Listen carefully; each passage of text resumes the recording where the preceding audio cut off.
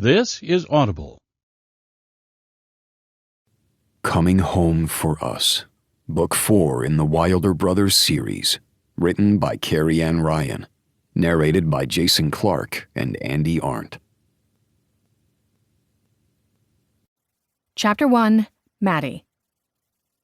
When my phone began to chirp with notifications in rapid staccato bursts, I knew my morning would end in shambles. I paused my yoga program on my laptop, slid out of downward dog awkwardly, and then picked up my phone. It continued to buzz, one right after another, and I cursed myself for setting my notifications to alerts, sound, vibrations, and flash. Before this job with the Wilders, I had been able to hide from all social media and email notifications. I had been able to decide whether I wanted to check those little red boxes on my phone or not. Now, though, I needed to know immediately what was going on. I was the wine club and tasting manager of Wilder Wines, meaning people needed to know where I was, and I needed to be on top of things. Only, as my phone did its own little breakdance across my hardwood floors, I winced. No, today was not going to be a good day. I sat down cross-legged on the floor, rolled my shoulders back, and figured that half of a workout was at least decent. I looked at the screen, and my eyes closed. 74 new messages. I had just checked my email earlier, and everything had been labeled and set in the correct folders for priority, while eating quick overnight oats with my coffee before I worked out. I wasn't one of those people that could just wake up and do things without food in my stomach. No, even half blurry, one eye open, still crust in that eye, I needed food in my stomach. I was the exact opposite of all of my friends, but it didn't matter. I knew my routine, so I checked my email while doing that. And now I was supposed to be enjoying a nice, relaxing workout, only it didn't seem to be that way. I opened up the first email and cursed. Are you kidding me? Seriously? No. Someone couldn't be that stupid. But they were. A local business had CC'd instead of BCC'd 300 or so people a confidential email, one that had to do with a wine club festival we were trying to be invited to. Oh, dear God. And it wasn't just that he had CC'd instead of blind copied. Now we could all see each other's emails, could see who was on this list, who wasn't, and who was important enough to be considered. The next email, of course, was an apology. This time a blind copy, which didn't negate the fact that he had already ruined the day for so many of us, including himself. Because now the worst was happening. Not just the confidential email with contract language and introductions. All of those things needed to be personalized and hidden. No, it wasn't that. It wasn't even the fact that now all other businesses that might not understand consent were going to have our email addresses, and there was going to be no getting out of that. No, it was even far worse. The first email was the dreaded reply all. Not just to reply to him to let him know that he had sent the wrong email to everybody, or that it was, yes, I got it, or an acknowledgement. Professional or laid back, it didn't matter. Oh, all of those were in there. And they were reply all. I groaned as my phone continued to vibrate, one message after another. Thank you, got it. Awesome, see you soon. Oh, wow, I didn't realize it was that date. Did you send the right attachment? Thank you. On it. Acknowledged. K. Hey, stop using reply all, everybody. Reply all means we all get it. The irony that that person replied all to that did not escape my notice, nor the notice of the 15 replies that reply alled to that man to explain it. It was going to be a long day, because as each person emailed back a reply all, other people took it on themselves to reply all to that reply all. I was going to need a drink before this day was over. Luckily, I worked at a winery. However, it didn't seem like there was going to be enough wine on the planet for this. I stood up and stretched my back. I knew that no amount of yoga was going to fix this. Instead, I took my vibrating phone to the restroom with me and quickly showered. It continued to buzz as it sat on the ledge in my shower, and I glanced through soapy eyes to see if it was anything important. It would take a lot of effort to weed through my emails to find legitimate ones because people were idiots and hadn't kept the subject line the same. So instead of all of the emails being embedded on one line, they took up an ever-expanding amount of space. And it just kept going. It was never going to end. I finished showering, wrapped my hair in a towel, and proceeded to lotion, pluck, and get ready for my day. I wish I could be one of those people that just wore jeans and a t-shirt at work. A lot of my friends who worked on the vines and within the company were able to do that. One of my best friends, Kendall, could just wrap a chef's coat around whatever she wore and be fine. But I was one of the faces of the Wilder retreat, which, considering I was one of the few of my friends not married into the Wilders, made it a little odd.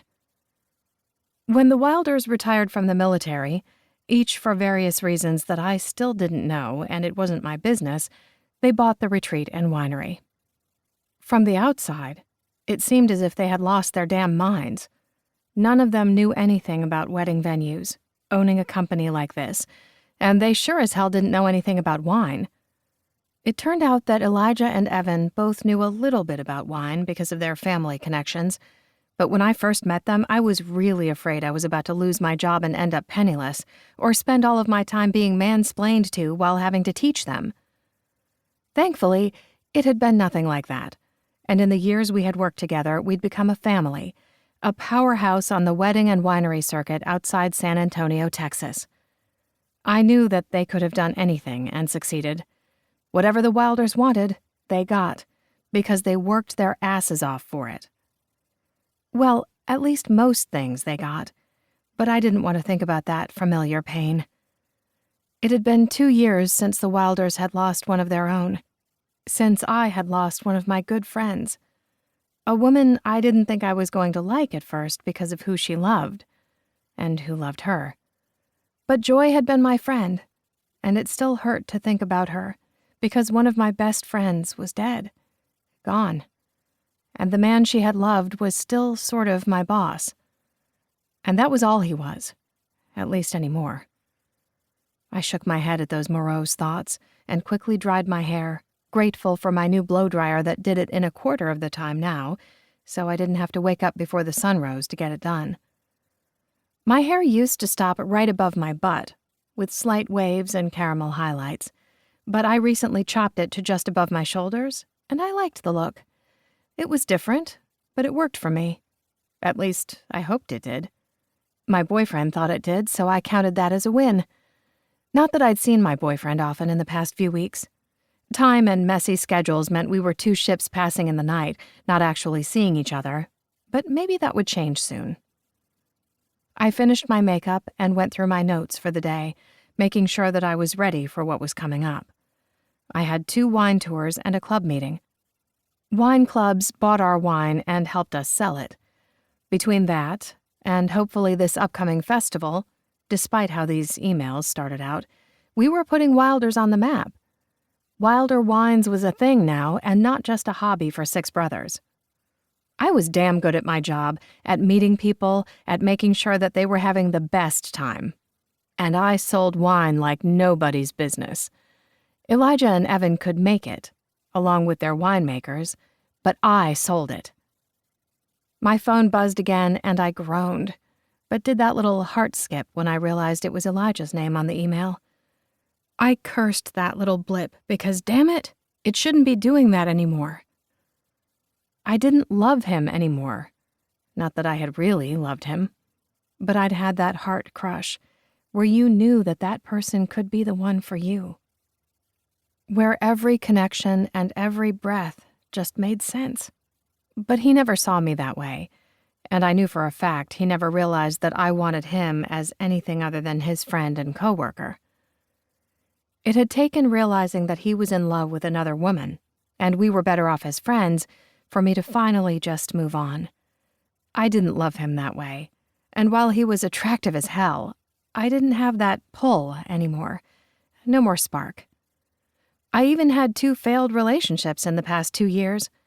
While Elijah had been in mourning, grief overriding everything he did, I had tried my best to find love. Hadn't really figured it out yet, but Nathaniel, my boyfriend, gave me some spark. We were comfortable, and I was happy. I might be a little restless, but it had nothing to do with the Wilders, nothing to do with Nathaniel and Love, and everything to do with me. I had been working with the Wilders since they opened the resort over 4 years ago, and I didn't know if this was my last stop or just a stepping stone. That was something I was going to have to figure out on my own, though. But thankfully, I knew it had nothing to do with Elijah. Although, every once in a while, when I wasn't expecting it, seeing his name on an email or even in a text did something to me. But it was out of habit. A ghost reflex, nothing more. From Elijah to Maddie. Subject: Are they serious? I snorted. Apparently, he was one of the ones who changed the subject lines. Are they serious right now with all these emails? Did none of them go to business school? No. Did any of them learn how to use email at any point in their life? Don't they know that there are memes about Reply All at this point? Who the hell uses Reply All? I laughed and picked up my phone to reply back. From Maddie to Elijah. Subject: Are they serious? Oh, they are serious. Because they need to make sure everybody else knows that they know that Reply Alls are wrong. Or they're just stupid. None of them have actually said anything important. And I haven't had time to go over the original email. But I'm interested to see whatever this festival brings us, if we even get invited. For all I know, he just sent out a mass email saying, "You all suck, we're not doing the festival, and we're going to move on to French wines, not local ones." I'll be in soon, and we can talk about it then. But I do have a question, though. Did you feel like replying all, or just to me? I frowned and erased that last line. There was no reason for that. It was a little too personal. We were friends, and he had no problem talking to me about most things. But I knew if I wanted to remain sane, I needed to keep some boundaries, even if it felt a little weird.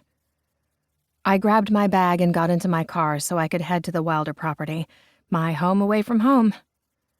When the Wilders first opened their business, many of them lived on site. Not everybody did anymore. When Eli and Alexis got married and subsequently had their daughter Kylie, they moved into a house they had built. Evan and Kendall and their twins Reese and Cassie all lived off-site as well. Everett and his girlfriend, one of my favorite superstars ever, Bethany Cole, lived off-site when they were in the area and split their time between here and LA. In the 2 years since they had finally gotten together, they had found this weird balance where it felt like Everett was always here because he was constantly on emails and video chats with us, even while they were in LA for her work. I didn't know how the brothers felt about that, considering the whole point of owning this business was for them to get to know each other and come together. But I liked the fact that Everett was happy. He deserved it. All of the Wilder brothers did. And I deserved it too, though I wasn't sure why I had that weird thought. I lived off-site as well, but I always had. I had a small house about 20 minutes from the Wilder Retreat and Winery, which in Texas was only just down the road. Everything was big in Texas. Therefore, getting anywhere took all damn day. I pulled in past the new security gates and nodded at the staffer. He nodded back and checked my license plate. I kept moving because I worked there and they knew me well enough I didn't have to sign in. But guests did. And while I knew that some winery guests and residents might not enjoy it, they got used to it. Many companies and businesses did that these days because it kept people safer, and I, for one, was happy for that. With everything that had happened to my friends over the past few years, we needed that safety net. And Trace, Bethany's bodyguard, had helped set up everything for us. I waved at the car going the opposite way and grinned, thinking about how things had changed. Trace had come to us thanks to Bethany, and the person driving away, LJ, was now our contract lawyer. He had his own business and had once worked for our rival company, but through a series of events that still made my heart hurt, LJ was now family, in the same way that I was family. I pulled into my spot, waved at a few people as I got out of the car, but kept walking. "Maddie!" a voice called out. I turned to see Jay, our vintner and winemaker. He was broad-shouldered like the Wilders, but a little shorter, not as muscular. He worked hard, was a brilliant winemaker, and had been my friend longer than the Wilders had. "Hey there. I saw you in the email. Not all the Wilders got it, but you, me, and Elijah. We're the great ones." I rolled my eyes. "Great. So happy we can wallow in our pain together." Amos wasn't on it, though, which was surprising. Amos was our vineyard manager and was surly, growly, and I wasn't surprised he wasn't on the email. He got things done, but on his own terms. However, that was fine with me. As long as the other people didn't have to deal with his growliness, that meant I could get more work done.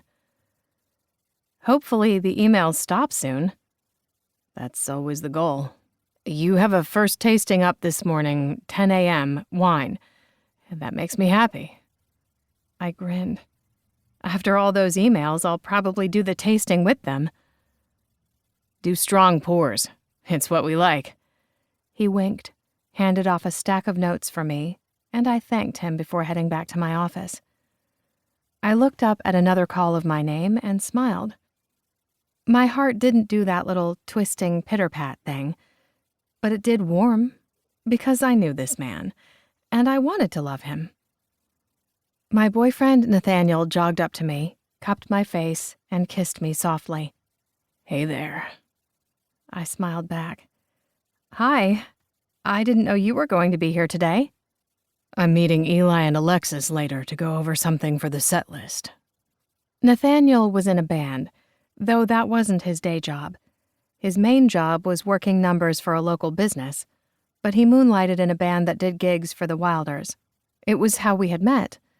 He had played a song and sung just to me, and I had laughed and then danced with him when the DJ went on for a bit. Alexis and Kendall had pushed me towards saying yes to a date, and, knowing that I needed to move on from yet another failed relationship, I did. Nathaniel could be a rock star. He was growly and suave, and it was enough. "I'm glad that you're here." "I'm glad that I'm here, too. What do you say to dinner tonight?" he asked, his voice low. He wiggled his brows and I laughed. "Is that your line?" "Hey, we both work at least 2 jobs. Sometimes my line has to be a wiggle of my brows." "You know what? You're right. We're not kids anymore. As long as you don't ask me if I fell from heaven or whatever that line is, I'm fine." "I've got you, babe." He kissed me hard, and I pushed at him. "I'm working, Nathaniel." True. He looked over my shoulder and grinned. "Hey, there's your boss." I turned because the hairs on the back of my neck had already stood on end. I had known Elijah was there. I always did. That was the damn problem. "Hello, you two. I see you're manhandling my wine club manager." "Only in the best ways," Nathaniel said as he hugged me to his side. I rolled my eyes and pushed at him. "Okay, I do actually have to get to work." "I figured, with all the emails," Elijah said with a roll of his eyes. The fact that he looked happy and was laughing a bit meant everything to me, because in the past 2 years, he hadn't. Before losing joy, he had always had a little spark in his eyes, a little grin. He'd been suave and jovial, and a little growly when he needed to be, but he always smiled. He'd always made anyone feel like they were the center of the universe, even for that one conversation. Then he lost the love of his life and had grown dark, cold. Now it looked as if he might be clawing back out of that abyss, and that meant everything to me, because I wanted him to have the best. He needed it. "Email thing?" Nathaniel asked, with a frown on his face. "Don't worry, it's just a work thing. I'll see you later tonight, though. Yes, to dinner." "Sounds good, babe." He kissed me on the forehead and then held out his fist to Elijah. "Did you see the stars?" I frowned. "The stars? Like up there?" I asked him and pointed at the sky. The guys looked at each other and then sighed. "Hockey," they said at the same time. I threw my free hand up in the air. I like sports. I just don't understand the idea of hockey in Texas. It's an indoor rink, Elijah explained. They keep it chilled inside.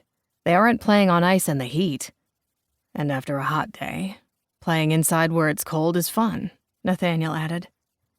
I shook my head, wondering why it felt so weird that these two seemed to be friends, or at least friendly.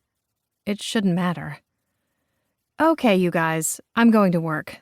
You guys talk about your sports ball. You say that as if you're not a hardcore New Orleans Saints fan, Elijah teased. Nathaniel sighed. I still can't believe it. Who dat? I laughed and left them alone, shaking my head as I looked at my email again. They continued to talk about sports and I just ignored them, knowing that I needed to focus on my day and not the countless emails that kept popping into my inbox. But one email was there. One email I wasn't ready to think about. I knew what it was.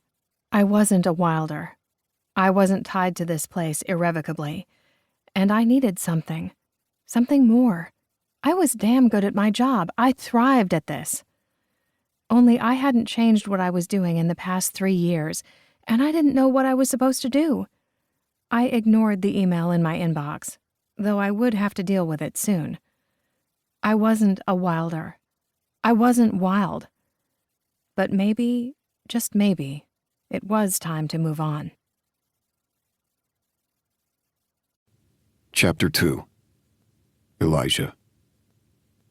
Soft hands slid down my chest, over the cotton of my shirt, before thin fingers wrapped around my belt loops and pulled me close. I laughed, not hearing exactly what she was saying, but knowing it was to the heart. And when she pressed her lips to mine, I sank into them, warmth and heat and pressure. Gentle. Not too much, not too little.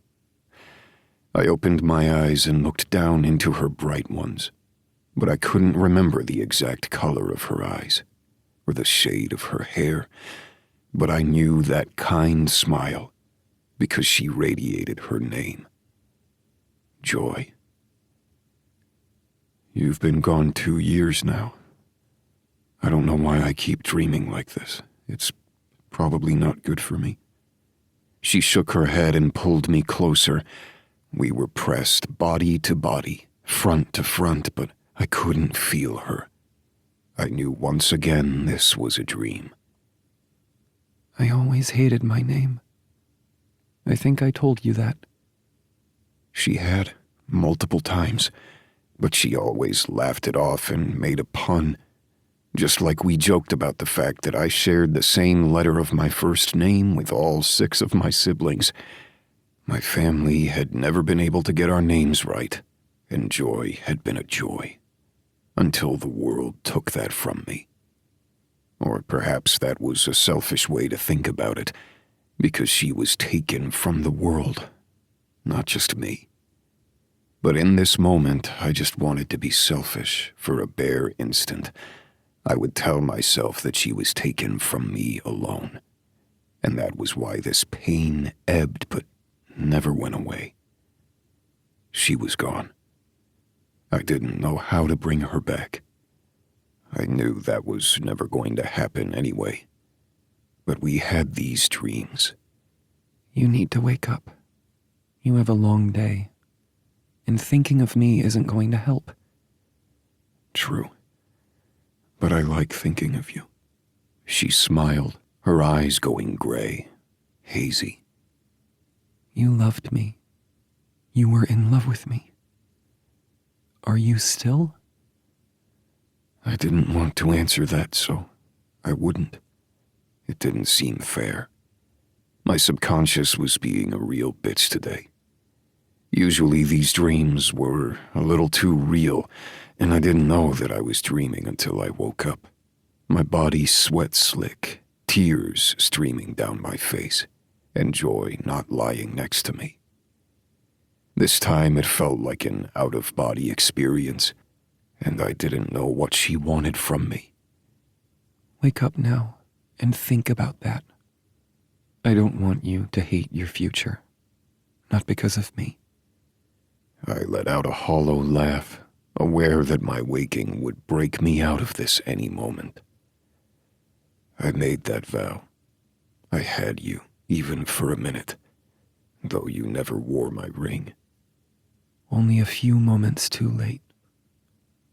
I would have said yes, you know. Joy died walking across the street while I waited for her. I had sat in the restaurant for over an hour, panicked, hoping she was just running late, but she hadn't answered her phone. Her parents had been her emergency contact in her phone, and they called me. I had heard the sirens, the ambulance, but I hadn't even thought it could be her. That only 2 blocks away, because she hadn't been able to find a place to park on the street, the woman that I loved more than life had died. The authorities hadn't told Joy's parents or me if she had died instantly or if she had tried to call for help. All I knew was that the car had been speeding in the rain, had slid and hydroplaned, slamming right into her. I didn't know about her last moments, although I had dreams about all the possibilities. Dreams that never went away. Am I just telling myself you would have said yes?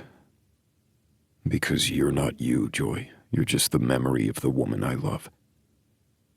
Present tense, still? Should I quote my favorite semi-villain and say, always? I asked softly. I think you need to think a little harder. But wake up. It's time to wake up. My eyes opened, and once again Joy wasn't next to me. The ring box that I had held that night, waiting for her to arrive so I could propose like she had always wanted, sat in my nightstand drawer. It was buried under a few things now, because I didn't pull it out to look at every night like I had before. I used to sit on the side of the bed, my head hanging, looking down at the ring that Joy had never seen, that she had never worn. My dreams told me that she would have said yes, and I had hoped she would, but I would never know because I hadn't had the chance to ask. Joy was gone. Dead. What was I supposed to do with that? Perhaps nothing, perhaps everything. My hands itched to reach for my nightstand drawer to look at the ring again, but it wouldn't help. I was never going to ask her to marry me. And in the 2 years that I had through those stages of grief, I had to come to terms with that. Joy had been the best moments of my life, and now she was gone. But I still had work to do, a family to take care of, a business to run, and a life to lead. Though Joy wouldn't be at my side for all of that, I could still survive. I might not ever find that happiness again, but I was okay with who I was. It had taken me these years to figure that out. I enjoyed being Uncle Elijah, a brother to my family, a brother-in-law to the women and man who had joined us. That was all I needed. I stretched, rubbed the back of my neck, and wished that I could have a little more sleep, but that wasn't going to happen. Instead, I walked towards the bathroom and jumped into the shower, letting the scalding hot water beat into my skin, reminding me that I was still here. I had only imagined feeling joy in those dreams, as she hadn't been there. But this I could feel. This I could breathe through. This was why I was here. I got ready for work quickly and looked down at my phone, my emails still a little staggering.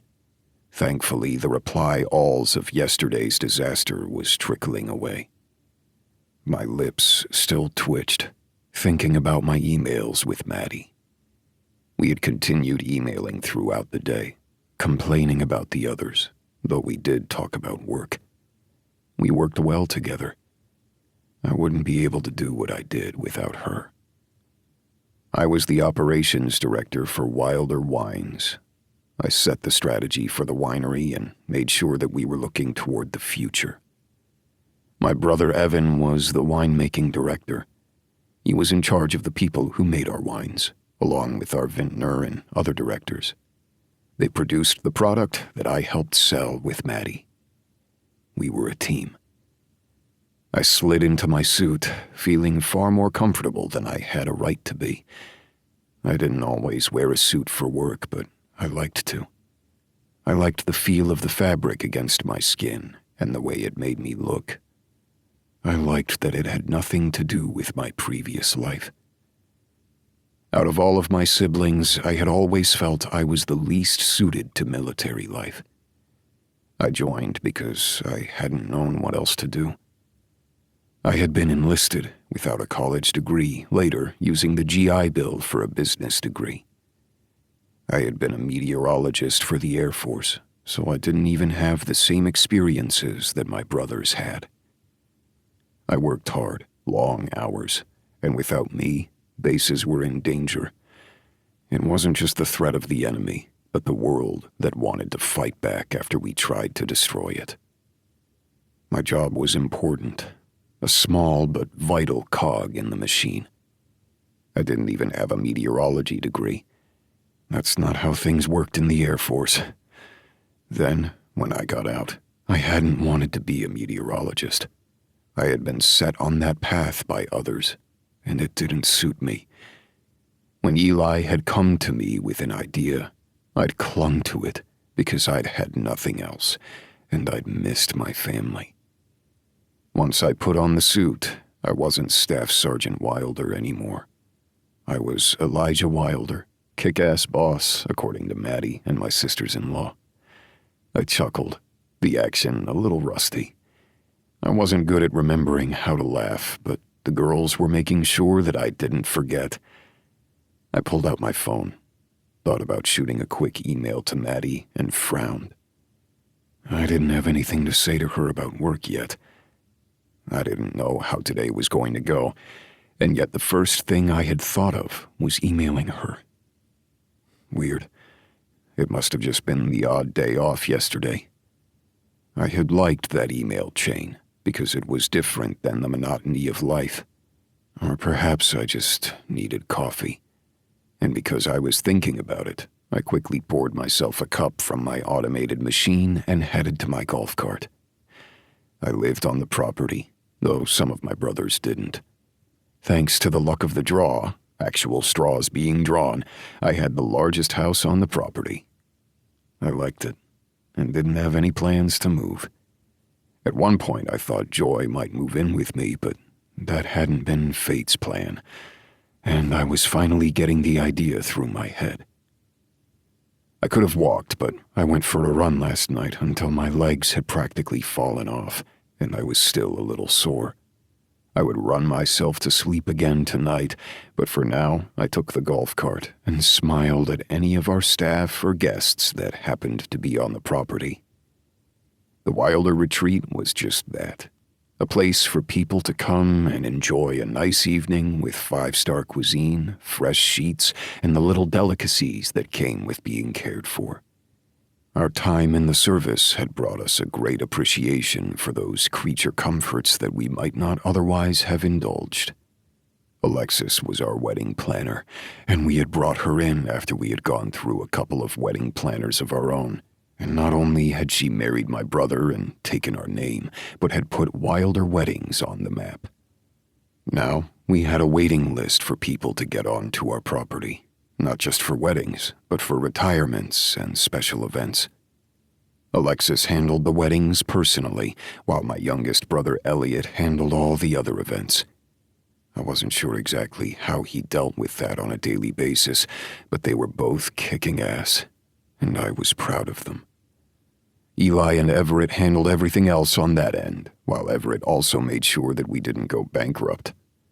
Evan and I handled the winery, while East handled everything else. He was our handyman and resident builder. Elliot had wanted East to have another title, something a little fancier than a handyman, but East had punched him playfully, growled, and stomped away. So East was our handyman, and we made sure we made a lot of what went into his hands jokes all the time. We were brothers, after all. I pulled into the winery, nodding at Amos, who was talking with Jay. The two would come to me if they needed me, but they mostly worked with Evan, while I worked with Maddie. I went through my phone as I headed to my office, but I nearly tripped over my feet. I opened the email and grinned. "Heck yeah," I said, punching the air. Maddie came forward, clipboard in hand, and raised a brow. Everything okay? I looked at her then and frowned. "Did you cut your hair?" She blinked at me and rolled her eyes. Last week, but thank you for noticing. "It's down now. You usually have it up. You could have cut it last year for all I remember." I do get haircuts often, if that helps. But yes, I cut my hair. She shrugged and ran her hand through it. What do you think? I wasn't quite sure what I was supposed to say.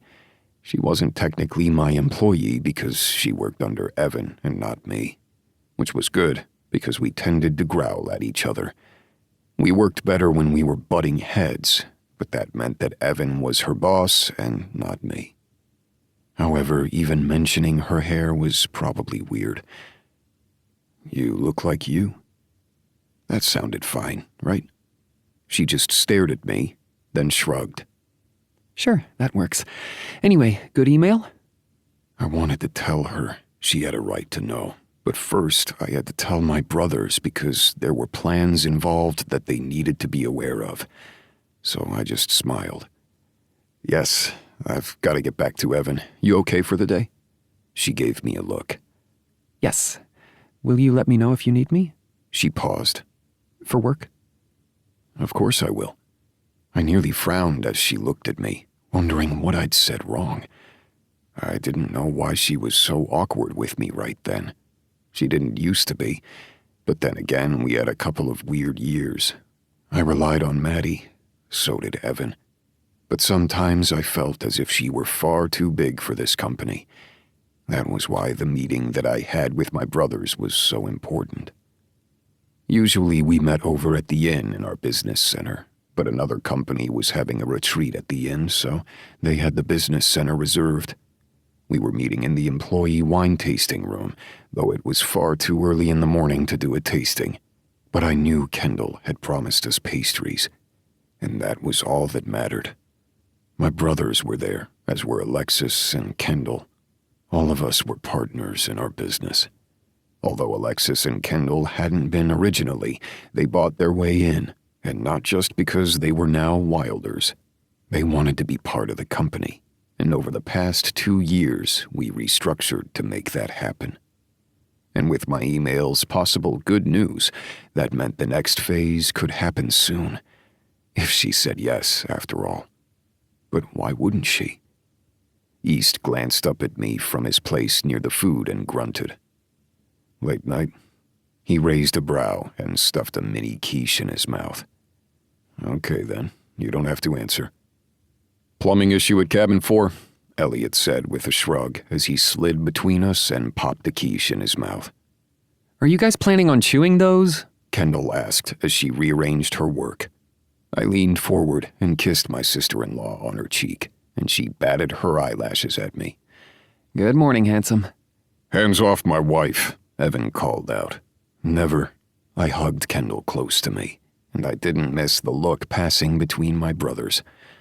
Yes, I knew I had been a grouchy asshole recently, much like East was most of the time, but I was trying to be better. I didn't need to be the sad boyfriend anymore. Joy was gone, she wasn't coming back, but I didn't need to be pitied. So I was going to try to be better. Well then, I'll have what you're having, Kendall said with a laugh, and I wiggled my brows again before Evan stole her away. "We are here for a business meeting, Elijah. Act your age." "I am acting my age, thank you very much." "Plumbing problem fixed?" Eli asked East. East nodded. "I got it handled, but it took a while. Thankfully, we didn't have any tenants there. Guests, 3 of my brothers said at the same time, and East just shrugged. Whatever. Well, at least I knew I wasn't as grumpy as East, though that didn't take much. I didn't know why, but then again, there wasn't usually a reason for East to be an asshole. He was there when you needed him, and then he was gone like a whisper in the wind. Apparently, I needed something to eat because I was getting way too poetic. "I have good news," I said as we took our seats around the living area and began to eat. You didn't ask her yet, did you? Alexis asked. She's going to be here soon. I thought we were going to do it together. I held up my hand. "No, I didn't. This has to do with that, though." I sucked in a breath. "The festival has a spot open for us. We just have to go to the final place and meet with them, and then we can set up our section." Everyone began to cheer, all talking over one another. The South Texas Food and Booze Festival was far more eloquent than the name suggested. Families, couples, wedding parties, event planners, and countless others went from brewery to winery to distillery to just any event venue on the road trip and ate and drank their way to bliss. The festival was written up in magazines, topped online search functions, and celebrities even came to it. It was a big thing. And while it sounded just like a huge indulgence, it put those places on the map. It was incredibly hard to get a spot on that festival. There were countless small wineries and breweries and other event areas in the state of Texas. We were a big damn state, and you couldn't just do that road trip in a day or two. It was an event that took an entire month. People took time out of their years to make the rounds on this trip, and participating would increase the business of not only the winery itself, but Wilder Wines. We were on store shelves, and we were in wine clubs thanks to Maddie's persistence, but we were stagnant. We hadn't grown beyond that. And I knew we didn't want to become a huge company that we couldn't handle ourselves, but there was one more level we could take it, and this would help us. "I take it Cambridge Wines didn't work out?" Evan asked with a raised brow. We'd both been on the ground floor trying to make this work while Maddie organized all around us, but nothing really felt real in that moment, not when things might be changing soon. "Not in the slightest. Since they took over for Dodge in the past 2 years or so, they haven't been able to keep up with production." My lips barely resisted the urge to curl at the name Dodge, and I knew my brothers all felt the same way. We'd been able to get through what Old Man Dodge had done in the past, as well as one of his sons, but it hadn't always been easy. The fact that his other son, LJ, worked with us and was considered a friend still surprised me. "And does that mean we can actually keep up with production?" Evan asked, a bite to his voice. I didn't blame him, considering I had brought up the Dodge family. While we were friends with LJ and worked with him, the rest of his family, no, not so much. "No, it was because they were sloppy and weren't professional. We're a replacement of a long-standing replacement, but we're going to kick ass. However, this does mean that I'll need to go to the brewery, the one a few stops before us, to get a handle on it and to get to know the management. I was thinking of bringing Maddie with me. I know it'll be hard for us to be gone right before we get started for our stage of the festival, but it'll be good to have her. She lights up any room that she's in, and we'll certainly make sure that the festival organizers understand that we're part of this for a reason." My brothers gave each other weird looks, as my sisters-in-law kept their mouths shut. I blinked. "Shouldn't I bring Maddie? I know we have a huge question to ask her, but I thought we could ask this as well. Not as an incentive, but this is a huge thing. She worked her ass off for this." Nothing's wrong, Alexis said slowly. but it would be a road trip with the two of you. Just the two of you. I had no idea where they were going with this. "We're friends. We'll have separate rooms. It's not a big deal. People go on work trips all the time, and Maddie is practically one of us." Once again, I caught looks, and I just didn't understand it. "This is the best idea we have. We both have the ability, and we'll help the Wilders. We've got this." Elliot cleared his throat. "Okay, you do. And damn, this festival's going to be great for us. And if Maddie can't go, I'll go with you. I'm decently good with people," he said wryly. "Maddie's going to want to go. This is her thing, but yeah, you'd be great too." "Thank you for making me feel like I'm second best, but at least it's not seventh best," my youngest brother Elliot said with a laugh. I rolled my eyes, and we began talking about other plans. Someone cleared her throat from the doorway. I turned to see Maddie there, her hands clenched in front of her. "Oh, I didn't realize it would be all of you guys. It's a Wilder board meeting." I looked at all my family, my friends, and nodded. "Come on, take a seat. We would normally do this in the boardroom, but it's taken with the Clooney group right now." "I have them on a tour later today, so I'll make sure that I get them nice and happy," she said with a laugh. "So you wanted to meet with me?" "Stop sounding so nervous," I said. "You're fine." She glared at me before taking her seat next to Alexis and across from me. "Thank you, because that doesn't make me feel nervous at all." "Why don't you take this, Elijah?" Eli said, his voice low, "since you're doing so well already." I didn't know what everyone was on about, but I was damn excited about this, so I figured why not. There are two big things, and they sort of go hand in hand, even though they don't. And now I'm confusing myself. "You're confusing all of us," East growled. I cleared my throat. "A major reason that we're even able to be considered for the festival, that we have the opportunity, is because of you." She blinked. "What do you mean?" "Maddie," Alexis said softly. "you work your ass off. You put all of yourself into your job, and though I came into the Wilders later, you were here. You brought these guys up to the level they needed to be." "It's true. We'd have kind of sucked without you," Evan added. She looked between us all, her eyes wide. "Are you guys firing me?" she asked, her voice slightly high-pitched. "What? Of course not. We want to make you partner." I hadn't meant to blurt that out, and as one of my brothers groaned behind me, Kendall whispered under her breath, "Good job. Smooth." "Partner?" Maddie blurted. I swallowed hard. "Maddie, each of us in here owns a share of this company, but you work as hard, if not harder, than some of us. You put everything into this. You deserve to be a part of this. We want you to be part of this." "Are you serious?" she asked, her voice breathy. I met her gaze and knew that for some reason this was one of the most important things I was ever going to say. "Maddie, you are part of our Wilder company. You always have been.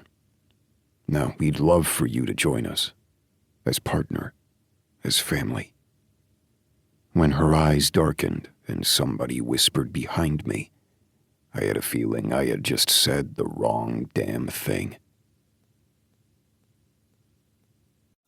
Chapter 3. Maddie. My heart raced, and I wasn't quite sure I understood what they were saying. I knew all these people. They were practically family, though they weren't family. And sometimes I had to remind myself of that fact. These were my friends and my coworkers. Some of them were my bosses. But partner? I'm going to need you to explain that to me again, because you want me to be partner? What does that mean? I needed them to put it plainly so the rest of my brain could keep up. Elijah cleared his throat, but it was Eli who spoke, and for that, I was grateful.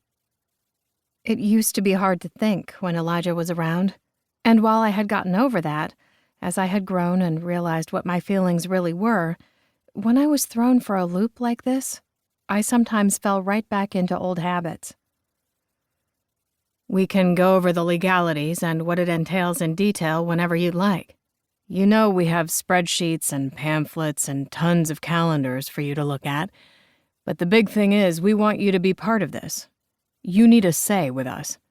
You have done so much for our company, for our family. It seems like this would be the next step. At least with your connection to us. Look over everything, ask any questions you want, take your time to decide. But we want you to be part of the Wilders. I purposefully didn't look at Kendall or Alexis as he said that, because I knew I wouldn't like what I saw in their eyes. Pity? Knowing glances? No, I wouldn't enjoy it. Because they knew too much, and I had an inkling that the brothers did too. The only person that had never honestly realized that I thought I had been in love with Elijah was Elijah himself, and perhaps that should have told me something. It would have saved me a lot of pain and angst. I'd stood on that hilltop next to him while he was grieving, screaming at the world for daring to take joy. I had been right next to him when he vowed he would never love again, that no matter what came at him, joy was it. Nobody else would be the person for him, and nobody else would pull him towards that deep emotion that had carved out a section of his soul. I had already begun to bury those emotions when I figured out that he and Joy were truly perfect for each other. And during that time, Joy and I had become friends. I had truly liked being with her, and I had always hoped that she never knew my feelings toward Elijah, because that had never been on her. I would have survived watching them marry and have children and be happy. I would have found a way. But knowing that Elijah was never going to fall in love again, that was what had broken the final straw and what had given me the courage to finally move on. Something I had needed to do long before then. I don't know what to say. Say yes, Elliot said, and East grunted while Evan just rolled his eyes silently. Take your time, Everett put in. It's a big thing. Elijah spoke next, walking towards me.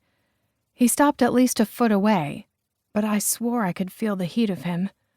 Or perhaps that was me going faint from everything coming at me at once. We'd love for you to be part of this. You've earned it. You took a chance on us when we were afraid we were going to fuck everything up. Language, Alexis teased. I cringed. I think I need a lot of time to think, and to go over everything, but I'm truly grateful. I ignored the guilt sliding through me because there was another reason I was so off-kilter, but I didn't know if it was time to tell them. Good.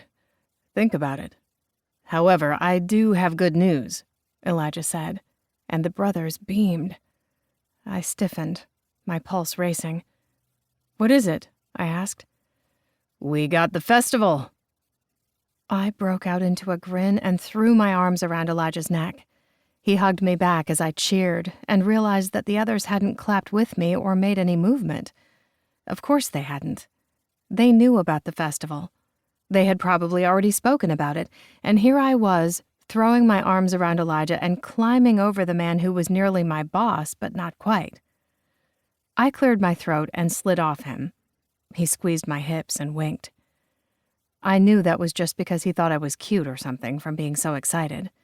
It wasn't sexual or heated in any way. But my damn libido did not understand. Neither did my heart. Fuck my heart. I was tired of letting it lead me in directions that were just going to hurt me in the end. It was just an old wound, an echo of what I had once wanted. I didn't need to deal with that again. I needed to get over myself. Because the festival was fucking important, and my former emotional attachment and angst towards Elijah Wilder weren't. And once I got that through my head, I would be a bigger person, a better person, or at least a more mentally stable person. Whatever. Anyway, I said, and I knew my face had to be red. We did it! A pause. You did it. You were right the first time. We did it. We got the festival. We'll have more details soon, hopefully not in a reply-all email like before, he said wryly, and I laughed. The others gave us odd looks, and I realized that they hadn't been included on the emails. It was odd to think that Elijah and I had that thing that was just for us. No, I needed to stop thinking like that. I was just a little scatterbrained. Do we know when yet? We'll be the second to last stop on the festival, which does mean that there will need to be Wilder representation at one of the founding events. You're going to go, right? You'd be the best at it, especially for Wilder wines. That's exactly what I said about you, Elijah said, and I blinked. I looked around at the others. Sometimes it was hard to remember that these were all his family members, and yet they had been in the room and hadn't said anything while Elijah and I were talking. "You have to go," Alexis said softly. "This will be great for you." "Oh, well, instead of Elijah? I know you just offered me partner, but don't you think a Wilder should be there?" "We would go, the two of us," Elijah said, as if that wasn't out of the ordinary. And of course it shouldn't be, but it was. Evan cleared his throat. "I would go, but I can't schmooze like you guys can." "It's not schmoozing, it's being nice," I teased. Kendall just grinned and looked at her husband. "She's got you." "True, but while I know the wine, you guys know the business more, and I know you can sell anything. And, well, the festival's your baby." "Oh, I mean, I had been trying to get into this festival since before the Wilders even owned the company. When I worked for the original winery, I had done my best to try to keep the company afloat. We had done well, but we did better as Wilders. And each year I tried to get on the circuit. But there either hadn't been space, or the Dodges hurt our chances. I knew that the Wilders Friends Brewery was on the circuit every other year, because that's how he liked it. There was a lot of stress and time and money that went into providing a stop of the festival, but it would be worth it in the end. Especially because I knew the Wilders wanted to make this a future, for their family and for their legacy. And they wanted me to be part of it, not just with this trip and this festival itself, but by becoming a bigger component of the company. I wasn't even sure I could comprehend exactly what all of that meant or what I was supposed to say, so I didn't think about that yet. I couldn't. Not if I needed to function. But I could think about the trip. A road trip. I can do that. I want to make sure we kick ass at this. Elijah grinned. "I knew you would." There was something about him. He just looked happier. Or maybe I was losing my mind. Maybe I was seeing things that weren't really there. "We'll go over all the details, but you think about the news, and then we'll work on this road trip. It'll be fun." He tapped me on the shoulder as if I was one of the guys, and I refused to let myself deflate. Because we had all worked hard for this moment, I wasn't going to fail. I also knew that they needed to have the whole story. They started to talk about other things, and I took notes, knowing that even if I stayed in this role, and I didn't move up, and I didn't make changes, I was still part of this process. There was a big wedding coming up, one that was taking a lot more effort than they anticipated because of familial issues, but Alexis was handling it like a dream. East was dealing with some maintenance issues that came with owning property in South Texas in the heat during a drought. And things just kept getting added to the list, and I nodded, adding my input when I could. But before we broke up, I needed to say something, because they needed to know the whole story. And frankly, I was terrible at keeping secrets. I hadn't kept one well enough, and look where it got me. I cleared my throat as the conversation wound down, and I knew the meeting would be over soon. "Before you go, I have something to say." Everyone stared at me, and I hated this. While I was fine being the center of attention in some circumstances, when I was about to drop a bomb wasn't one of them. First, thank you for everything. For believing in me, for the offer. And I'm going to go over everything, and we'll have questions, I promise you. But you need to know everything. The room suddenly shifted, people straightening, staring at me. I swallowed hard and continued, bracing myself. Ivy Wines approached me with a job offer as the replacement for their operations director for the winery. I haven't said yes, and I haven't fully even investigated it. They approached me. I didn't approach them. But I've been thinking about it, and it's been killing me not to say anything. But I thought you should know. You could have heard a pin drop as the brothers stared at me, each with identical faces. No expression, as if they weren't sure what they were supposed to feel or say in this situation, even Elijah. And usually I could read him, even when he did his best to mask his emotions. It was Alexis who spoke first. That would be an amazing opportunity for you. I know you've been in your role here for a while now, and I know growth is something that we all want, so that would be amazing for you. I looked at her then and rolled my eyes.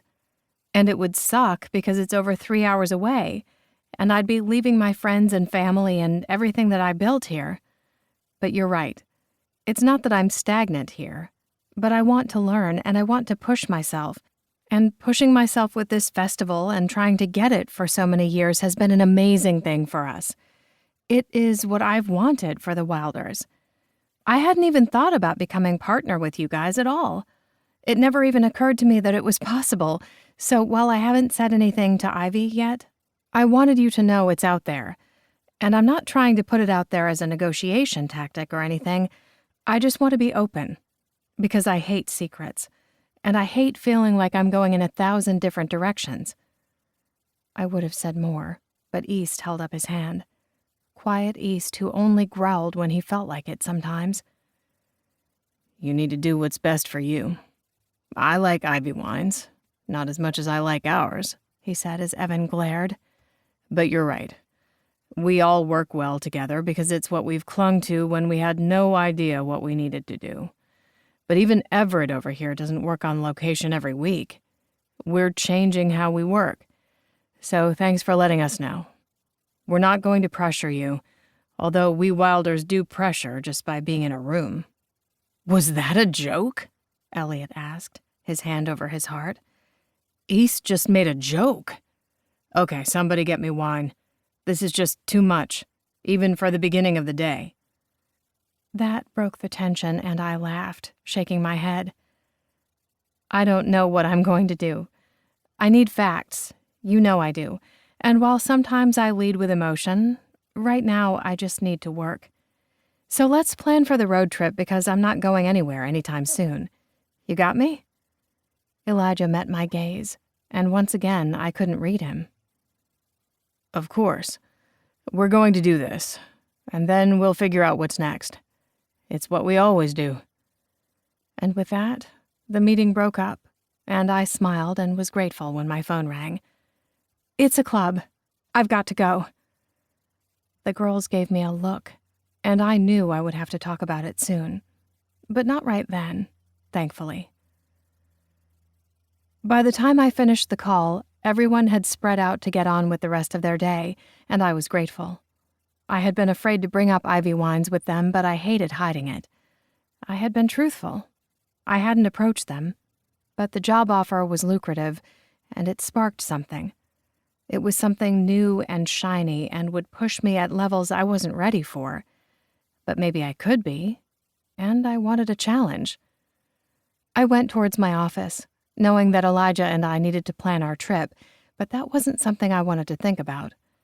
Being alone in a car with Elijah for days, having to pretend that I wasn't possibly leaving the company, or joining it in a new way, or forgetting the fact that I used to love him. Oh, great. That wasn't going to be difficult at all. I turned the corner, smacked into a hard chest, and looked up at a very familiar face. Nathaniel looked down at me, smiling softly.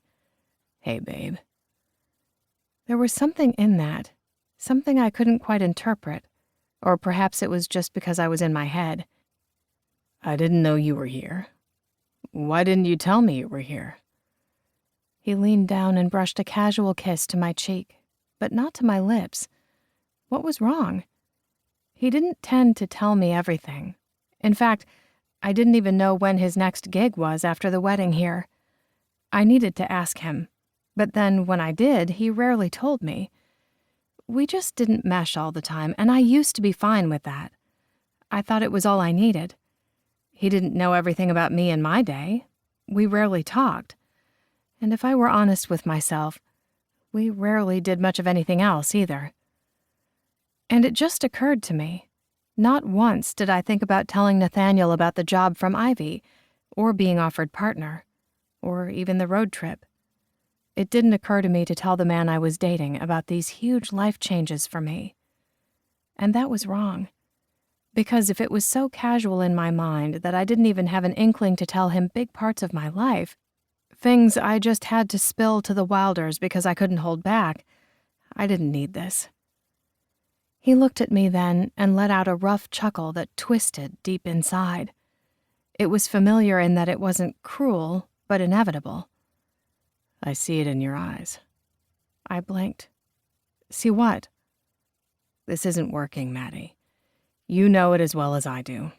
It's not that you aren't great, because you are. I winced at the words, wondering how they could sound so blameless and full of blame at the same time. Oh, that's a great line to hear. You're thinking it too. We are damn good at sex, and we have fun when we date, but you're not into it, Maddie. I think I know why, but maybe I don't. But it's fine. I think it'd be better off if we just remain friends.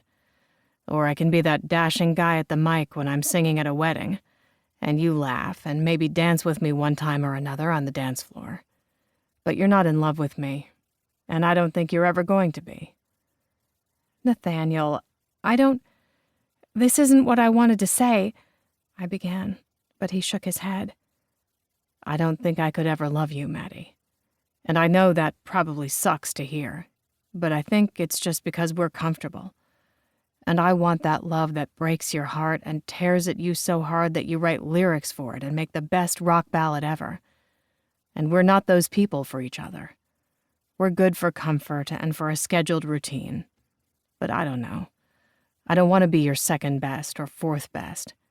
And I don't even know if I have a first best. Or is it just best? See? You have me all in my head. I swallowed hard. Nathaniel, I'm sorry. And I hate the fact that you're right. I don't love you, and the fact that you said you could never love me should be breaking me right now. Only it's not. And that probably means you're much stronger than I am in saying that first. I only felt relief, and that was wrong. He leaned down and brushed his lips across mine, a soft caress that felt like a goodbye, but didn't bring me to tears. It didn't ache or tear at my soul. When he pulled away, I knew that we were done. I wouldn't feel that again, not with him, and maybe not with anyone. And wasn't that just the epitome of lost? Find that spark, Maddie. You deserve it. Now, I am going to have some wine, and I hear there's a decent bottle around here, too. I think I can help with that. Someone cleared his throat, and I looked back to see Jay standing there as he waved Nathaniel through. Come on, I'll give you a tour. I know a decent wine or two to help with that. He winked, and I was grateful that it was Jay who had witnessed my humiliation and not a Wilder. I wasn't quite sure I could deal with the ups and downs of everything that had just happened in the face of a Wilder. I looked down at my phone and was grateful for the time, because instead of only dealing with the fact that I had just broken up with my boyfriend, or possibly had gotten dumped, at my place of work, I had also just gotten a monumental job offer, and I ignored it all. Instead, I got in my car, glad it was the end of my day. I had to get ready for my trip and pretend that I knew what I was doing, because frankly, I didn't. Not even a little. I pulled into my driveway, my mind going in 1,000 different directions as I tried to keep up with the fact that I didn't know what I should do. Should I stay with the Wilders? I had the money to buy in, I thought. I'd glanced over the paperwork during my workday, though I still needed to study it more, and with a lawyer. But I could buy in reasonably. I could have my hands deep in the process and make us grow. It was something I didn't know could ever be on my plate, but I loved the thought. It could be amazing. I just didn't know. And then there was Ivy Wines, which was a whole new opportunity. It would be basically Elijah's job, something I hadn't done before but felt confident I could do. All of this at once, including the festival that we would have to plan at our place, as well as the road trip. I just needed to go home, make a list, take a bath, and have a glass of wine. Because wine fixed anything. I got out of my car and waved at Martha next door. Martha was a widow who had lived in her house for as long as I could remember. She was sweet and baked amazing snickerdoodles. She also loved baking fruit pies and did her best to teach me, though I wasn't the greatest at pastry. Her kids had moved far away with their own families, but came out to visit her often. "Did you have a good day at work, darling?" I smiled, warmth sliding through me at her words. We might not be related by blood, but she felt like a kind aunt who always cared about my day. I did. A long day, but a good one. I'm going on a trip soon, though. I'll give you the details so you don't worry when you don't see me. How was your day? Oh, I hope you have fun with your young man. And my day was pleasant as always, darling. She'd never met Nathaniel. In fact, she'd never met any of the men I'd dated. The only man she'd met was Elijah, but to dissuade her of that notion was like pushing a boulder up a hill. It wasn't happening. "I'm glad you had a good day." Martha had some health issues and was sometimes forgetful, but was always very sweet. She waved at me and went back to her knitting, staring at the sunset that always brought hope to my heart. There was nothing like a Texas sunset, at least to this Texan girl. I walked inside, grateful for the time to think, and hoped that I knew what I was doing. I had a few decisions to make, but first, I needed to come up with a plan on how exactly to deal with the road trip with Elijah, and ask myself why that was first on my list. Chapter 4. Elijah. Why did I feel as if I were wrapped in a cocoon of awkwardness and dunked in a vat of what the fuck? I had been in a car with Maddie before, of course. This wasn't the first time we had ridden together for any period of time, but it felt different for some reason. As if this was a first time, as if I was supposed to be saying something other than what I was. We had at least a 4.5-hour drive to the place where our visiting part of the festival would occur. Depending on traffic, construction, and other humans, it could take longer. I was the one driving this time, and I tended to go around 10 miles over the speed limit. I liked driving in the middle lanes so people who wanted to go 80 or 90 or faster, the insane individuals, could. And then I could go around the tractors, the tourists, and the people who wanted to go 55 and a 75. I will never understand South Texas drivers, I mumbled. I hadn't realized that I had said the words out loud until Maddie snorted. Just South Texas drivers, or all Texas drivers? I tapped my fingers against the steering wheel and pointed to the road. Do you notice that the further north we get on I-35, the faster we're going? Perhaps it's because the speed limit's increasing? I shook my head and turned on my blinker, going around an SUV that happened to be illegally lifted for some reason, going 65 miles an hour in the center lane. No, it's still 75 miles an hour like it was in the Forum corridor where we live. No, it's because where we live, people think that speed limits are just that, a limit.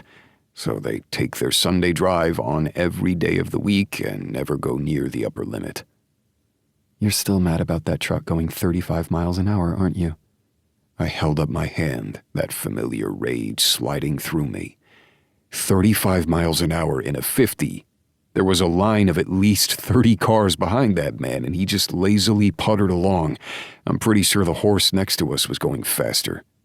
In the pasture? No, I don't think that's possible. She sing-songed. She had her tablet in her hands while going over work things.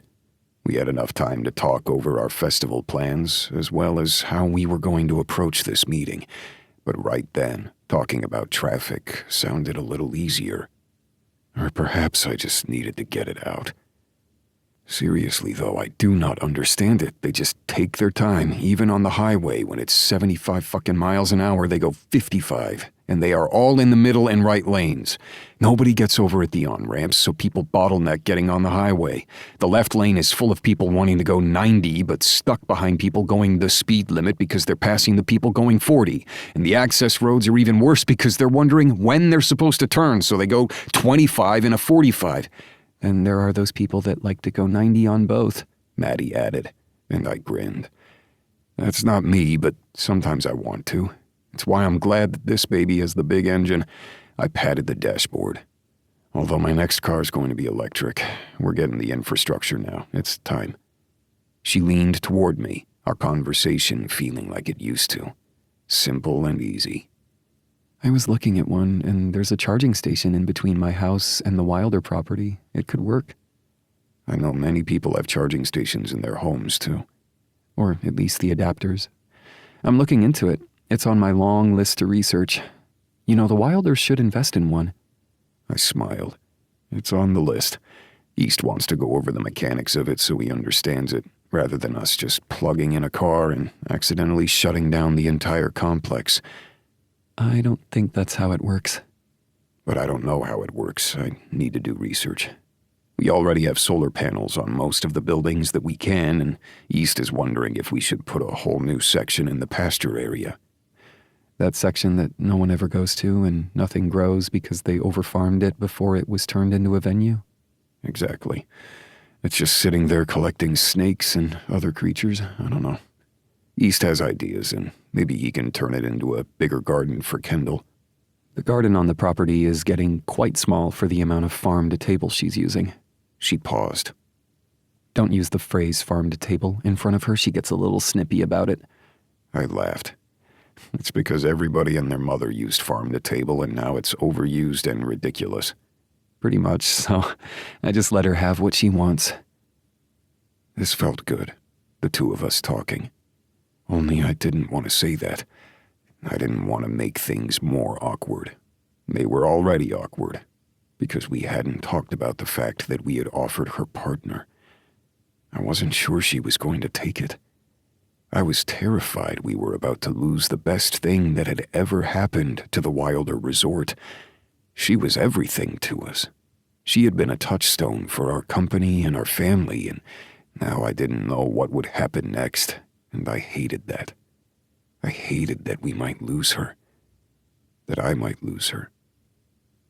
I frowned, wondering where that thought came from. It didn't make much sense. Not when this was Maddie, my friend. She had been there through everything with us. I didn't know why I was acting like this. I got your last email, by the way, she added, laughter in her tone. I have no idea what you're talking about. I knew what she was talking about. Ever since the debacle with the festival organizer's email, the two of us had been adding extra emails to our day.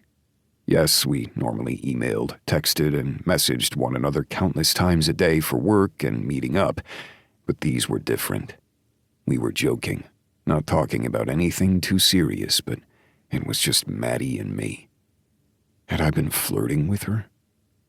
No, that would be wrong. No, she didn't work for me. She worked with me, but still, I shouldn't. Especially because, well, she was family. Wasn't she? I liked her. A little too much. But that didn't matter, because she might be leaving, and I knew that she thought of us Wilders like her brothers. So I was never going to do anything beyond an email. My phone buzzed, and I looked down at it. Maddie tapped me on the elbow and took the phone from the holder. Eyes on the road. I'm not in the mood to get in a car accident because you're not paying attention. We both froze as she said it, that familiar icy feeling sliding over me. I'm sorry. I'm so sorry. I cleared my throat. It's okay. I'm okay. And I wasn't lying to myself either. I wasn't lying to her.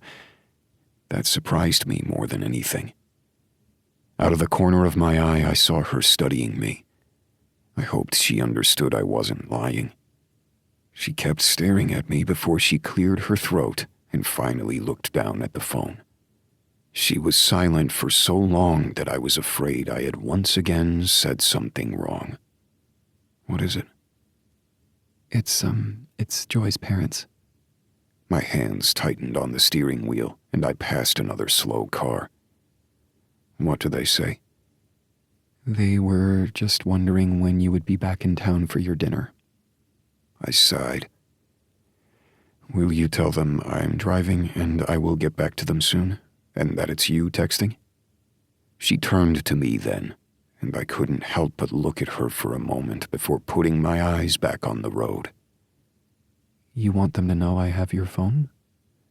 The way she said it made me feel like I was doing something wrong, but I wasn't. Not with Maddie. Yes, they know you. They like you. And they know I'm going on this trip with you. It would make sense.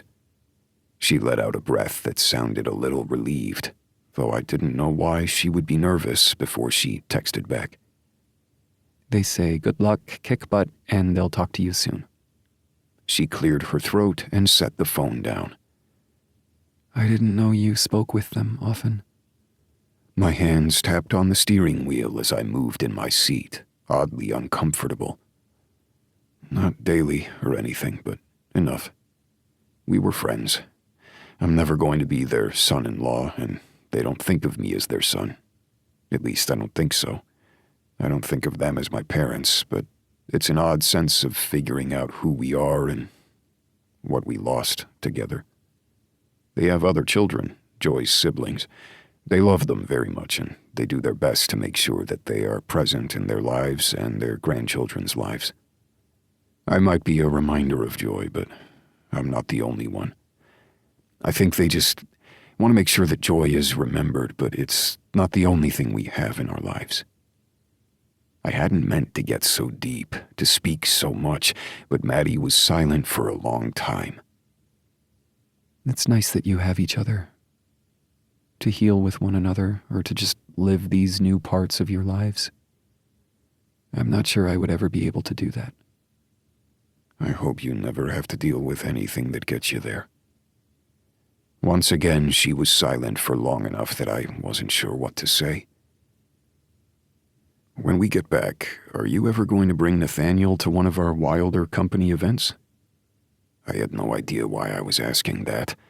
It made no sense. I didn't want to know about her and Nathaniel. It was crossing some line, though I didn't know exactly what it was. Nathaniel and I aren't together anymore. My car beeped as I accidentally moved too close to the center lane, and Maddie braced herself. Elijah, car, big car. Sorry, you surprised me. When did that happen? Yesterday. It's fine. I guess I should be single for a while. I've tried dating, but it's too difficult, especially with everything going on. What's going on? She gave me a weird look as I continued to drive. So it didn't work out with those other two guys either, Jackson or Samuel? I can't believe you even remember their names. Of course I remember, Maddie. You were dating them. I'm not going to forget that. She stared at me for long enough that I knew I had indeed said the wrong thing. Or maybe just a damn weird thing. Are you really leaving?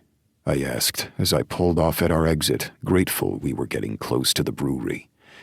I hadn't meant to say that, to even ask, but there was no going back now. I might. I need new challenges. I need something. I feel like I've gone as far as I can here, which sounds so ungrateful. Here we are going to this festival that we've worked so hard for to bring our company into, and it's just that. It's our company, but I feel like I'm treading water, and I don't like that. We can challenge you, I blurted. I didn't want her to leave. I wanted Maddie to stay, but that was for purely selfish reasons, wasn't it? Selfish reasons for the company. Only the company. You always do, she mumbled. The GPS began to speak again, cutting her off, and I was grateful. I didn't want to know what she wanted to say because I didn't know her answer, where she would go. We pulled into the new brewery inn that was like our friend Roy's down near us. We were in North Texas now, and this place was huge. It was built by the same owner of a winery already on the tour, so they had gotten their slot. Apparently, the owner would alternate his two businesses every other year. It was a good deal, and as I stared at the vast expanse of the inn, the brewery building, and all the activities that they had planned, I knew we had a lot to do. I turned off the car and looked at Maddie, taking a deep breath. We're here. Let's learn and wine and dine and make sure that they know we're going to kick ass even more. She smiled then, but it was a little too bright, a little too forced. Maddie, we want you. We want you to stay. She shook her head. Okay, I know, but let's not talk about that now. We have other things to do. Okay, let's go kick ass. Of course we will. What else would we do? She got out of the car, leaving me there for a moment, trying to catch my breath. What the hell was wrong with me? This was Maddie, just Maddie. And yet there was nothing just about her. And that was what scared me. Chapter 5. Maddie. The competitive part of me wanted to hate this place. I wanted the Wilder Retreat and Winery to be the best, to be the #1 place on the circuit, which everybody talked about and put everyone else to shame. I would do my best to make that happen. For now, I just smiled as I stood at the Dustin Cousins Brewery. The Dustin Cousins Brewery had another name, one a little more eloquent and classier. Still, the Dustin Cousins themselves had become such an entertaining group, along with their families, that they'd ended up going by their nickname for most things. They were still the Center Creek Brewery, and all of their labels, beers, ciders, and other items were denoted as such, but the Dustin Cousins were the ones that people thought of. The place was gorgeous, with sprawling grounds fit for families, newlyweds, work retreats, and everything the Wilders did. They, like our friend Roy, were focused on beer. And though I wasn't a huge beer drinker, I had already fallen in love with the blondes and their cider. Now, most breweries didn't also have a cidery. That was a whole other thing, but they paired with a local company. They even shipped in apples from the Northeast to make blends. I didn't know how it worked or exactly what made the perfect cider or blonde, but I had learned a bit on the tour and planned to do my own research, mostly because I was enjoying myself. I hadn't thought I would enjoy myself, not after the awkward and oddly heated conversations with Elijah in the car. I hadn't meant to say anything. I didn't know why things were suddenly so weird with him. No, I did know why things were weird, but I didn't want them to be weird, and that was what bothered me. I was doing my best not to take things too far or think about the past, yet all I was doing these days was thinking about Elijah. I should be heartbroken over the fact that I was just dumped, despite the fact it had been far too long since I'd been with Nathaniel. I felt guilty that I had an offer from Ivy Wines, yet elated that they thought I was worth pursuing. They were offering me a shit ton of money. Yes, I would have to start over in a new place in Texas. I would be competing with the Wilders, although Ivy Wines didn't have the same retreat and inn area that the Wilders did.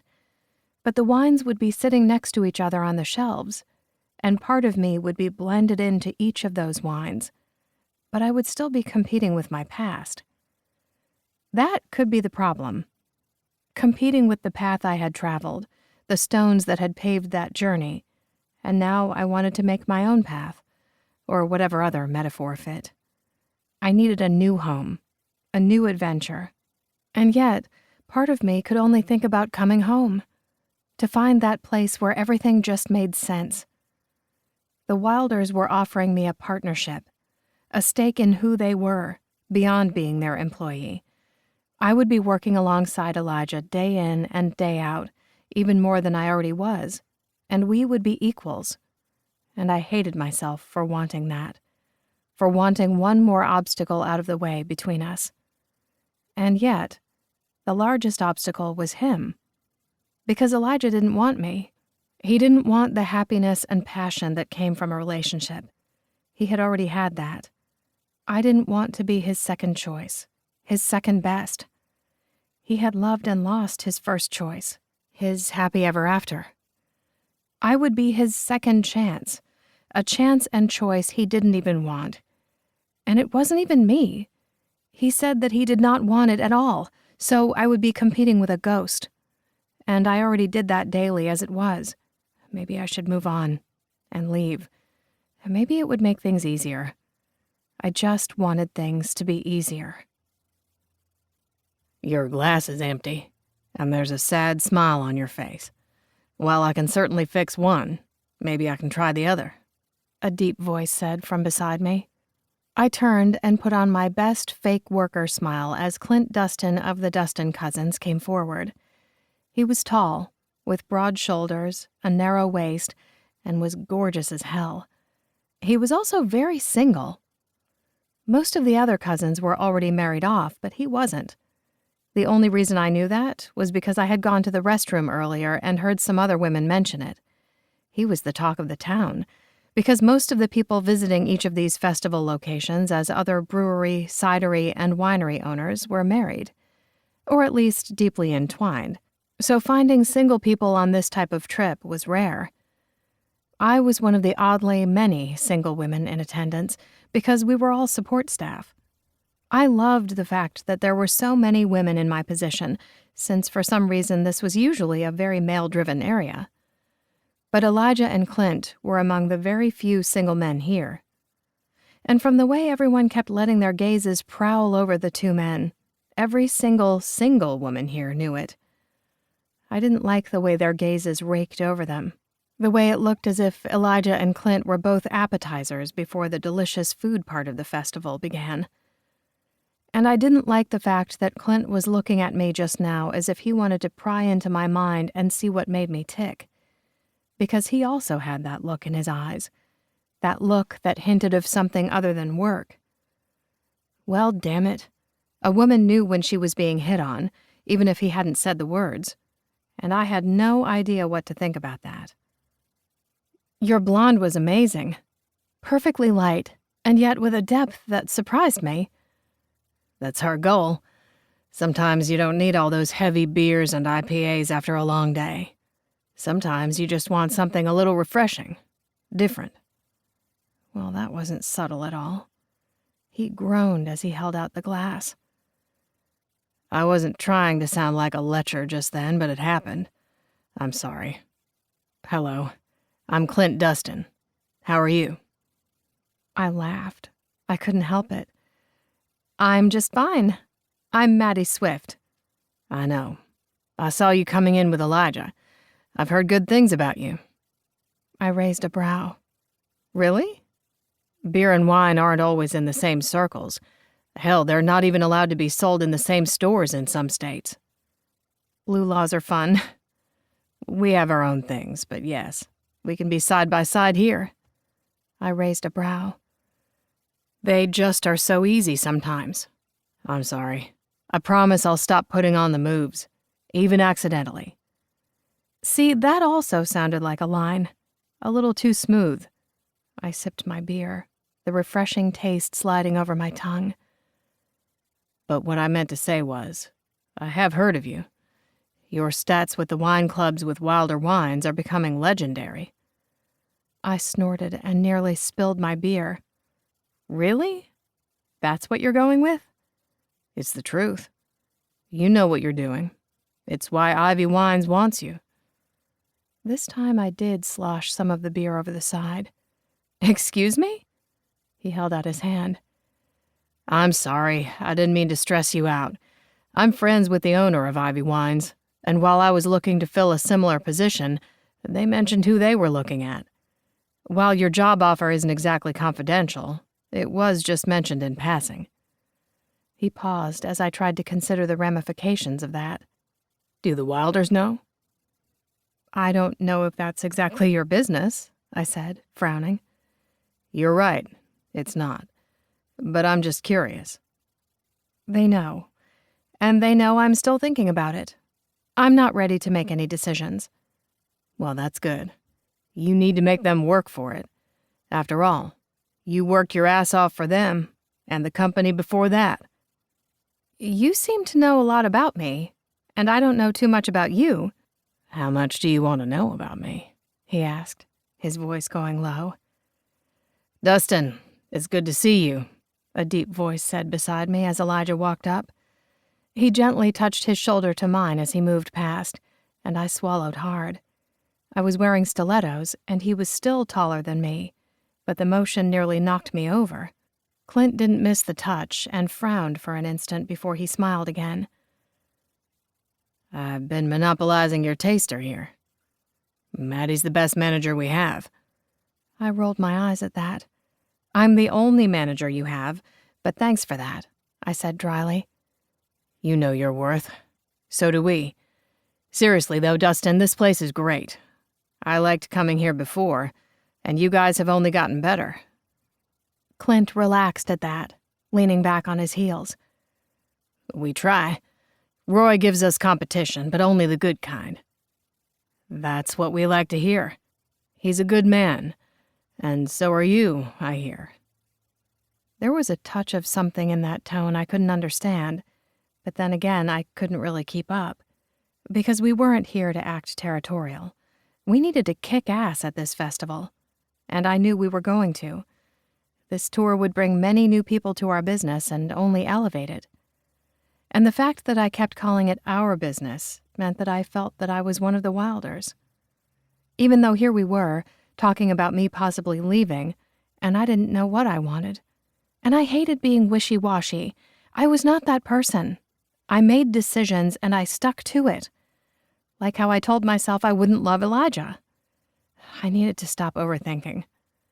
The guys had kept talking while I was lost in thought, before Clint looked down at his phone. If you'll excuse me, my cousin needs me for something. I know you guys are going to understand this soon, but this whole festival thing is exhausting. Good, but exhausting.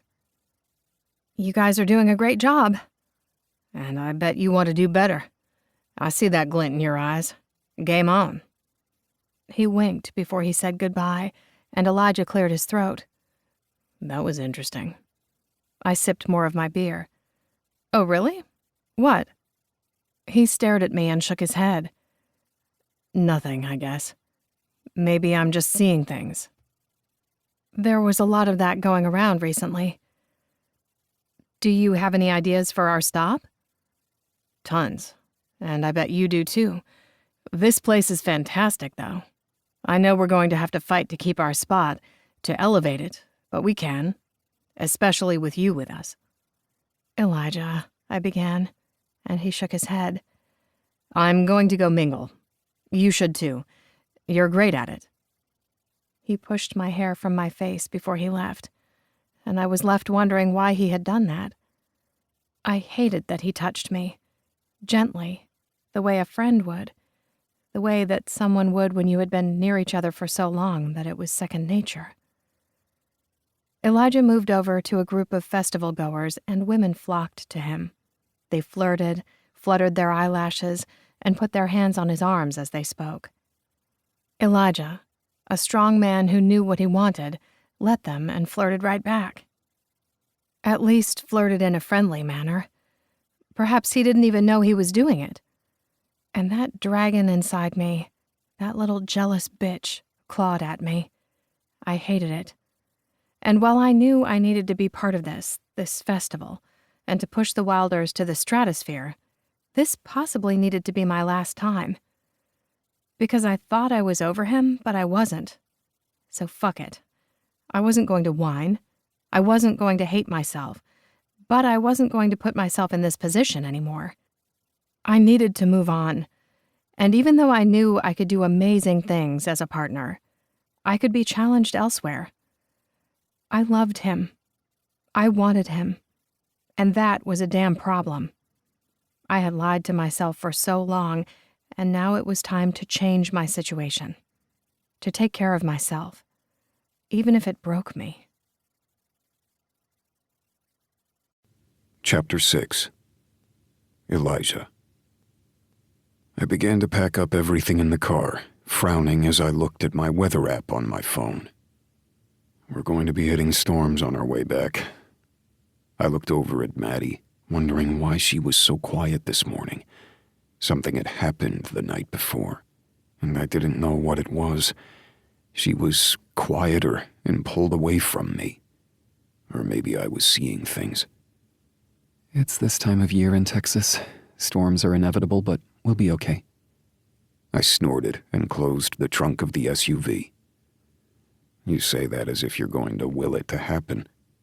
She looked at me, a single brow raised. She looked like her old self for just a minute before her face went blank again.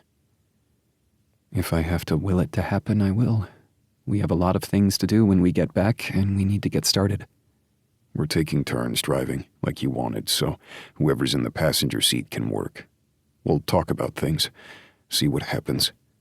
Sure, we can do that. I frowned at her. What's wrong, Maddie? She was quiet for so long that I feared I had said the wrong thing again. I was too damn good about saying the wrong thing. Nothing is wrong. Let's just get in the car, she said after a minute. We got on the road quickly and went over everything we'd learned throughout the weekend. I do like that brewery. They have a lot to offer, though I believe our retreat is better, just because I'm biased. So, you liked the brewery, or Clint? I hadn't meant to ask that, and I could have bitten off my tongue. She paused and looked at me with wide eyes. Are you serious right now? Not really. Forget I said that. Did you think that I only like that brewery because you think that I'm attracted to Clint Dustin?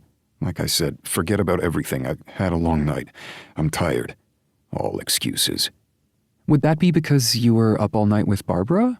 Or was it Clarice, or Claire, or Evie, or Evelyn, or Jessica, or the countless other women that were fawning all over you for the entire event? My hands gripped the steering wheel a little tighter, and I glared at her before changing lanes. You know all of their names? I take it you don't. Well, that's surprising, coming from you. I vaguely remember their names as I was introduced to them, but I wasn't particularly interested in any of them. No, I was particularly interested in someone else, someone that I knew was very bad for me. And that was the crux of it, wasn't it? Because I wasn't supposed to feel this attraction to anyone else, especially not Maddie. Damn it, why was I even thinking of her? Yes, we were speaking, and we were in the same damn car, but I wasn't supposed to think of her as someone I was attracted to. This was fucking Maddie. What was wrong with me? You know what? This conversation is perilously close to something that we do not need to talk about. Oh, we have moved way past that. I paused, trying to collect myself. I never thought about Maddie like this. Or rather, I did my best not to. When we first met, there was an attraction there. Of course, there had been. She was gorgeous, brilliant, and just a damn good person. Every time I was near her, it was hard for me to think. All I had done was trip over myself, trying to not act like I felt anything around her. And I realized that there was never going to be anything. And that there shouldn't be, considering she worked with me. So I buried those feelings. Then I had found joy. And joy wasn't here anymore. And Maddie might not be either soon.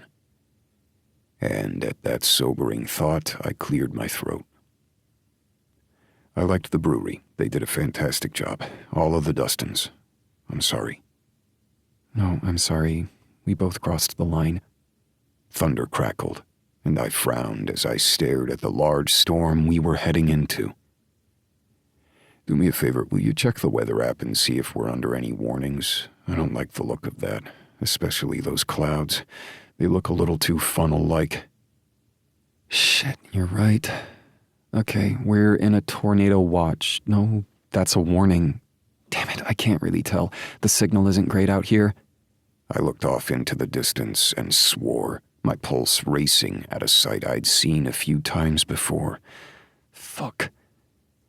I'm going to need you to be calm and gently look over to the right a bit while I get off the highway and go east. Maddie froze, and I watched her turn slightly towards the west before she cursed under her breath. Well, that's a circling set of clouds that could be a funnel at some point. Oh my god. And I sound far calmer than I feel because holy fucking shit, it's very far in the distance, and I think it's moving away, but, well, let's get off the road. I don't need to have cows spinning around us. If my memory serves, it was just a single cow in that movie. And while we're not in a truck, we are in a red SUV, so now I'm picturing two dueling tornadoes and us under a bridge. But it never works out like that in real life. No, a single belt isn't going to keep us alive with F5 storms above us. Oh, the magic of television. I'm going to start talking very quickly as we get away from this because that's a damn almost tornado. You've seen them before, I said as I tried to sound calm getting off the highway. Well, yes, but we're not technically in Tornado Alley. It's not like I really see them often. I looked out the rearview mirror and sighed. It's dissipated. We're fine. For now, though I didn't say that aloud. She let out a relieved breath of her own and shook her head. The storm is getting worse. We're going straight into it. We either turn back or we find somewhere to stay for now. She kept scrolling on her phone as the rain intensified, the windshield wipers going as fast as they could and not doing much. When the hail began, I cursed again and took another exit, grateful that I saw a hotel sign in the distance. Hopefully there are vacancies because we're staying here tonight. I clenched the steering wheel tight as the roads grew slick and the rain pounded loudly enough it was hard to think. The weather apps are saying that it's just going to get worse and that it's moving so slow that flooding is going to be a problem. And the direction we're going is all flash flood area. Crap. When I looked earlier, it wasn't this bad. You know Texas weather. It likes to surprise you. But don't worry, our luck is going to hold with this. Damn it. If we have to, we'll sleep in the damn car, but I don't feel safe driving on these roads. Especially not with Maddie in the car. A cold sweat slicked over me, and I realized exactly why I was freaking out. And I had a feeling Maddie figured it out at the same time. Oh my God, I'm sorry. Elijah, It's okay. Seriously, we'll be fine. Because Joy had died in a car accident. Too much rain, hydroplaning, and the car had slammed right into her. I didn't feel safe driving in this, and I wasn't going to let Maddie do it either. So we would take our time, and we would let the others know. I'm going to get out and see if there's a room. Will you text the others? Okay. Be safe, Elijah. We're going to be okay. She sounded so calm, soothing, and I shook my head, wanting to reassure her, but she was reassuring me. The wind was roaring too much for an umbrella to make a difference, and I winced as it rattled the SUV. Are you sure you don't want to get out with me? The clouds aren't moving in the right direction, so just hurry. If it looks bad, I'm coming out too. Okay, text the others. She nodded, and for some strange reason, I wanted to lean forward and brush my lips against hers to let her know everything was okay. But that would make things even worse. Rain poured down on me, even though I tried to cover my face, but it didn't matter. Within moments, I was soaked to the bone, and hail battered me. Thankfully, there was an overhang, but I knew that the slight covering over my SUV wasn't going to save it much. The insurance was going to be a bitch, but I'd deal with it later. I just needed to keep Maddie safe. I walked into the small chain hotel, shook off the water while inside the small entryway, and made my way dripping toward the front desk. The lady gave me a small smile and handed over a towel. Sorry about the weather. It's not your fault, but I would be so grateful if you had a room. She winced again, and my hopes plummeted. I didn't relish having to sleep in our car for the night, but there was no way I was driving in this, not with my phone buzzing in my pocket from all the weather alerts. I've only got one left, and it's the honeymoon-esque suite, so I hope that's going to work for you. I wouldn't want anyone else driving in this, but it's all we have. Ice slid up my spine, and I cringed. The honeymoon suite? She blushed and shrugged. Well, that's what we call it here. It's our king one-bedroom suite. There is a couch, but there's no pull-out. It's a very comfortable couch, though. It's made for people with a little extra time and needing more space, but it only fits 2 people. The couch was going to suck for my back, but I would deal with it. It comes with complimentary champagne, though. That's fine. I don't want to drive out in this. I understand. The 2 staff and I will be staying in overnight. I'm sorry about that. And I was, because tonight didn't sound like a good night for anyone. It's not your fault. We get overtime for it, and we're used to it. Don't worry, you'll be taken care of, and so will we. While the restaurant won't be open because we don't have the staff, the diner behind us is, and there is a covered walkway. You can order to go, and they'll bring it right to you. It's the least we could do for you. Don't worry, we'll be safe. You will be dry, and really that's all that matters. I nodded and signed the credit card slip, wincing at the total. The last-minute fees and the fact that it was the largest and seemingly best room didn't add up for great spending on budgets, but I would deal. As long as we were dry and not in the middle of the storm, it would be worth it. Thank you, seriously. No worries, thank you. Do you need help with your bags or where to park? I shook my head. I've got it on the map, I said as she handed over the sheet, and I stuck it in my pocket, hoping it wouldn't get too wet. And then I made my way back out to the car in the pouring rain, trying to figure out exactly how I was going to tell Maddie that we would be sleeping in one room that only had one bed and not make it sound like I wanted her. Because the problem was, I did. And that was always a damn problem.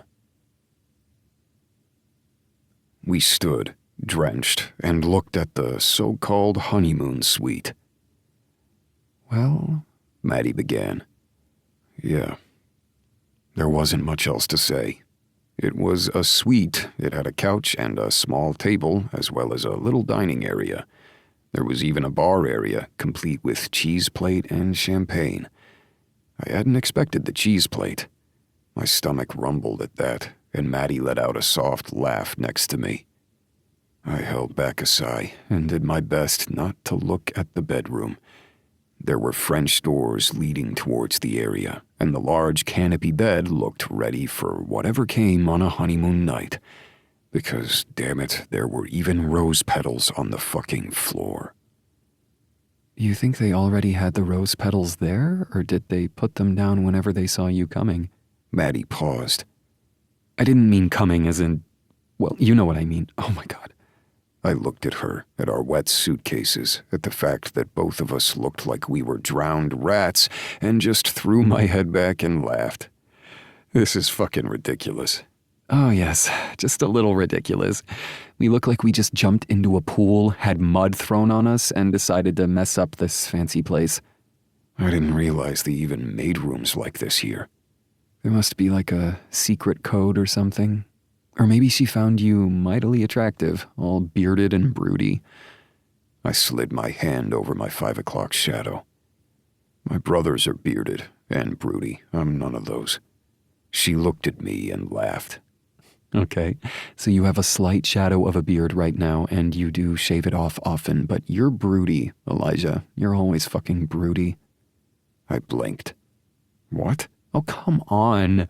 You hide it well behind your suave sophistication and the fact that you love suits, but all of you Wilder brothers are broody.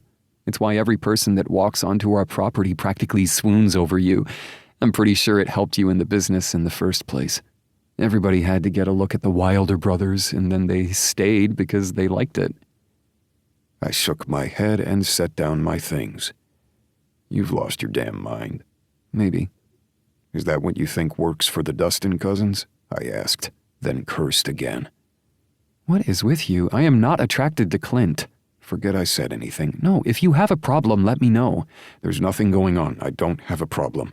You say that, and yet you keep bringing him up. I'm not going to date or sleep with or do anything with Clint Dustin.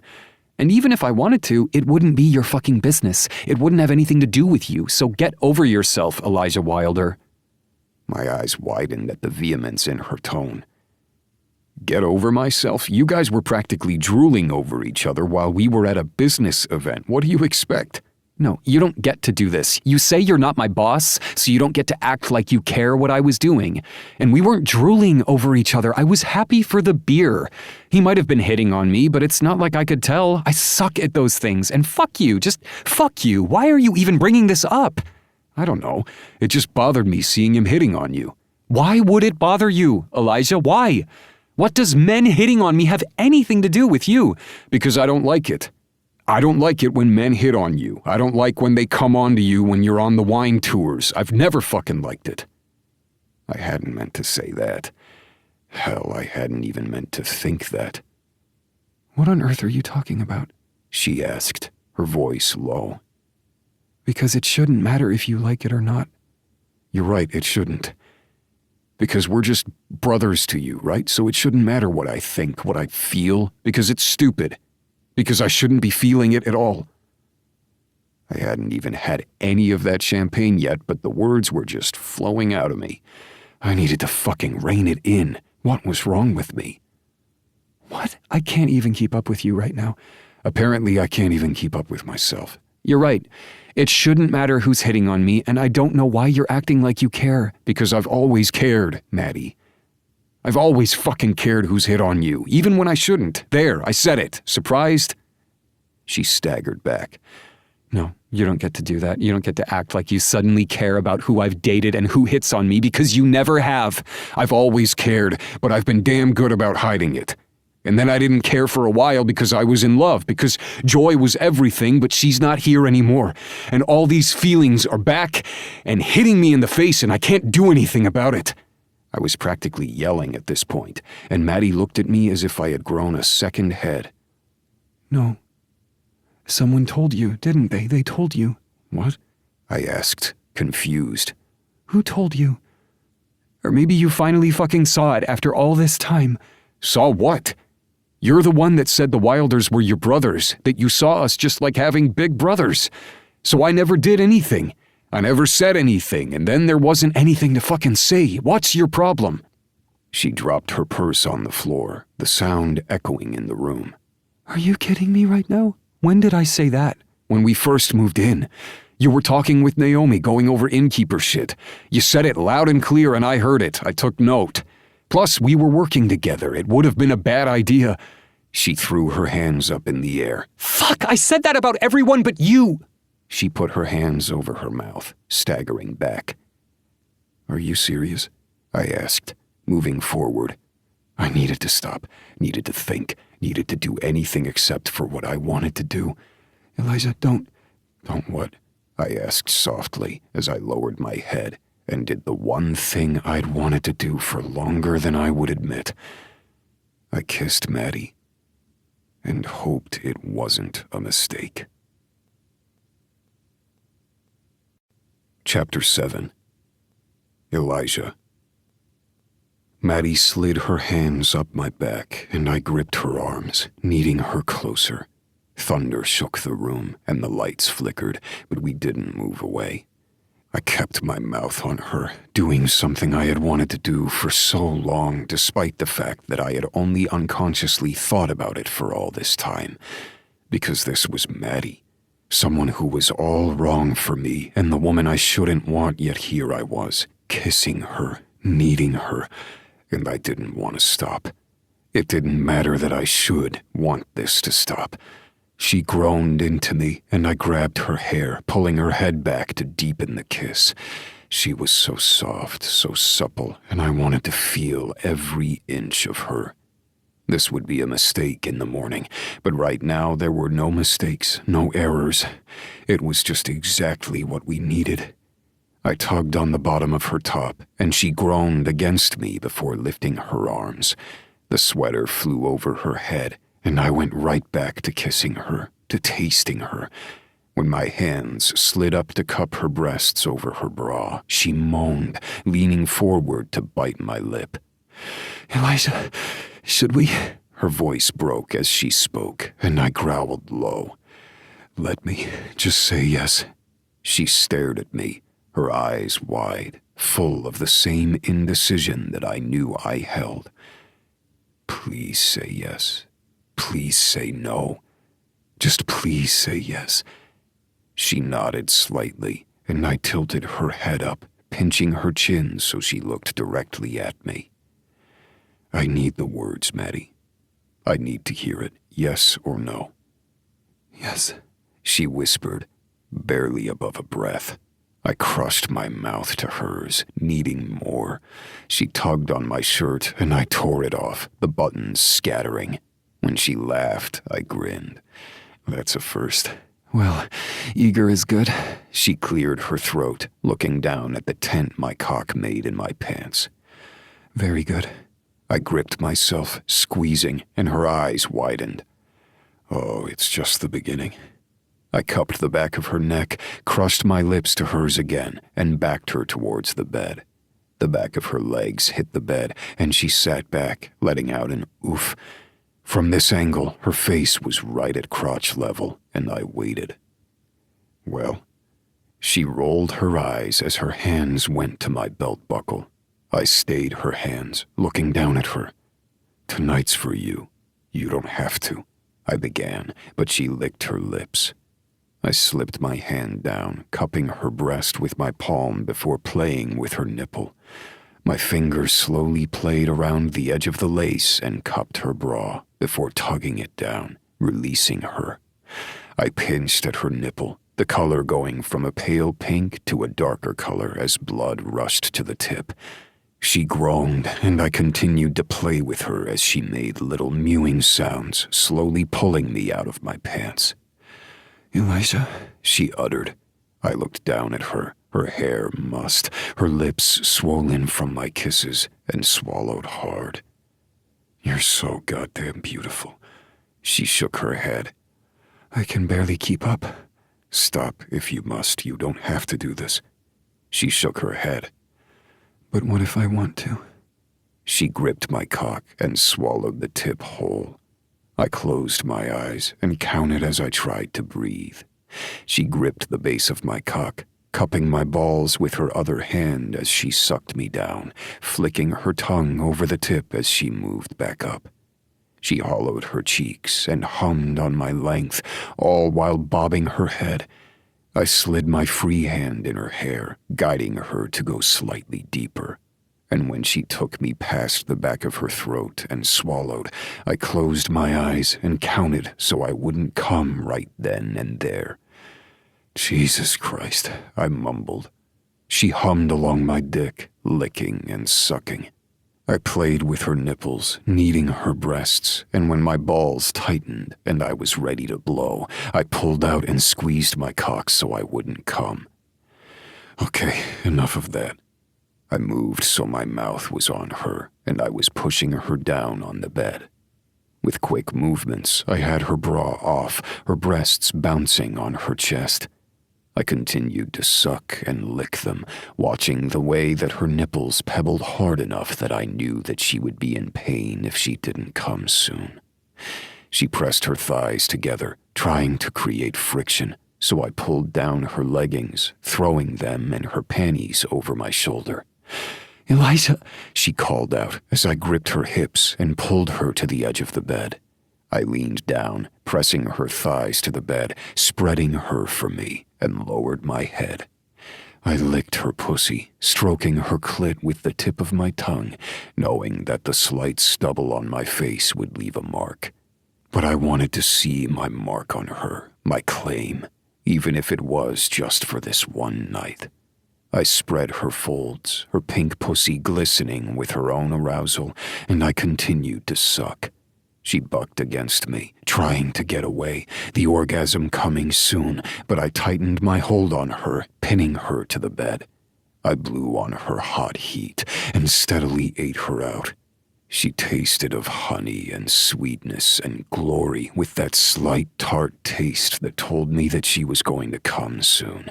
And when she did, calling out my name, I didn't stop licking at her, kneading her. I slid one finger deep inside her, then another. Her pussy clenched around my fingers, and I kept sucking and licking. And when I entered a third finger inside her, her pussy impossibly tight, I kept going, sitting up so I was laying over her on my forearm, my fingers moving in and out of her. "I want you to come for me. Fuck my hand. Be a good little girl and come."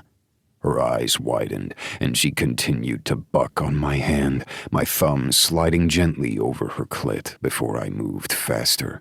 The sounds of wet panting filled the room as I fucked her with my fingers hard and fast, until both of us were breathing heavily and she was coming again, her orgasm so intense that she drenched my hand and the sheets.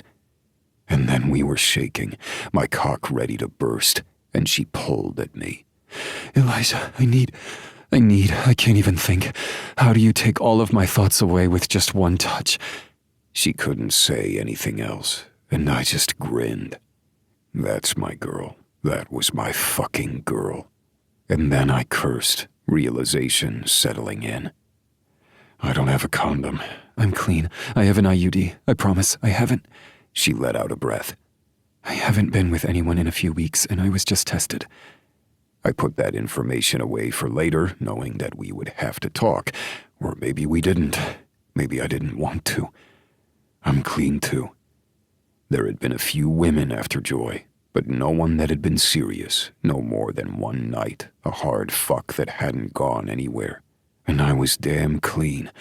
When Maddie pulled me towards her and I slid between her thighs, I knew I'd be going bare for the first time in my life. I swallowed hard. I've never been without a condom before. Me either, but I trust you. She could trust me with anything, with this, and I was afraid that we were making a mistake.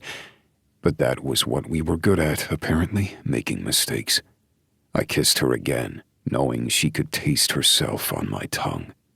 She let out a shocked gasp against my lips as I entered her, going quickly so I was balls deep, her body pulsating around me.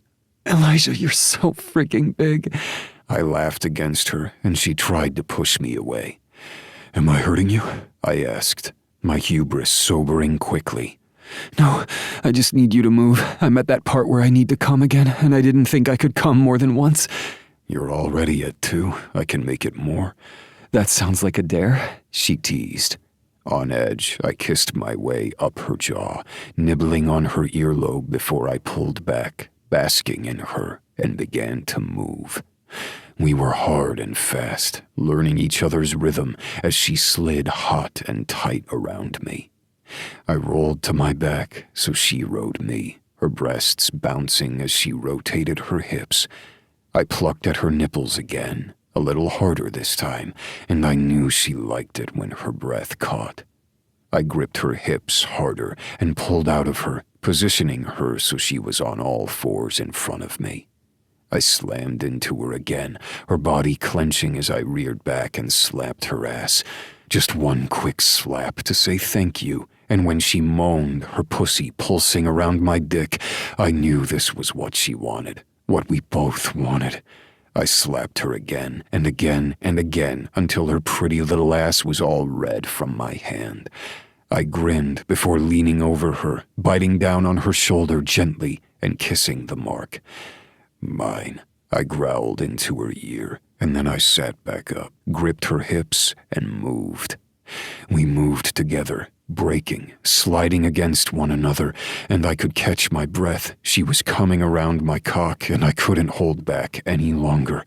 My body shook, emptying into her, coming so hard that I was seeing stars behind my eyelids, and soon we were lying next to each other, my cock still deep inside her, and I was trying to hold back from saying something idiotic. Oh, she whispered. I kissed her again, this time a little more difficult since her back was to my front, and held her, knowing as soon as we spoke for real, the moment would be broken, and there wouldn't be anything else to say.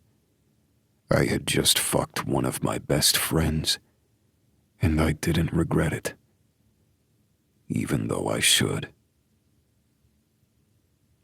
The next morning we woke up sore, having pleasured each other twice more during the night. The storm had died down, and we needed to head home, but we still hadn't talked. Instead, we showered, this time without touching one another, taking our turns, each of us not meeting the other's gaze. I had fucked up royally, because I needed to talk to her, to tell her that I was sorry or that I wasn't sorry. You shouldn't tell a woman you had just slept with that you were sorry. That was one of the worst things you could do. But what the hell else was I supposed to say? She stood in the bathroom, putting her hair up in a wet bun, while I finished packing up my meager belongings and toiletries, wondering how the hell we were going to get through the rest of our car ride. I wasn't in love with Joy anymore. I loved who I was with her, who we had been, but I wasn't in love anymore. I didn't know what kind of man that made me, but I had gone to grief counseling because my brothers and sisters-in-law had forced me into it. My sister had even been the one to sit with me the first time, as she had been through it before.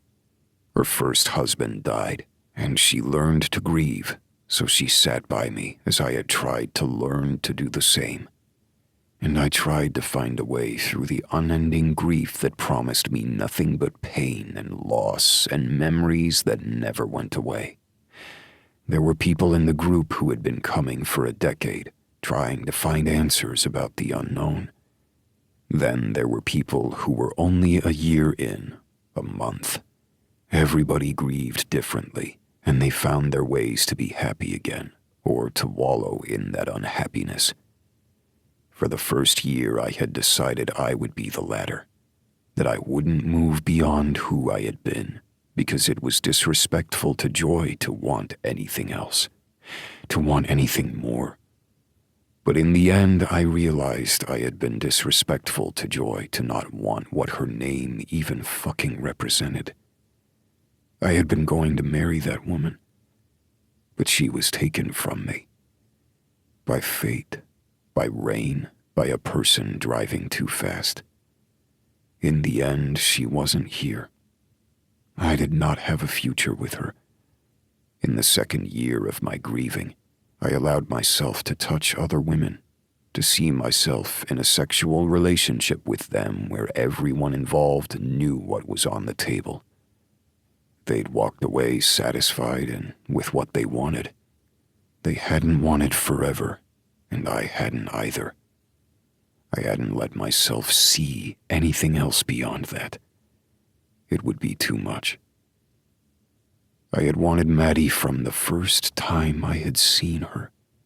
Long before Joy, long before I had even gotten to know the Maddie who made me smile.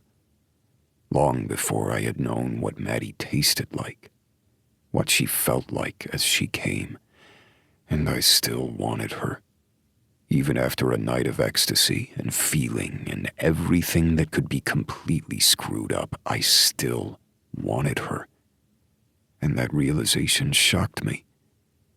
I needed to figure out what to do with that, and what I was supposed to do with myself. Maddie came out of the bathroom at that moment, her eyes wide, guarded. "Good morning." That was a good way to begin, wasn't it? "Hi." "Is it wrong that I want to kiss you, but I'm afraid to?" I hadn't meant to say that, but honestly, it was the best thing to say in that moment. I wasn't good at this. I never had been, and with Maddie, it was a whole other issue. "What are we doing?" she asked, and I froze. I guess we should talk about that, because we didn't talk last night. "I'm leaving, Elijah." It was as if the world had rocked from beneath me, and nothing made sense. I knew it had always been an option.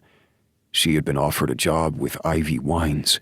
It was a fantastic offer, one that would lead to great things for her, and she deserved it. She deserved everything she wanted and more because she was brilliant, caring, and always put others first. And I hated that they had even dared to try to poach her from us. But that was the selfish part of me. That was the part that wanted to touch her again.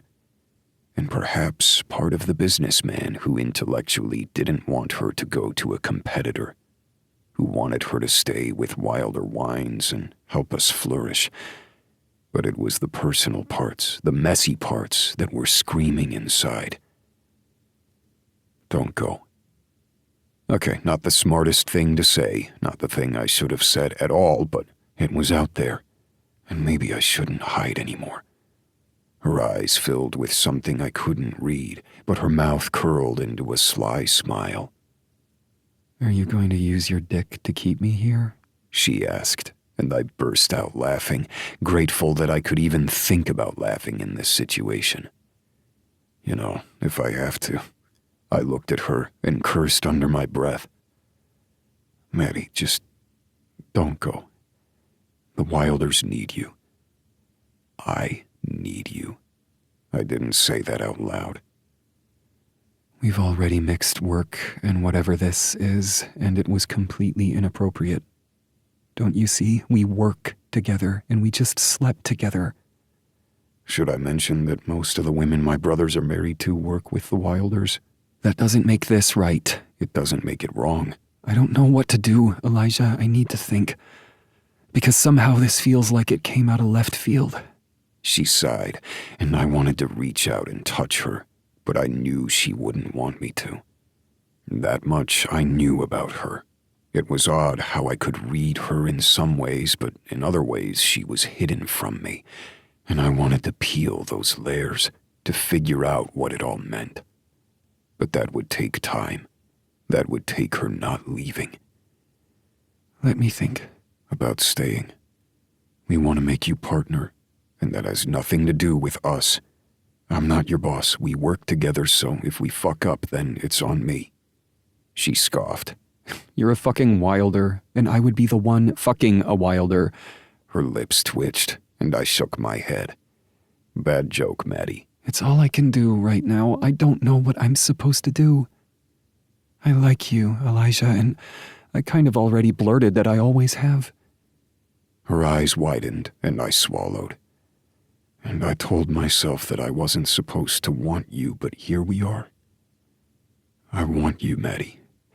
I don't know what that means, and it's not fair to either one of us that I don't. But you leaving just feels wrong. It feels like it could be the worst thing that we could do. And I know you still need time to think, and I hate the fact that I'm even putting this on your shoulders, but I want you to stay. For the Wilders, for the wine. I let out a breath. And I want to figure out what this is. But if you go to Ivy Wines, it's not that far of a commute. I could, see what this means. She stared at me. So if I leave Wilder Wines so it doesn't complicate the work situation, we'll, what, find a way to make this work? Whatever this is, long distance? If we have to. I don't know, Maddie, but doesn't this feel too important just to walk away? I was leaving because I needed something. I needed a reason to stay, and I needed to get away from you. She blurted. I blinked. You were going to leave because of me? Maybe, I don't know. Now I'm confusing myself. I need time to think. To think about work, to think about my career, to think about you. Because I was always going to be thinking about you, Elijah. And that's the problem. Maybe it's not a problem. Not if we are both aware that we're thinking of each other. I was grasping at straws here, but I knew if she left, if she decided to go away and never see the Wilders again, that was it for us. And the selfish part of me didn't want it to be it. But if we both wanted each other, what was wrong with that? I don't know. I just need to think. And now we have a very long and awkward car ride home where I'm going to put my headphones in, do some work, and pretend. Will you let me pretend for the next 2 hours? I took a step forward and cupped her face. When she didn't move back, I counted that as progress. I lowered my lips to hers, and she shuddered out a breath before kissing me back. We'll push pause right now, and then we'll talk. We'll figure it out. Work, the business, us, everything. Us standing in this random hotel where we need to check out and drive home isn't going to help us at all. So let's push pause. She nodded tightly. Pause works. I kissed her again because I couldn't help it. I was that much of a bastard. Just a pause kiss. She rolled her eyes.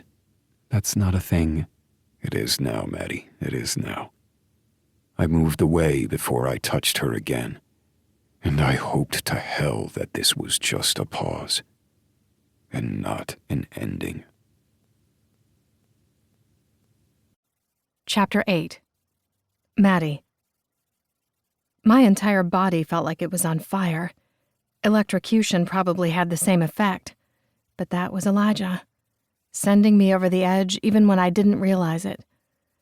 I had slept with Elijah Wilder. My dreams of it were not as good as it actually had been.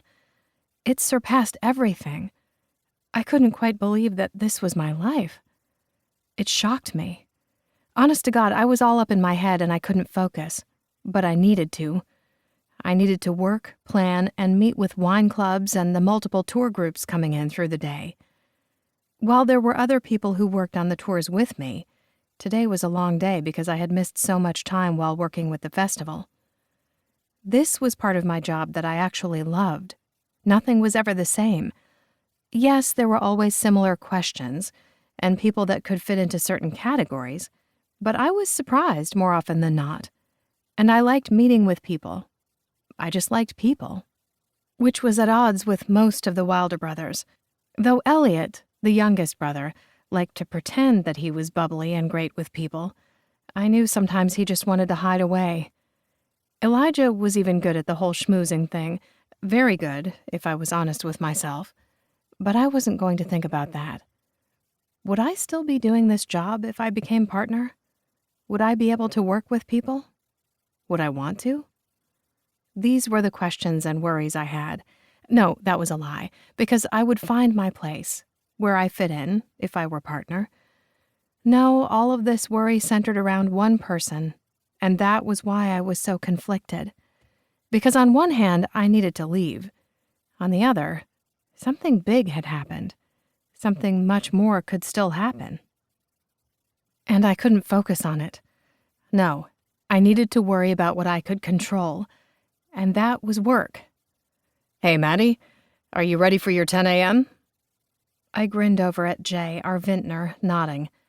Yep, I love 10 a.m. wine tastings, because you start the day off right.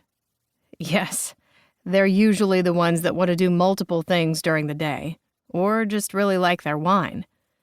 Yep, and then we'll leave them to Kendall and her kitchen so they get fed nice, right before they go off to the next winery. But ours will always be the best. Ours. Because I worked here, and they wanted to make me partner. How had that happened? It didn't seem real. It would solve many problems, though, problems I had made myself because of my choices with Elijah. "Are you okay?" I blinked out of my own thoughts and looked over at Jay. "Of course I am." "If you're sure. You just had a weird look on your face." I just shrugged it off, knowing I needed to get my head in the game. Just a long travel day yesterday, but I'm doing great. Was my voice getting more high-pitched?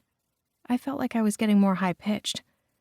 Jay gave me a weird look, then shrugged. "Well, I heard that everything at the festival was good. Elijah seems happy, if not as jumpy as you are." He narrowed his gaze at me. I held up my hands. "Anyway, I have to go get to that tour. I'll save you some wine." He snorted. "What happened at this festival?" I wasn't about to answer that. I drank a lot of beer. That's it. I feel like I cheated on my wine. This time he laughed, shaking his head. "You're right. How dare you have fun at a brewery? We're winos." I would say I'm a boozo, but that sounds weird. How about I just like fancy food, bar food, beer, wine, liquor, brandy, anything. Brandy is liquor. Yes, but I was on a roll. If you say so, he repeated, studying my face. I picked up my folder and scurried out of the office, towards where the tour would meet up. We were booked all month with daily tours, and I was thrilled. A couple of people that were coming later that day were repeats, meaning they liked our tour enough and they wanted to come back. Because the thing was, you could have our wine by just coming into our restaurant, into our bar. You didn't need to do the tour. If you knew what you wanted and you knew the history behind the Wilder brothers and our wines, you wouldn't need to join us. But people wanted to. They enjoyed the experience, and I felt like I was part of that.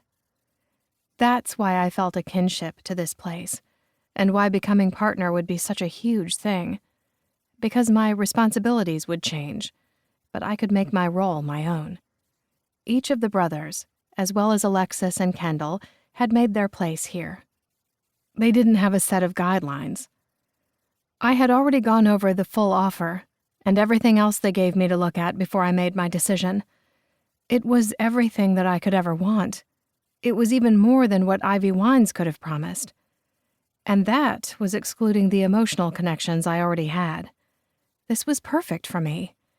It was a lot of money. It would change everything.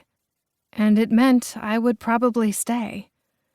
Perhaps not for Elijah, because I wouldn't let myself promise that, but with him.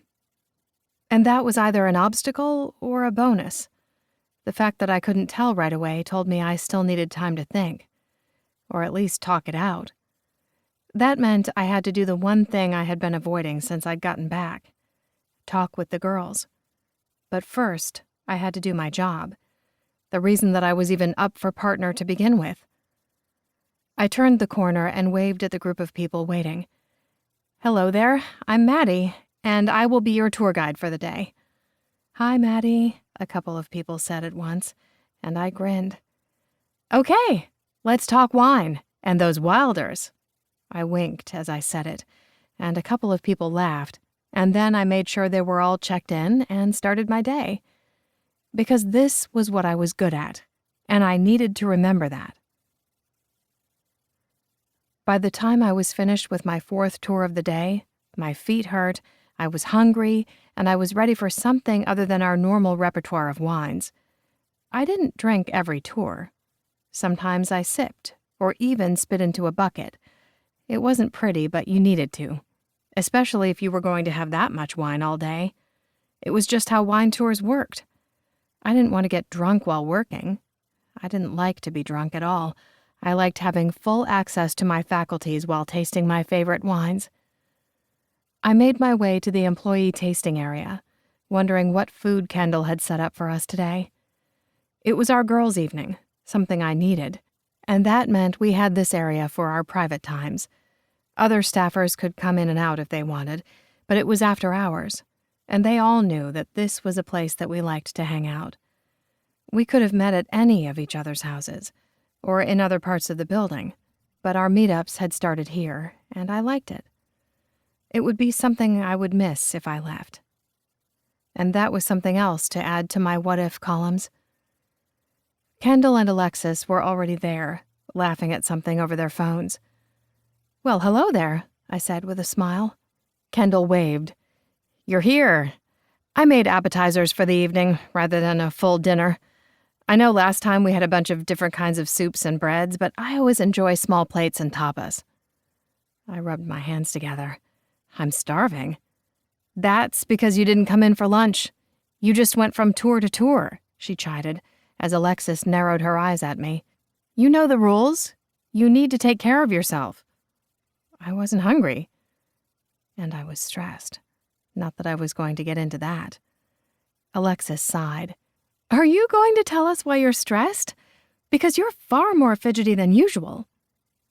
I paused as I reached for a cream cheese and bacon pinwheel with some sort of seasoning and relish that I wasn't sure would go well together, but I trusted Kendall completely. "I'm fidgety?" "In a good way," Alexis added. "Okay, that's weird." I popped the morsel into my mouth and groaned in pleasure. Alexis cleared her throat. "Well, I think she likes it." Kendall laughed and made notes on her tablet.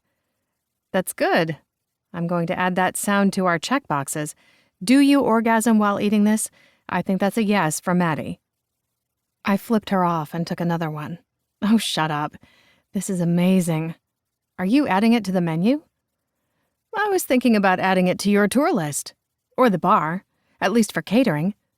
"Yes to all of that," I said, as Alexis clapped her hands. "Oh my gosh, this at weddings? I'm going to gain like 40 pounds and I'm excited about it." "It is the best," I added. "I'm glad. It's the chutney." "Don't tell me what's in it, because then I would pretend I could make it myself, and we know I can't." "That is true," Kendall teased. "You try, but sometimes you end up with fires in the kitchen." I narrowed my eyes. "That was one time." "Yes, one time, and we'll never let it go." I flipped her off as there was laughter behind us, and I turned to see Bethany and Lark walking into the room with Trace, Bethany's bodyguard, behind her. Bethany started dating Everett over 2 years ago, and she was practically a Wilder already. They were taking their time with their relationship, because it wasn't as if they could just do whatever they wanted without being in the public eye. Bethany was an Oscar winner, and sometimes it surprised me that she was part of our group. She was so down to earth, and yet one of the most sought-after actresses of our time. Her best friend, Lark, a Grammy Award-winning singer-songwriter, wrote songs that meant the world to me. So the fact that they were both in this room still left me starstruck sometimes. But I always pushed that aside because they were my friends first. I glanced behind them at the scowling Trace and waved. He didn't wave back, but he did do a quick search of the room, and I just shook my head. I hated the fact that even though we were in here, and we should be safe, Trace had to worry. But he was doing his job, and even though she was here with friends, Bethany's safety took priority. "Are you going to join us, Trace?" Kendall asked. Bethany rolled her eyes. "You've already checked out this place? We're good. Come and sit and have a drink with us. You're off the clock and you know it." Trace just sighed and pulled out his phone. "No, I have to meet with Elliot about something. And then I'm going to head to the house. I promise I'll enjoy myself tonight. Maybe even have a beer. Watch out." "A beer?" I asked, letting out a shocked and clearly fake gasp. Trace just rolled his eyes. "Sue me. I like beer." "I can't believe you would say that in a place of wine," Lark said, her voice a little breathy, a small smile on her face brightening her eyes. "I mean, it's sacrilege." "I can't right now with you guys. It's exhausting." "What's exhausting?" East asked, as the handyman of the Wilders walked inside and glared. "Are they annoying you?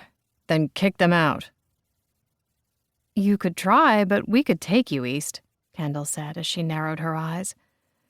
"Whatever. I need to fix something back in the kitchen. Is it going to bother you that I'm here?" I pressed my lips together and watched the way that he was purposely not looking at Lark. Maybe I was just seeing things, but for some reason it looked as if the two of them were not looking at each other on purpose. Or maybe I just wanted to see something that wasn't there, because I knew that East liked her music. I had heard it playing from his earphones once before, yet I had never seen them talk.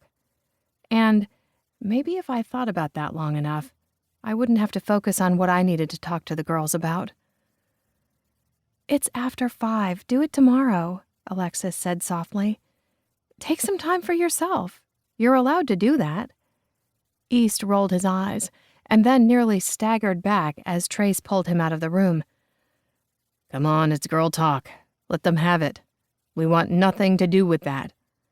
"I guess," he grumbled as the two of them left. I just laughed, shaking my head. "They're exhausting." "You have no idea," Lark grumbled, and I met Bethany's gaze, who just shrugged over her best friend's head and leaned forward for a glass of wine. "This looks amazing. Thank you for scheduling this. I love it when I'm here during girls' time." "You've been on location for so long, it's great to have you back," Kendall said.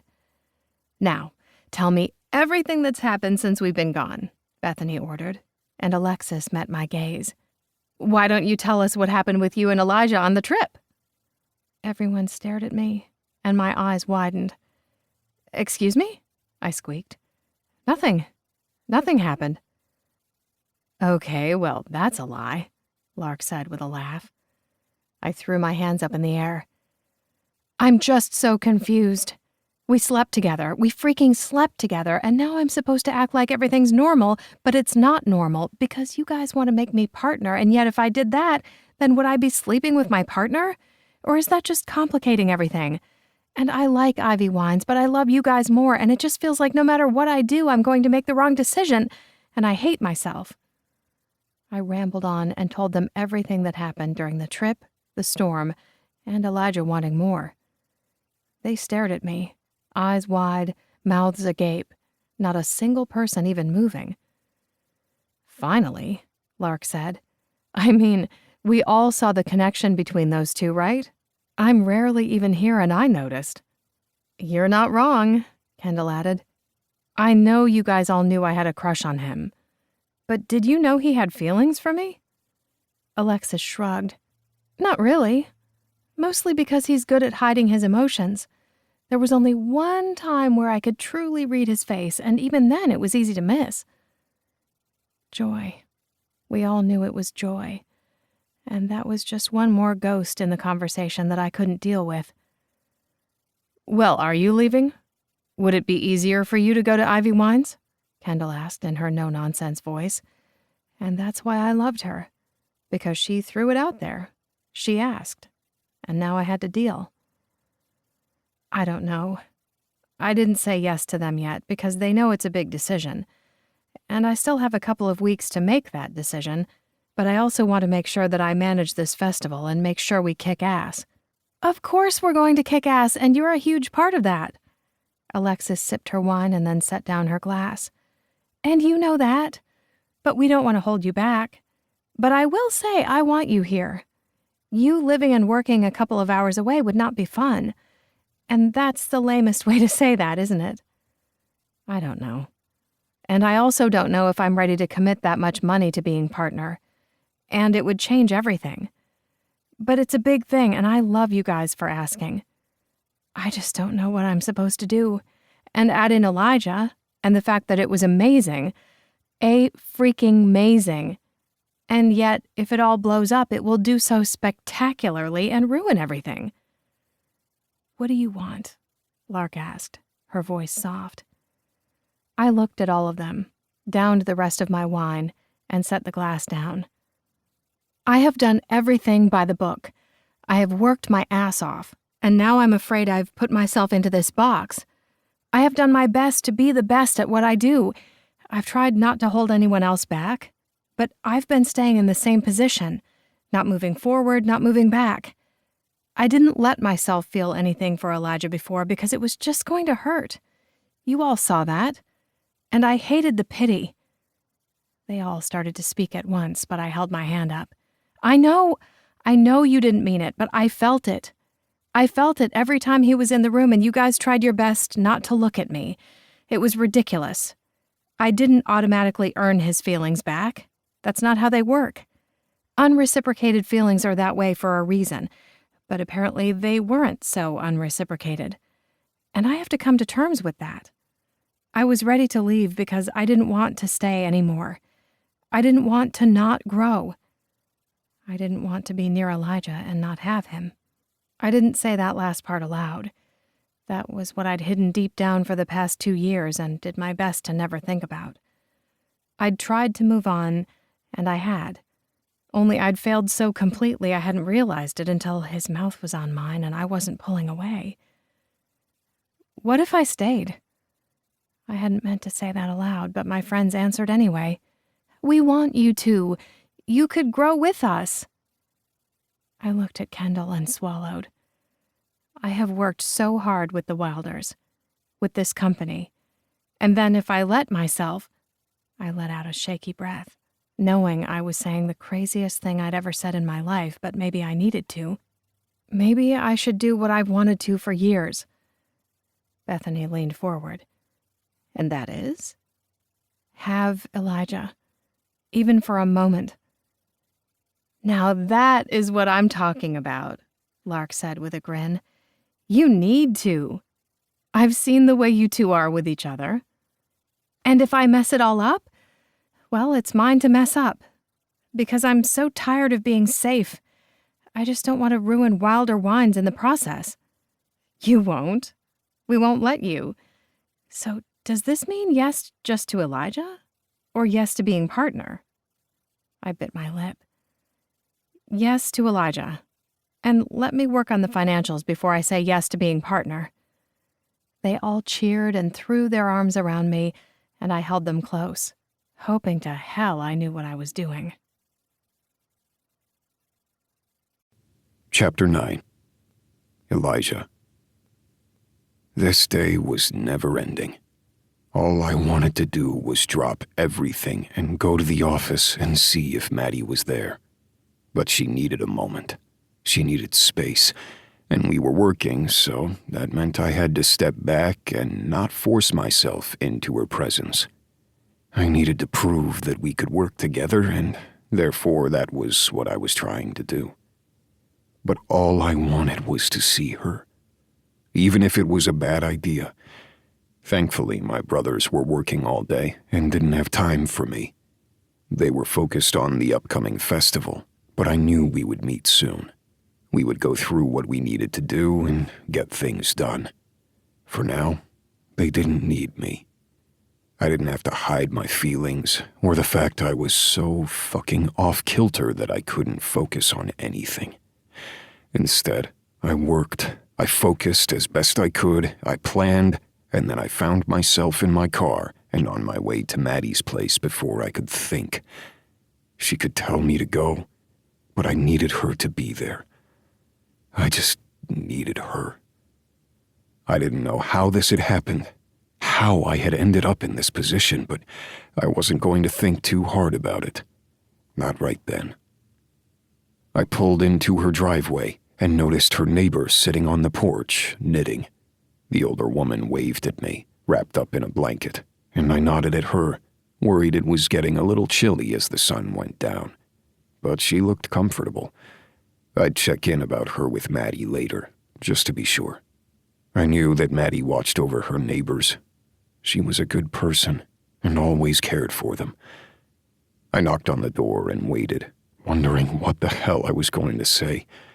When it flew open, her eyes wide, her hair wild, alarm spread through me. "What's wrong? Are you okay? Is someone in there?" I moved to go inside, and she put her hand on my chest. With that one motion, I froze, looked down at her delicate hand on my chest, and I put my hand over hers, covering it completely. "What is going on, Maddie?"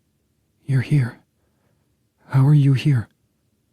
The alarm that had shot through me began to dissipate as I stared at her, another feeling sliding into me. "I drove here." Well, not the most eloquent, but it was the truth. Her lips twitched.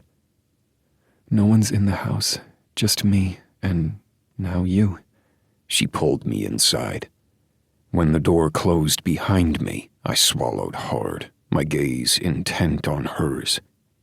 I loved her house, the homey feel, the way that there was always a space for guests. I had been here a few times over the years, but never like this. Never when I wanted to press her against the wall and taste every inch of her.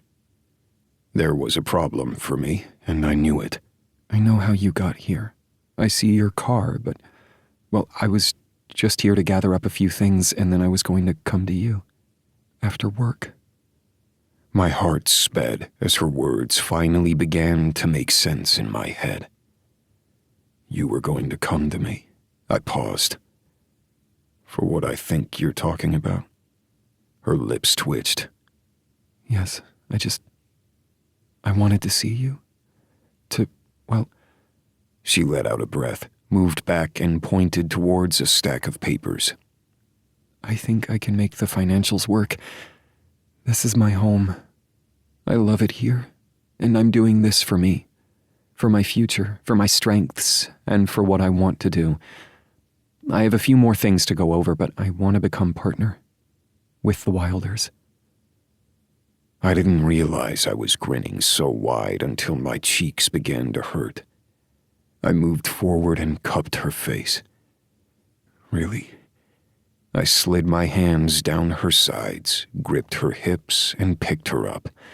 When I spun her around her kitchen, she laughed, wrapping her arms around my neck.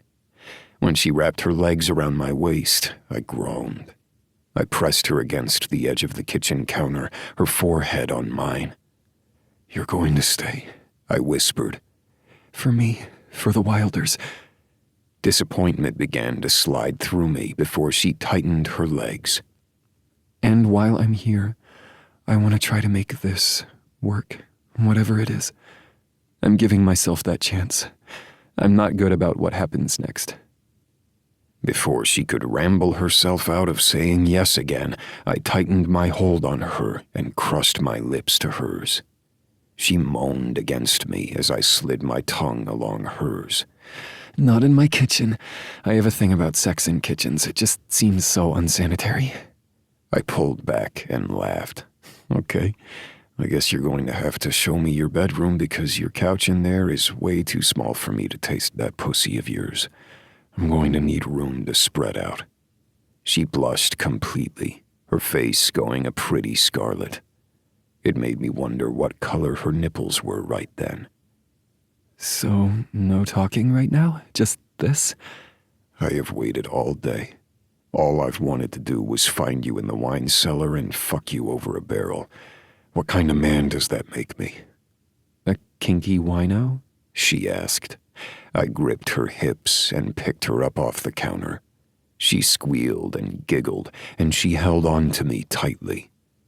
I somehow made it to her bedroom down the hall.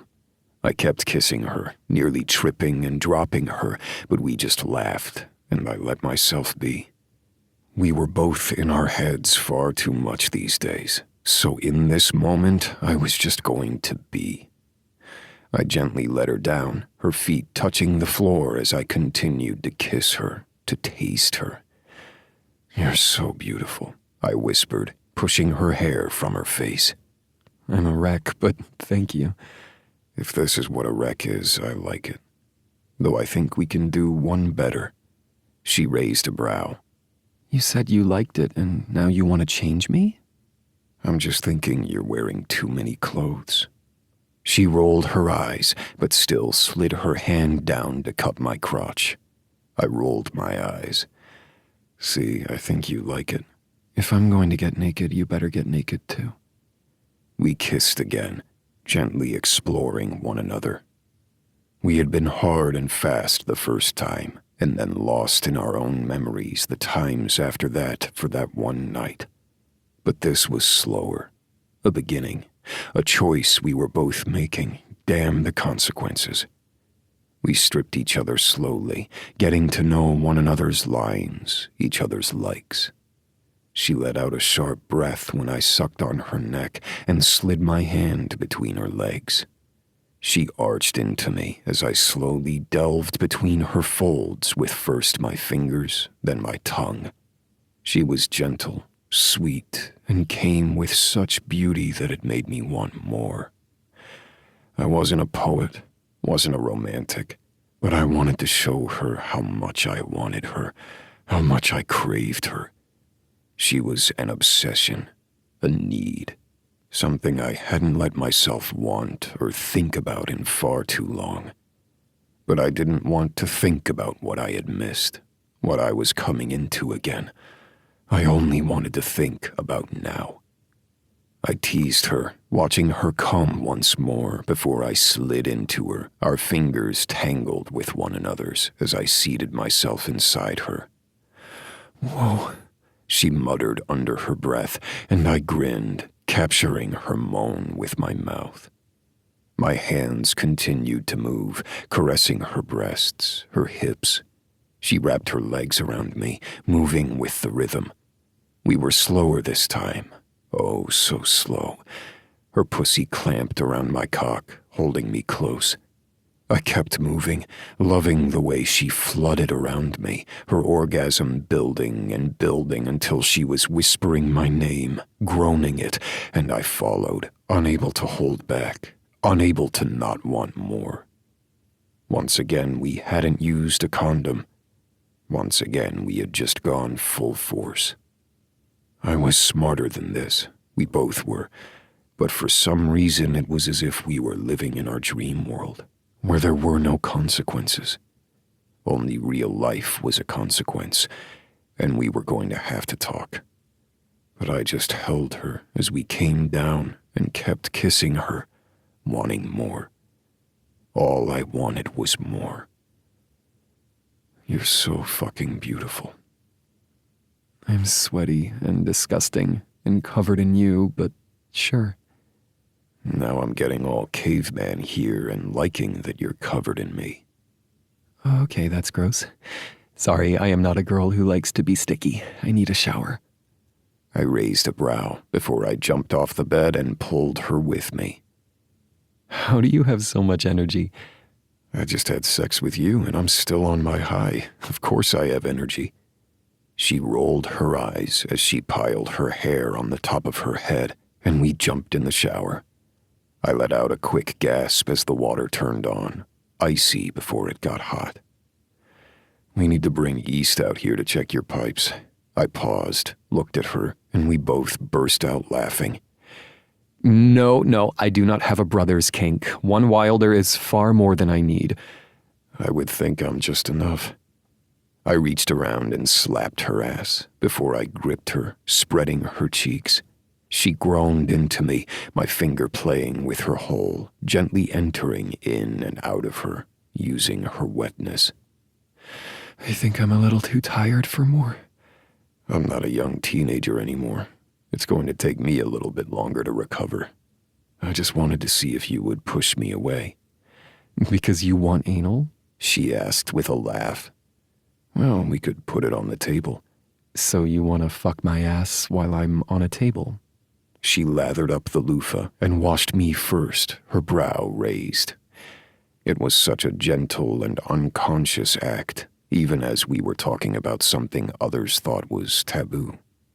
This felt right, normal, as if we'd done it 1,000 times.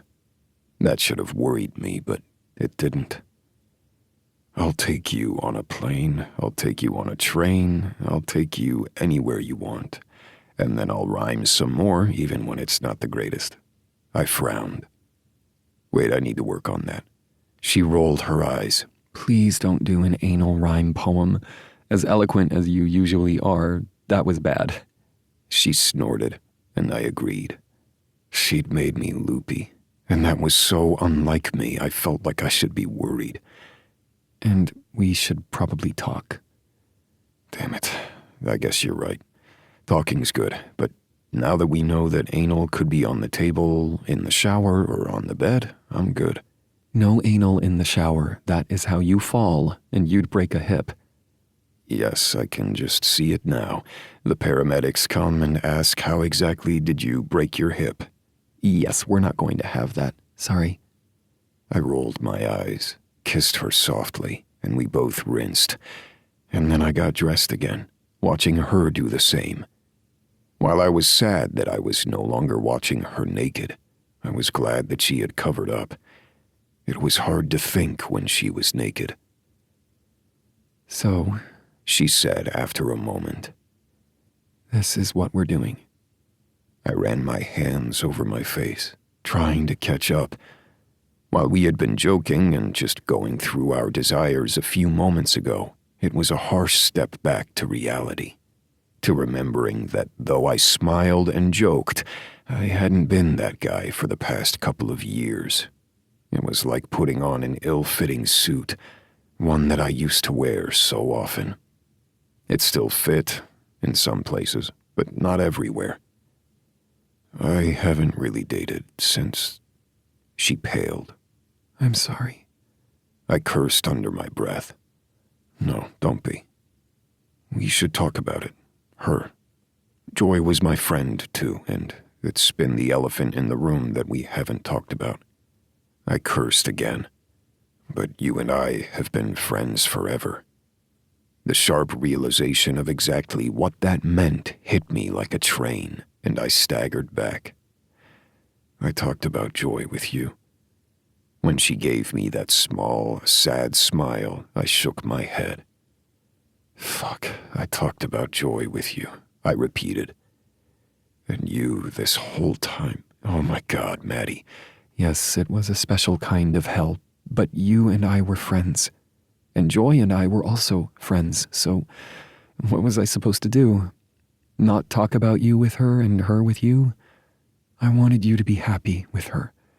I wanted that forever for the two of you. But here we are, and I don't know what to do. Just tell me that I'm a fucking idiot and that I'm selfish. I'm so sorry. She leaned forward and cupped my face. Stop it. You were feeling. You were talking about your feelings with me, which is insane because you and your brothers do that only with each other. I was honored to actually have that. And yes, it sucked because I had feelings that I knew weren't reciprocated then, but that's on me. You wanting to have happiness and wanting to talk about it is just you. How am I supposed to be mad about that? I can still feel like an asshole about it. And I can still feel like an asshole for being happy in this moment with you, and knowing Joy isn't.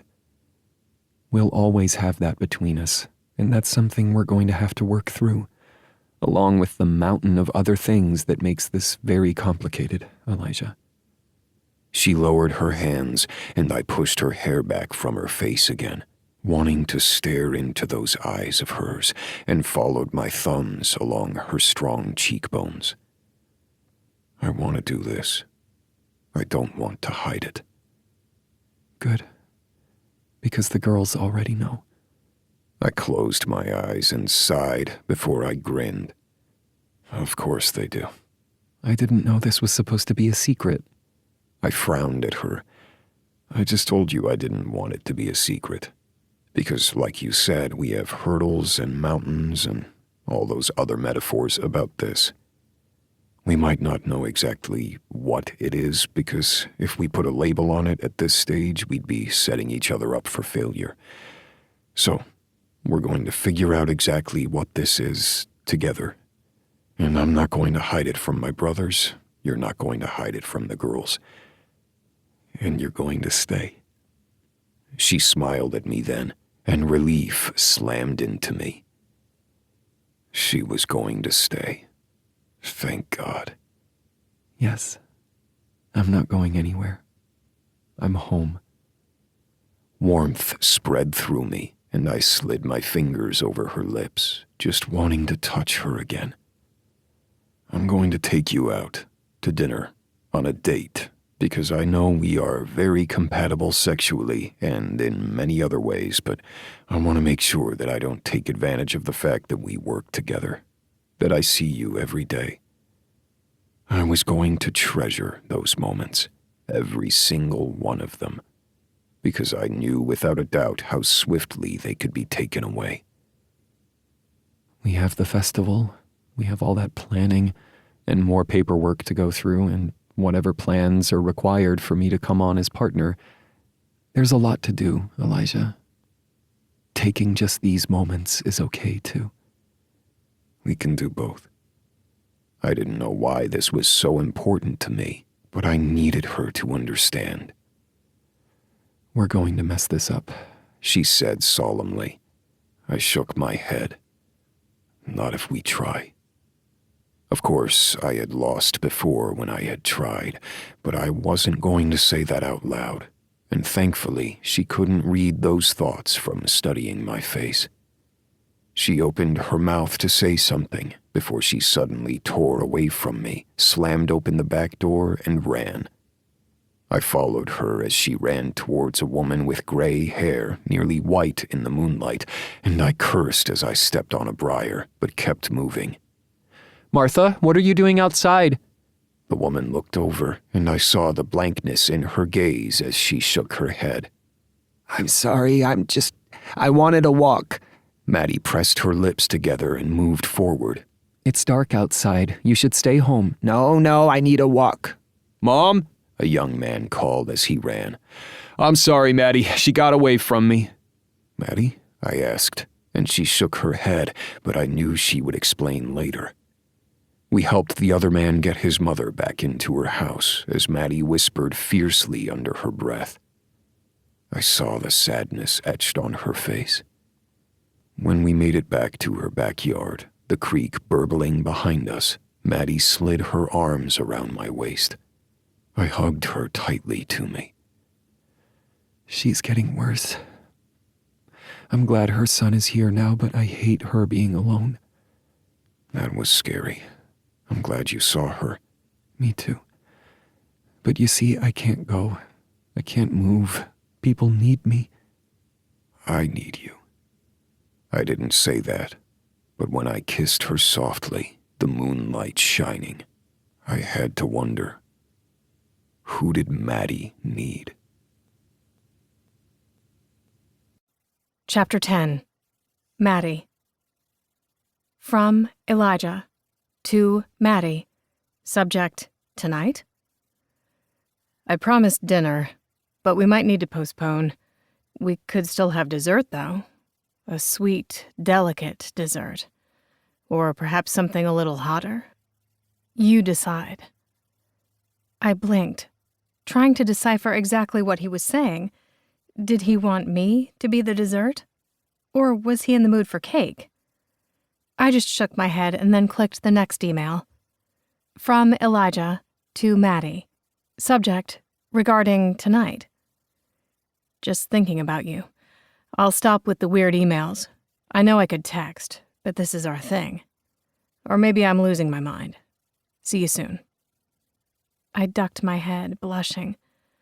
Well, it seemed that Elijah truly enjoyed flirting in emails. And I was not a writer. I could say what I needed to in my tours, and I could think of pretty funny little quips that made sense to the people I was with, but I was not good at putting down my feelings in an email, and Elijah was, apparently. And to think, this odd, warm sensation, these emails all began with someone replying all about the festival that we were planning. We needed to work today as a group, at least Elijah, Evan, and I. Elliot would be joining in as well, since he helped with event planning. This would be a huge endeavor, and I was excited about it. And yet all I could think about was the fact that I was staying, that soon I would sign paperwork and have a huge stake in the Wilders. And tangled all in that was Elijah. But I was kidding myself. Elijah had always been tangled within that. There was no changing that. And part of me didn't want to change it at all. Maddie? I turned to see Lark standing outside my office, a notebook in her hand, her hair in a braid off the side of her shoulder, with a cute little wide-brimmed hat on her head. Hi there, Lark. You look adorable today. She looked down at her dress, her cowgirl boots, and shrugged. I wasn't trying to. I sort of just slapped something together. I'm looking quite singer-songwriter in the wheat fields today. I snorted. Maybe, but it works for you. Perhaps. Or perhaps I'm trying too hard. She winced and shook her head. Ignore me. I saw an article online, and I hate accidentally reading things about me that aren't actually for me. I know you're busy today, and have a tour group later, but do you think I could join? Would that be against the rules if I just sat back and watched? I don't need to drink any wine or anything. I just want to experience it. Are you going to write a song about wine tours? I asked, oddly curious. She shook her head. I don't think so. It's more that I want to people watch, which sounds kind of rude, but sometimes I just need to do something that I'm not used to. And I don't know. I think maybe I'm bored, she snorted. Which isn't nice, considering I'm here to visit my friend, but Bethany and Everett are finally getting a moment together since he couldn't come out last week like he was planning. I grimaced. Because Elijah and I were on the festival circuit. I don't think anyone begrudges you for that, especially with how it turned out. I knew she was teasing me as she said it, but I winced. I still feel bad, though. Bethany's here for a month, and then they go off together. It's okay. They didn't get to see each other for 6 days. That's it. I promise you they're fine. I still feel guilty, though. Between Bethany being on location or having to be in LA for certain things with work, Everett was away from the Wilder property more often than not. But when he had to be here for certain things, like when one of his brothers needed to be off-site, Everett couldn't be gone for too long. It wasn't often, and in reality, it wasn't as if the two of them spent much time away from each other, but I still felt bad. Stop with the guilt. If they had a problem, they would talk about it and find a solution. I just like to give them some alone time together, because they deserve it. If you're sure, Lark smiled. I am. Plus, this gives me the option of not being the third wheel. You know you don't have to stay at their place. You're always welcome to stay at mine, or in one of the free cabins. There were multiple cabins on the property that weren't being used at the moment. There wasn't always space, but they kept an empty cabin or two for emergencies, or just because East was working on them. There were also a few rooms at the inn itself that Lark could stay in. That's sweet, but I'm okay. Plus, I'm not about to stay with you if Elijah's going to be over. That's just me being a fifth wheel at that point. I blushed. Oh, well, I guess that's true. You're damn right it is. But it is quite cute. Seriously, you are adorable. I don't know about that. Awkward, maybe. You feel awkward? Are you still in that awkward stage where you're figuring out what love is and what your relationship could be, but you don't want to make too much of it? Are you going to write a song about this? I asked with a laugh. I might.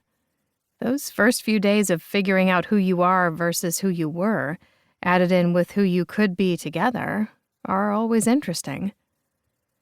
Especially when you're figuring it out with someone that you've known for years. Lark's eyes sparkled. You know, I might just have to write something. She winked, and I shook my head. I don't know. Because every time I heard it, I'd think of Elijah, and that could get interesting. Only the best kinds of interesting. Seriously, though, I'm already thinking about maybe buying a house out here. Would that be weird? I blinked at the pivot in the conversation before I grinned. You would move out here? To outside San Antonio? I should be able to write anywhere, she paused. Sometimes I can't write anywhere, but that's a whole other discussion. She quickly moved on before I could ask her exactly what that meant. But Bethany's out here more often than not, and when I'm not touring, I'm only living in LA because of her, which sounds pathetic, but she's my best friend and I like to be near her. I can put a studio in whatever house I am in, which is such a privilege, and it sounds like a first world problem because it is, but it's work. It's my office. I don't know. People write everywhere. Shania Twain even recorded a song with Lionel Richie on a tropical resort or something like that. I saw that in her documentary. It was pretty cool. Right? We can do anything. But I don't know. Maybe a change of scenery would be nice. I just want to be near my friends. I hope you know that I count you as one of my friends, which is kind of cool in a fangirl sense. Lark rolled her eyes. We are friends. And that means soon we need to have some of that wine, and you can dish about Elijah. I'm going to live vicariously through all of your relationships. I take it you and Harry aren't dating, I teased, mentioning the latest person that the tabloids had set her up with. This time, Lark burst out laughing. We walked into a coffee shop next to each other because we wanted coffee. We didn't even come from the same direction. I don't even really know him other than I've spoken to him twice. But he's #1 on the charts right now, and I'm #2, so therefore we must want a duet together, or we have a rivalry, or we're sweethearts at the top. Either way, he did knock me down the charts. He should have bought me my coffee. I have no idea how you deal with it. People asking about your love life and making up different things about you. Well, we all thought that you and Elijah should be together long before you were, so maybe you have a taste of that. I shook my head. No, I put my own stresses and complications on my life. Maybe the world had a little bit to do with it, but it's nothing like yours. Something shadowed her eyes, and I regretted even bringing it up. You're right, but I deal. And no, I'm not dating Harry, or Matt, or Ryan, or the other Ryan, or Chris, or any of the Chris's. I am single and happy and not writing music about my love life, which I know is a shock because that's what the world thinks I write about. Well, I think I was more shocked that you would go out and get your own coffee. Don't you have staff for that? It's true. I like to run my own errands sometimes, though. Now, will you let me go on your tour? Of course. But you realize that people might recognize you, right? I'm going to try to stand off to the side and act casual. We'll see. Most people know my voice and a little bit of me, but I'm not on social media much. Everybody knows Bethany, but I am less recognizable. I wasn't sure I believed her on that, but it didn't matter, because Lark wanted to live life a little, and I was going to do my best to help. The tour went well. Everyone recognized her, and she smiled and took pictures, looking adorable in her pixie-ish way. And then those people went off, bought wine, and had a story to tell about that time they came to the Wilder retreat and met a celebrity and went on a wine tour with her. Lark seemed down to earth, which I knew she was, but now others would see it as well. Lark went off to daydream, as she put it, and I went back to work, going over festival prep. We had 2 nights with the festival, during which we had to plan dinners and events, and that meant we needed music, dancing, food, and, of course, wine. Everybody had their role to play. I was so in the zone with work that when Nathaniel came up, he startled me. I didn't know how long he had been standing there. I looked up at him and gave him a soft smile, feeling awkward as hell. Maddie, congrats about the festival. We're playing. I hope you know that. Is that going to be weird? I shook my head, feeling oddly relieved that he didn't reach out and try to touch me, or look angry or uncomfortable. I don't know why he would be angry, but here I was, trying something with Elijah just days after Nathaniel and I had broken up. It didn't matter that we hadn't slept together for weeks before. The timing was still weird. I'm happy. You guys always bring a crowd and make people dance. That's what we want. We want people to leave here and remember the Wilders. Don't you worry. We've got that down. He cleared his throat. I just wanted to let you know, though, that Jeanette, well, we're sort of seeing each other. Jeanette was his bassist, and I knew they had been friends for a while. I didn't feel a single ounce of jealousy, and that was probably a very large problem in my relationship with Nathaniel to begin with. Really? I asked. He stuffed his hands in his pockets, rocked back on his heels. Yeah, I hope that's okay. I mean, it's just, well, timing and everything. I shook my head and smiled, this time letting it reach my eyes. I'm excited for you. You guys have always been good friends, and I don't know, maybe you guys would fit better together than we had. I winced. That sounded wrong. No, you're right. You and I are better as friends, or workmates, whatever. He cleared his throat. I, kind of overheard Elliot talking with Elijah, and so, well... He let his voice trail off, and it was my turn to clear my throat. Yeah, it seems that maybe our timing was good. I'm happy for you. He's a good guy. And Jeanette's the best. I wasn't kidding. I liked Jeanette a lot. She was talented, sweet, and she fit with Nathaniel well. I hadn't. Anyway, well, this is going to be awkward for a minute, and then we'll get over it. He laughed, and I joined him, feeling a little less awkward than I had before. Good. Now, don't forget to go over the set list with Elliot, because we want to make sure the festival goes amazingly, but I trust you guys. That's good. This is good, Maddie. Very good. He leaned forward as if he wanted to kiss me, just a quick peck as friends, then thought better of it. I grimaced, and he just laughed, shaking his head as he left.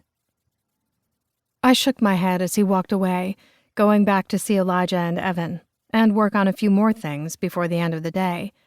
My stomach clenched. It felt as if butterflies were doing a little dance inside. I was going to see Elijah. This wasn't anything new. I had done this before, but everything just felt different now. Everything was different. I needed to get a hold of myself. I was at work. I had to stop acting like a schoolgirl with a crush. People were laughing and joking around on the other side of the event space as the late morning wedding with an afternoon reception was winding to a close. I saw Alexis moving from person to person, doing her best to be unseen, and yet always there as the wedding planner. People were laughing, and 2 little girls were dancing in their flower girl outfits next to the hill. I frowned, wondering where their parents were.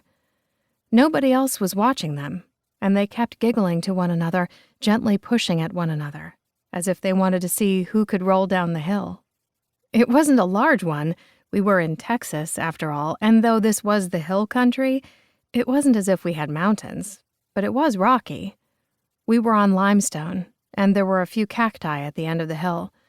This wasn't where people normally rolled down for fun, but I didn't think the girls noticed what was down below. "No, you go! No, you!" The girls weren't giggling anymore, instead starting to push at each other. Where were their parents? Where was anybody? I moved faster, annoyed with myself for wearing heels. I wasn't on the path anymore, walking on the grass, slightly soft from being watered the night before. "Is everything okay, girls?" I asked as I got within arm's reach. The smaller girl, the one with her back to me, turned, her eyes wide, just as the other girl pushed. The little girl tripped on her own 2 feet, being pushed a little too violently, and fell. Her little ankle twisted as she pushed into me. She didn't mean to, her momentum knocking her right into me, but I staggered back, my heel twisting into the dirt as it got stuck. Pain radiated up my ankle, and then I was falling. The little girl was in my arms, and we were rolling down the hill. I clutched her, keeping her head close as I tried to stop us. She screamed, her voice echoing and searing my ears, as the other girl started laughing at first, before she screamed as well. I stopped us before we hit the bottom, and I was grateful, because we were still a few feet away from the cacti, and that was not something I wanted to hit. The little girl was sobbing, and I sat up, aware that my heel was still up on top of the hill, and I was covered in dirt, a few scrapes, but the little girl looked no worse for wear.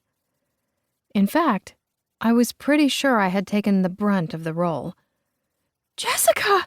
someone screamed, before the lady who had to be the little girl's mother ran down in her bridesmaid's dress, other people following behind her. A man in a suit ran even faster, whirling towards me.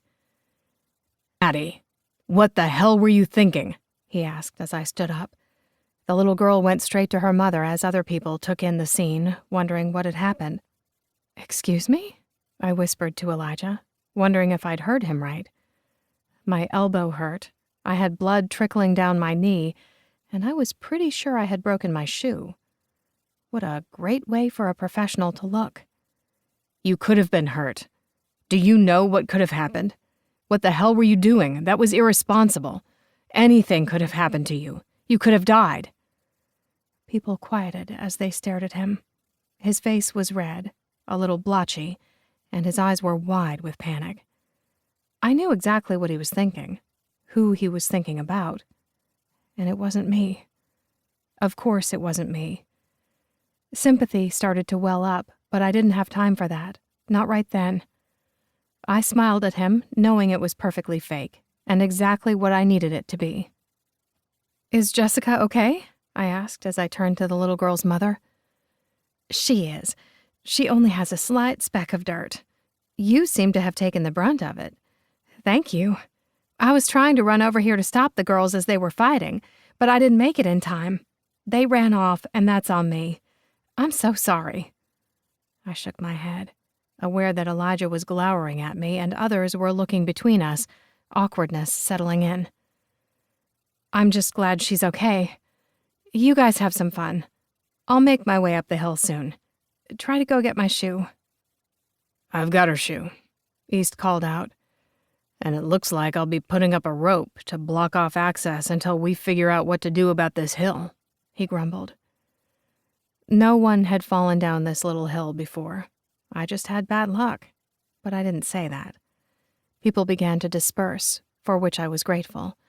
East gave me a questioning look as he glanced over at Elijah. I shook my head, fake smile firmly in place. "I'll come get my shoe in a moment, okay?" "If you say so," he grumbled, making off with my shoe. I rounded on Elijah. "Okay, don't ever yell at me like that again." "What were you thinking?" "I was thinking I was stopping a fight between little girls. She tripped, and it was a bad set of circumstances. But I'm fine, Elijah." "You're fucking bleeding. You could have snapped your neck. You could have hit your head on a rock." I didn't. You can't take away the hills. You can't stop little girls fighting. You can't stop life. But thank you for making sure I was okay. Thank you for making sure the little girl was okay. I took a deep breath, practically shaking. But you need to talk to someone if you're going to panic if I bruise my knee, because I will not have you talk to me like that, ever. He growled at me, his eyes narrowing before he whirled and stomped away. His hands were fisted at his sides, and I didn't know who he was angry at. Me? Himself? Or life? Great, Maddie. Good job fucking things up again. Because I wasn't Joy. She was gone and wasn't coming back, but that's all he had been able to see when I was on the ground. There was no changing that fact, even if it broke me. Chapter 11. Elijah. What the hell were you thinking? I turned to see East walk towards me. No, that wasn't right. He stalked towards me, anger radiating off him with each step. What? I spat, my chest heaving. Everything was tight inside me, and I couldn't catch my breath. I didn't know what was wrong with me, why I couldn't focus, but damn it, every time that I thought about what could have happened, what had happened, I couldn't breathe. I rubbed the spot over my chest where it hurt, and realized it was my fucking heart. I cursed under my breath and began to space. What is wrong with you? Why are you acting like this? I looked over at East as my brother narrowed his gaze at me, then reached out and gripped my shoulder. I moved back, not wanting to be touched, but East moved closer again. Without thinking, I punched him, my fist connecting with East's jaw. East cursed, his hand going to where I'd hit. Seriously? I shook out my hand, looking at my already swelling knuckles. Why is your jaw like granite? Why do you hit like a pussy? You know Eliza would say that pussies take the beating and we shouldn't be so misogynistic. East flipped me off. I don't really want to hear what our sister has to say on that subject. There are lines and I'm not going to cross it. Now, if your hand hurts, it's because you didn't punch correctly. Don't know what your fucking problem is, but Dad taught you better than that. Hell, we taught you better. Your wrist was flopping around like a dying fish. I held back a growl. That couldn't be further from the truth. I don't know. I looked down at my hand again, then up at my brother. I fucking hit you. Yes, you did, idiot. What the hell is wrong with you? Why would you hit me? I'm so damn sorry. That was uncalled for. I shook out my hand again, then rolled my shoulders back. You're welcome to hit me back. It's only right. East looked down at his hand, then at my jaw. He narrowed his gaze, and I braced myself. When he sighed and shook his head, I relaxed. I'll get you later, probably when I'm the one acting like an idiot. I tensed again. Why are you calling me an idiot? You yelled at your girlfriend because she tripped. What the fuck is wrong with you? And like that, I deflated. My brother was right. I was a damn idiot and deserved whatever came at me. I moved away, rubbing my hands over my face. I barely even remember yelling. I paused, my body growing cold as dread and guilt slid over me. Did I hurt her? Did I touch her? East stepped towards me. Don't you remember? I whirled on him, my mouth going dry as I nearly vomited thinking about the what-ifs. Did I hurt her? Her feelings, but no, you didn't touch her. You wouldn't hurt her, Elijah. You overreacted and we both damn well know why. But no, you didn't physically hurt her, but you left her standing there. She was hurt because she fell, and after I came back and handed her that shoe, I came and found you. It was like joy all over again. I said what was obvious from the start, even if I hadn't realized it until now. East stared at me long enough I was worried I'd broken him, just like I'd broken myself. I figured out that much. And from what I heard of the last of your conversation with Maddie, she figured it out too. You want to talk about it?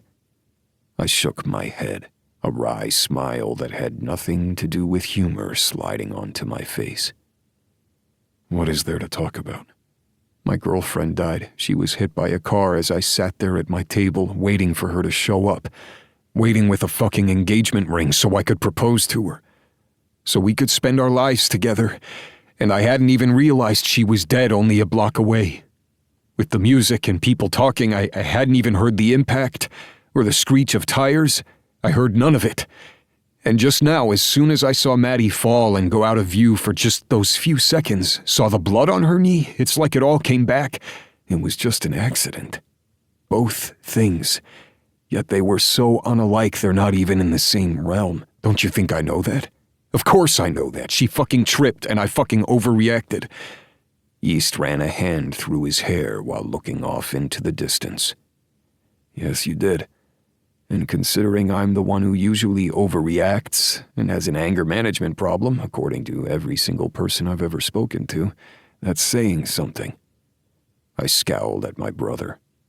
He had his own issues, things that we didn't talk about, things I hoped like hell he talked about with somebody, but he wasn't violent. He wasn't the angry man that he liked to portray. At least I didn't think so. "You don't have anger management issues, you're just an asshole." "You're so sweet. I'm here trying to help you and you call me an asshole. It's the truth. Maybe, but it's life. All of this is life. Go find her and apologize. We can't bring joy back. Of course you're going to grieve for the rest of your life because grief doesn't go away, and we all know that way too well. I have watched my friends get blown up, shot at, and killed in so many ways I can't even name them all. I've had to deal with it even though it's never just dealing. But it's a different form of grief now. And yes, I'm an asshole, but it's what I love. It's what makes me happy. Maddie makes you happy, so don't fuck this up. Because if you screw this up, you're not just going to break her, you're going to break yourself and break this family because she's already part of it. She'll leave, Elijah. And then maybe I'll have to be an asshole to you." "When did you get so introspective?" I asked, trying to bring some levity into the conversation. "I have no idea. I'm blaming all the women being added to this family. I used to be able to just growl in a corner. Now they're making me speak. I can't just hide in my shack and pretend that you guys aren't there. You all force me into family dinners. You forced me into family dinners too." The first few after losing Joy had been hell on earth. Everyone had been so careful, as if walking on eggshells would be easier than me sitting at a table trying to pretend I cared. But things were different now. At least I thought they were. "Do you know where she is? If she's even okay? I just left her there." "You did, but she went to clean herself up. Lark was with her." "Lark was there?" I asked, confused. "She was out for a walk and saw some of what happened. I don't know what was said, but they walked off together. I don't even know why she's here." I raised a brow. "Is there something going on between you and Bethany's best friend?" "No, she just gets under my skin. I don't know why. But then again, I did mention I was an asshole." I shook my head, not having the emotional energy to deal with whatever that was. I pulled out my phone. "I need to find her." "Do that, and I will go back to what I was doing." "And what was that?" I asked. "Everything and nothing, you know me." And on that cryptic note, East left me alone. And while I wanted to follow him to make sure he was okay, I hung back. I never knew what was going on with my brother, and that was probably an issue. But I would deal with it. Soon. We all would. I tried my best to compose myself and knew that I would grovel if needed. Maddie deserved that. She was also right that I needed to talk to someone, and not just East. I shot a brief email to my therapist, hoping I could schedule another session. All my family went to therapy at some point. Maybe just for one session, but we tried. It was one thing that Eliza, our baby sister, had taught us. Talking to someone helped, and if you hid it all, you would break. I would be forever grateful to my baby sister for making me talk to someone. I passed Naomi, our innkeeper, and she smiled at me. Everything okay, Elijah? I frowned. Do I not look okay? You look like you've been running your hands through your hair. You usually look a little more put together than that. I winced and tried to flatten my hair. Better? You looked fine before, just out of order. Do you happen to know where Maddie is? She gave me a sweet smile, one that was all-knowing, though I had a feeling she didn't know the asshole I had just been. No, the entire property was excited that Maddie and I were dating. I would have to think long and hard about exactly what that meant, and what, if anything, we needed to do about it. But for now, I just needed to find her. She's just finishing up a tour. Really? We hadn't been separated that long. She didn't have time to do a complete tour over the grounds with a new group. Jay had to go help Evan with something. I'm not quite sure what happened. If it was an emergency, they would have texted you, though. You know them. You're right. I picked up my phone and stared at the lack of texts. Well, seems that they could handle it. She just filled in for the rest of the tour? Yep. She should be done soon, though. They were almost finished, but you know Maddie. She just brings happiness to everything that she does. That was Maddie. And I was an idiot. Naomi sobered. I was going to find you. I'm glad I saw you in the hall. Worry settled over me. What's wrong? Nothing's wrong, per se, she huffed. Joy's parents are in the dining room. You know how they come here for dinner sometimes? They're here now, and they asked if you were around. They didn't ask for me to bring you by because they didn't want to bother you, but I thought I'd let you know. I nodded solemnly and squeezed Naomi's arm. She smiled and tapped my hand in comfort. Naomi and Joy had been friendly, and I knew she missed her as well. It was hard on all of us. Thanks for letting me know. I'll go say hello. You're a good man, Elijah. I don't always feel like that, so thank you. She smiled softly and headed to go help someone else, while I went to face my past once again in the dining room.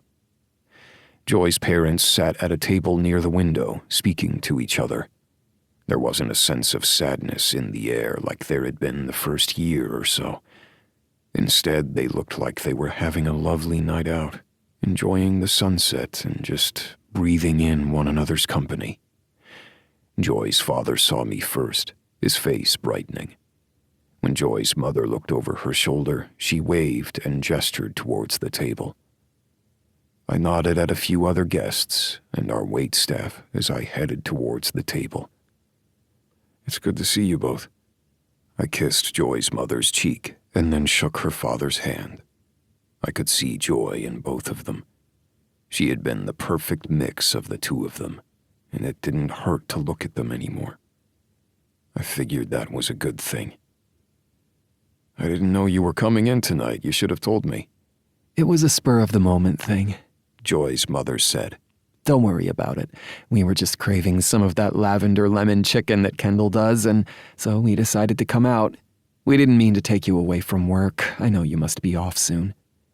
I looked down at my watch and nodded. I'm off now, though since I live and breathe here, I don't know if I'm ever actually off duty.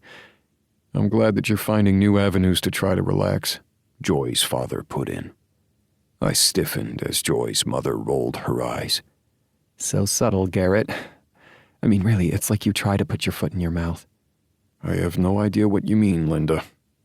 They were teasing one another, smiling, but I couldn't speak, couldn't do anything.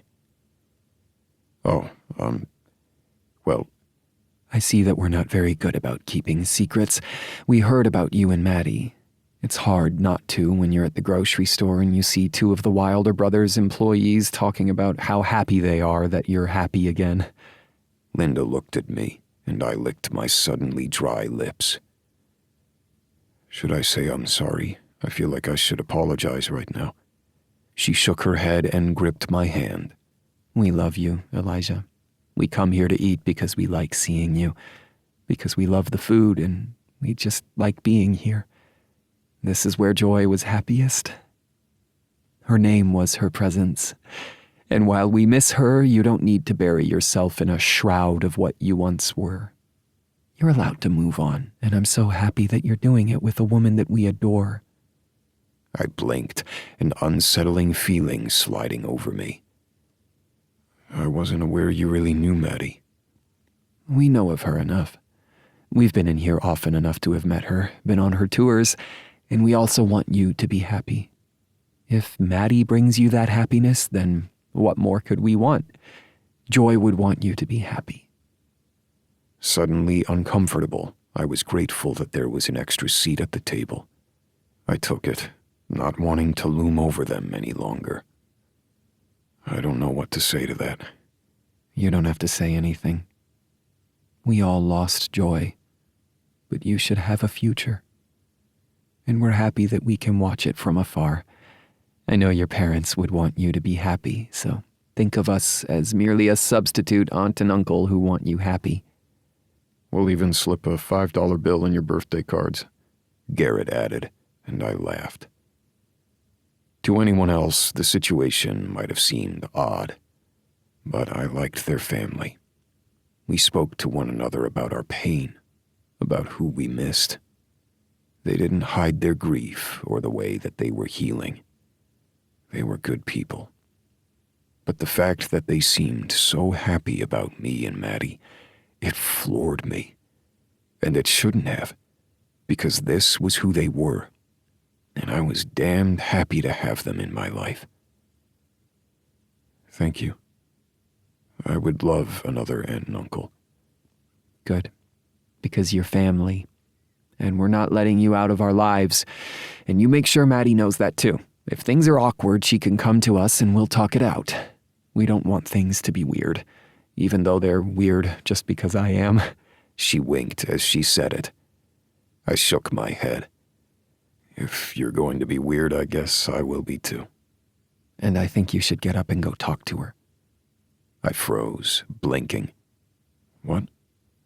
She was just standing in the doorway and then ran off. I hope she's not too worried that you're talking with us. Joy's mother squeezed my hand. Let her know that we approve. Not that she needs our approval. I don't know. Actually, tell her to come talk to us, because we want to talk to her. She looked over at her husband. I'm making this weird. I started making it weird, you're just finishing it. That's why I love you. I need to go find Maddie. I stood up then, looked at them both. Thank you. I'll see you soon. Of course. Maybe we'll force Maddie into a dinner and make it awkward all around. I laughed, said my goodbyes, and tried my best not to run out of the room. Maddie was in her office, packing up her purse when I got there. Maddie, I said. She smiled up at me, though it was cautious, and I hated that I was the one who made her feel this way. Hi, I didn't mean to interrupt your dinner. I'm sorry. I shook my head and moved forward. No, I'm sorry. That must have been an odd sight to see. It's really not. I know you're friends with them. It's good. It really does bring me happiness, the fact that you and Joy's family are so close. It was just a little shocking at first, because I wasn't prepared for it, even though I didn't need to be prepared for it. They know about us. She pressed her lips together, her face reddening. Oh, that explained the bright smiles glowing my way and why I ran like an idiot. I shook my head, leaning forward. I'm the idiot. You know, I'm not really going to argue about that. I snorted. They want to do dinner or something, the four of us. They think of themselves as an honorary aunt and uncle because my parents aren't around. She raised her brows. I know, it's weird, and yet not. We went through something together, we grieved together, and they want me happy. I love them in a familial way, and I know it's not exactly the norm or what people think of as something that should happen, but it is. It's my life, and I'm figuring it out. I think that's beautiful. and I would love to do dinner with them. I've known them for a while, too. They've always been so nice. They wanted to let you know that they approve of you, and then felt weird about even having that approval, so it should be a fun dinner. Maddie just shook her head, laughing this time. Everything's just so weird. I reached out and cupped her face. I'm sorry for overreacting before. I'm trying to do better. I will do better. I know why you did it. I just didn't appreciate it. I shouldn't have yelled. I shouldn't have done any of that. I do talk to people, you know. I already emailed my therapist for another appointment, but you getting hurt, I guess it was a trigger. I'm learning. Maybe not quick enough, but I'm trying. She wrapped her arms around my waist, and I held her close. I'm learning too. So we talk to one another. We find out what bugs one another, and we try not to overreact. I pressed my forehead to hers. And when we overreact, we talk to each other to figure out why. Because I'm a wilder, I'm sometimes an asshole. She was laughing before I kissed her, and I knew that that was a step. I just hoped it was enough. Chapter 12. Maddie. You've been to countless Wilder dinners. You can do this. Nothing is different. Not really. It's just us. I stared at Elijah in the mirror over my head and scowled. You're not joking, are you? Why would I be joking? You've done this before. You can do this. It's not going to be any different than a normal dinner with my brothers and Wilder women. I blinked at him before I laughed. There wasn't any humor in my laugh either.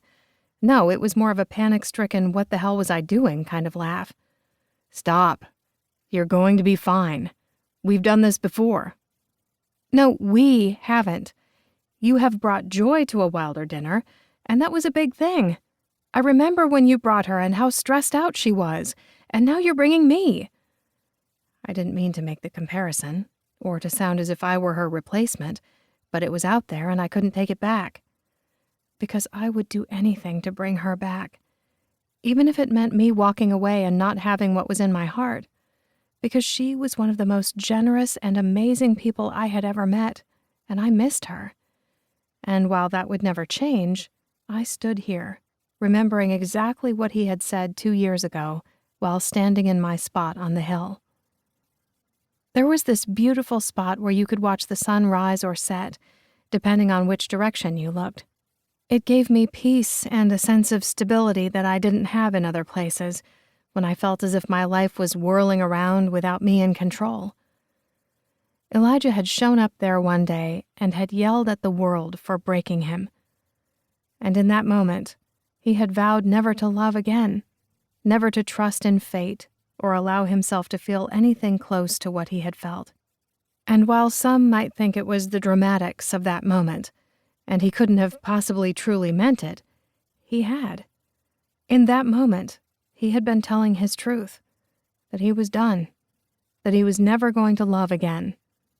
The echo of his words still reverberated within me.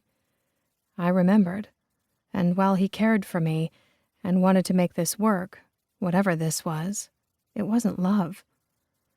He had never said he loved me, and now that the coldness settled in, the reality of my situation taking hold, I wasn't sure he ever would. And wasn't that a lovely thought to take with me to dinner with his entire family? His family, who would want to know how things were going and what exactly was going on between us. We were all nosy and needed to be in each other's business. It was how we worked. And I wasn't even truly a Wilder. I was just about to become partners with them. I just slept with one of them, but I wasn't one. I sobered, the coffee I'd been drinking all day to keep up with my work souring in my stomach. Elijah turned me, his hands on my shoulders as he stared into my eyes. What's wrong? We don't have to go. If this is too soon or too much, we don't have to. We can just stay inside, finish what we started earlier in the shower, and just be. I don't want to rush you. I just thought it would be okay because we've done something like this before. But maybe you're right. Maybe this isn't like before." He was trying so hard, and here I was, complicating it and overthinking like I always did. I needed to live in the moment. I told the girls I was going to take a chance, just to breathe and to be. So I needed to actually take my words into account. "I'm fine. A little stressed, mostly because I teased Alexis, Kendall, and Bethany enough, and now they can do it back. If it helps, I think Lark will be there, and she's not dating a Wilder as far as I know." My eyes widened. "As far as you know? What don't you know?" I asked, intrigued. He shook his head, his hands up in surrender. "Nothing. I just confused myself with my wording," he said with a laugh. "Lark is there because she's probably going to be house hunting soon and is one of us." He paused. "Just like you've always been one of us." Now I'm in a whole different sphere, and that's scary. "A little scary, but we're figuring it out, right?" "Of course we are. But if you would rather stay home, we can do that." Home. Such a weird thing. How had we gotten here so quickly? Because we were barely used to touching one another as we were able to over the past couple of weeks. I needed to stop worrying. Or maybe I wasn't worrying enough. I'm just in my head, and that was the truth. I would love to just get this over with, though. I needed to live in the moment. Soon I found myself across the property and at the free cabin that had a large dining room in it. It was open for the weekend thanks to a cancellation, and rather than trying to scramble to have someone fit into that spot, the Wilders decided to use it for their family dinner. They owned it, so why not? Plus, I loved this little cabin. Though there wasn't anything little about it. It was huge, had 6 bedrooms, and had the second greatest view of the entire property. In my opinion, the best view was, of course, from Elijah's deck.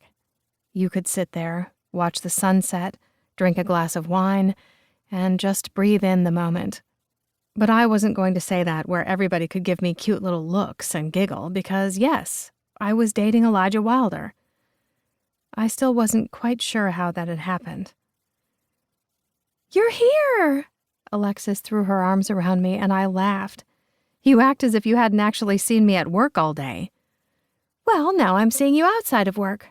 I like it. It's homey." I love this cabin. If I could live here, I would. I think Eli would have a heart attack if he couldn't make money on this place, though. Just saying. "So would I. I'm the CFO over here," Everett added, his arm around Bethany's waist. She rolled her eyes at her boyfriend, and then waved before turning back to her conversation with Lark. The Wilders did these dinners perfectly.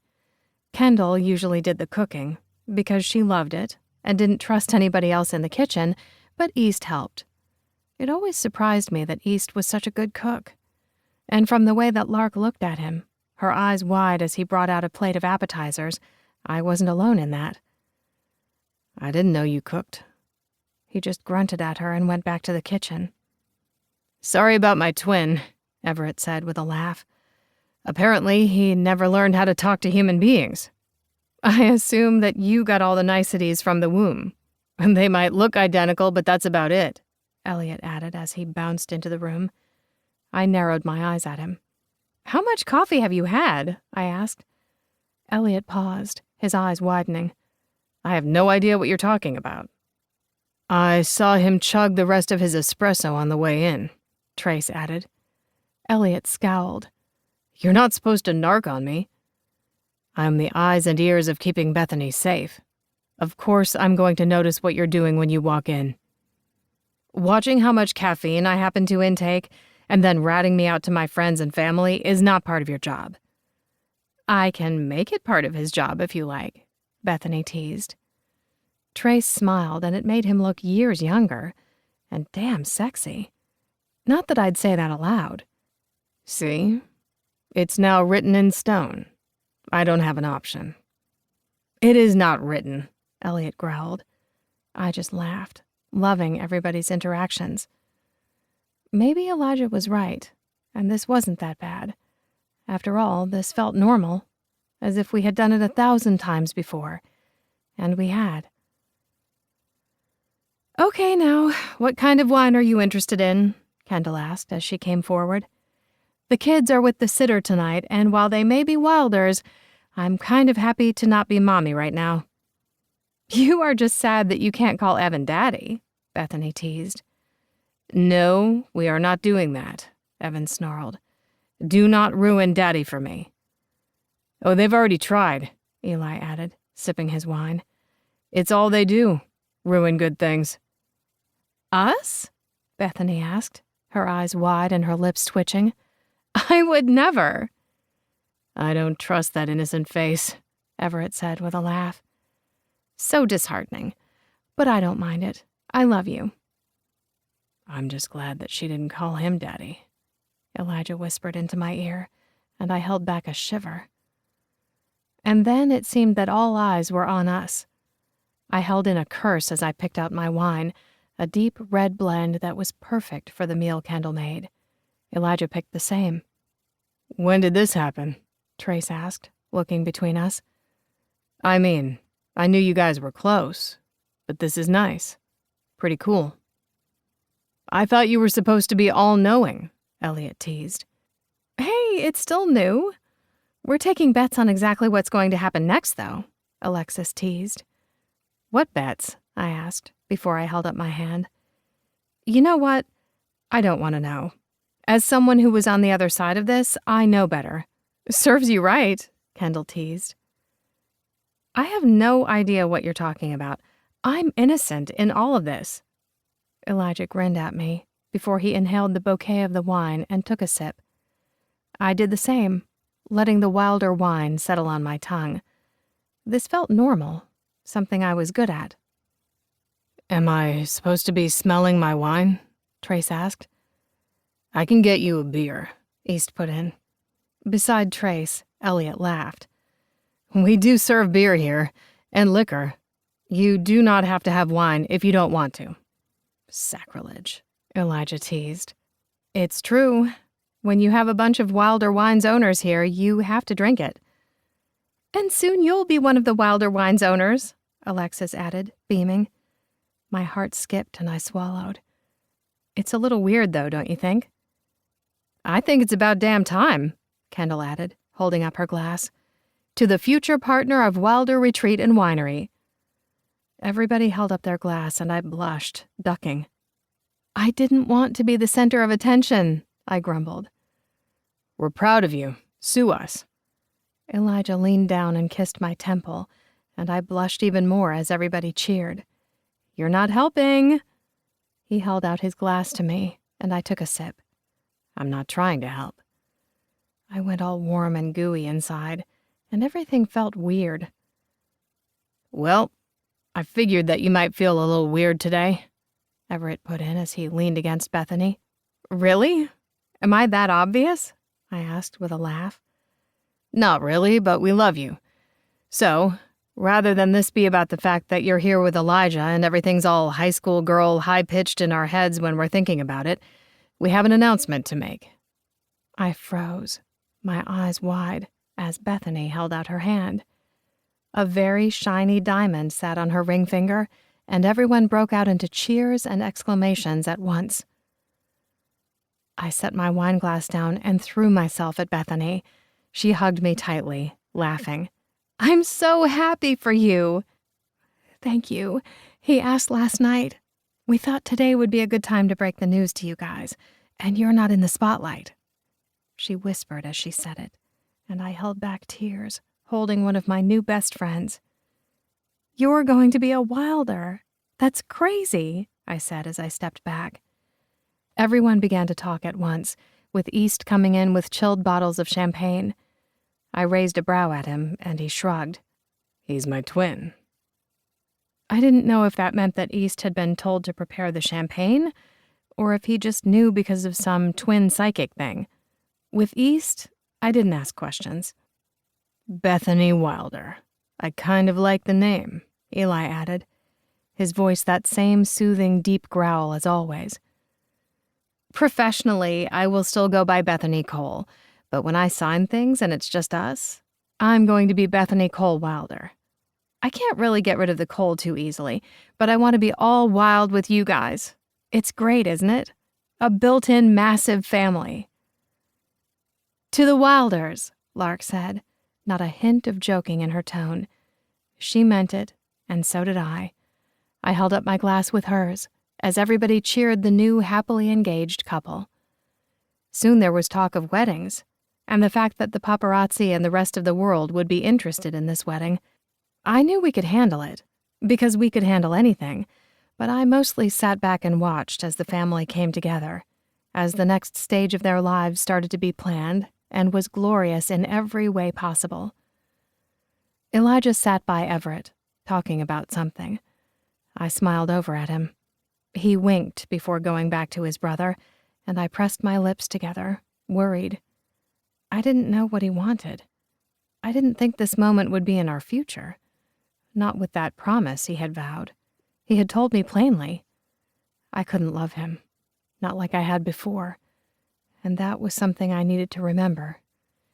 If I didn't etch that into my heart now, I would shatter when everything broke, when we went back to the realities of working together, of finding out that maybe this was as far as we ever went. I would have to let this be enough. I knew his promises, the ones he always kept. Elijah didn't lie, not even to himself. Chapter 13. Elijah. For the countless time in several weeks, I woke up with a soft and curvy woman in my arms. Not quite snoring, but those deep breaths that told me she was sleeping. Considering we'd stayed up far too late the night before, finishing what we started that morning before coffee, I didn't blame her for sleeping as hard as she was. If anything, it just made me grin and think about exactly how much we had enjoyed our evening. She moaned slightly, arching into me, and I placed my hand on her hip, keeping her steady, while I wanted nothing more than to slide right into her, and the way that my hard cock pressed against her ass, making that far too easy for both of us. I knew we had other things to accomplish that morning. Things that didn't have anything to do with us touching one another. I sighed, pressing a kiss to her shoulder. I was glad she hadn't woken up from my dream, from the way I had called out her name, because I wasn't sure what I would have said if she asked me what was wrong. The dream had been like normal. Me sitting at the table, a ring burning a hole in my pocket. I had watched the candle flicker on the table, the wax melting and gathering in pools as time wore on. I heard the sirens pass, but hadn't thought anything of it. But unlike in real life, I stood up and made my way outside. I walked up the block to see what had happened, to see the horror unfold as blood pooled on the ground and people screamed. I made my way to where her short, dark hair splayed on the ground, the way her eyes looked up at me glassy, unseeing. I'd had this dream countless times before, and it shouldn't have been anything new. Only it wasn't Joy lying there. It was Maddie. I screamed and begged the world to bring her back. But just like with Joy, the fates hadn't deemed my screams worthy. And then I had woken up, Dream Maddie dead in my arms, and the real Maddie warm and supple as she pushed into me, keeping me steady even in my nightmares. If you keep kissing my shoulder like that, we're not going to be able to get to work today. And it's kind of an important day. I grinned and kissed her shoulder again before I quickly pushed all thoughts of my nightmare away. I suppose we should get ready for the festival. It's early enough, and you have a meeting with your brothers first. And I have to go work on a few things. I want to get my workout in too, because it'll calm me down. She turned in my arms, and I kissed her softly, the dream fading away completely from my mind. as if it had never been there. I think we can find a different way to work out. Perfect. She whispered, and then I didn't let myself think, if only for the moment. The road to the small meadow needed to be patched up, the gravel a little too loud, the potholes getting bigger with each passing storm. We were hitting the rainy season, the one where it was either a drought or flash floods all over the place, but today was a beautiful day. And that was a good thing, considering we had the festival that night, and we needed a good showing. We needed to make sure that we didn't screw up this chance of ours. Our company needed it. Our family needed it. Maddie needed it. It was so odd to think that she'd become so important to me so quickly. Or maybe it wasn't that odd. And maybe it wasn't that quickly. I shrugged out of my reverie and pulled into the small lot off the beaten path. Only people who knew this spot existed would park here. Most people didn't even know about this location where you could watch the sunrise. But I did. And so did Joy's family. I got out of my car, the crunch of gravel underneath my boots echoing within the meadow's absence of sound. A few birds chirped as the breeze slid through the large oaks around us. But it wasn't too loud. After all, it was still early enough that I wasn't even sure all of my family was awake. Maddie was at work, prepping her part for the festival, and I would be there soon. I just needed to do this one thing instead of my normal morning jog or hike. My fist clenched around the flowers I picked up from the grocery store on my way here. Not the prettiest, not even fully bloomed, and still somehow slightly wilted, but they were something. I hated to come here empty-handed. Joy's family had taken care of her grave and funeral, and I knew her mother came out weekly to clean any debris and to talk with other mourners. She was open about her grief and shared it with anyone who wanted to know, but she didn't force it on others.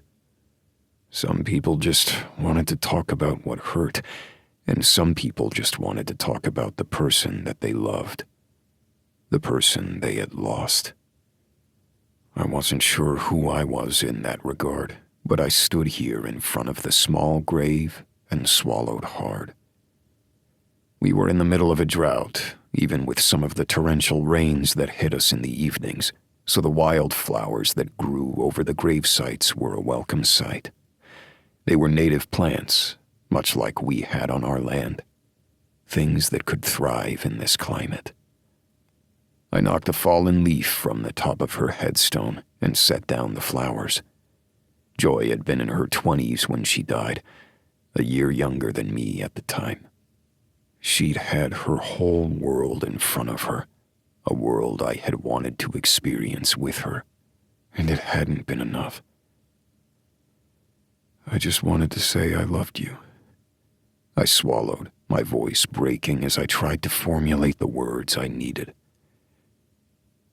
I'm not good at this, you know. The others thought I was. They always thought I was good at words, making those connections, but I'm not. You brought that out in me. Made me smile when I felt like I was so lost. My fingers gently pressed against her name etched into the stone. I don't come often to see you because I see you when the sun rises. When others speak of you. I loved you, I did. And the man I was would have been with you forever, Joy. The wind tickled my face, and it felt as if someone caressed me, even though I knew it wasn't true. Joy wasn't here, and she hadn't been for a long while. I'm a different man now, Joy. I'm not that person that loved you. I would have always stayed true. I would have always been yours. But I'm not him. I swallowed hard, the words coming out gruff. love her. I love Maddie. You know I was always faithful. I didn't love her like this before. We joked that you had seen my crush on her before we dated, and I had laughed it off, but I never lied.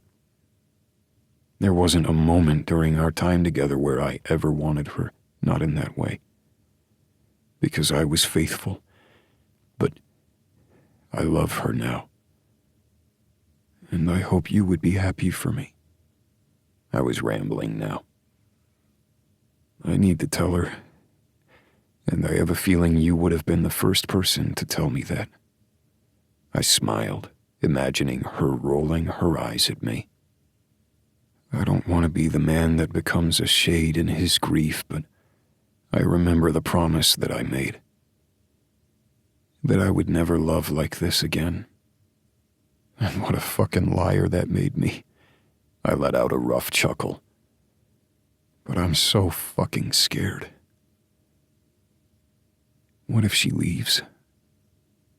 What if she realizes that there's a whole world out there beyond us Wilders? She deserves it. Just like you fucking did. And look what happened. The world took you away from me.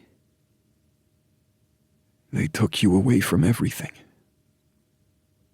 What if it happens with her? What would I do without her? I huffed out a breath, a single tear falling as I gripped the flowers against the ground. I don't even know how I'm supposed to function without you, but I do. And I'm finding different ways to thrive, and it's because of her. But anything could take her in a moment. And I'm so afraid if I let myself fall completely, if I trust that, I'll be hurt all over again, and I'm not ready for that.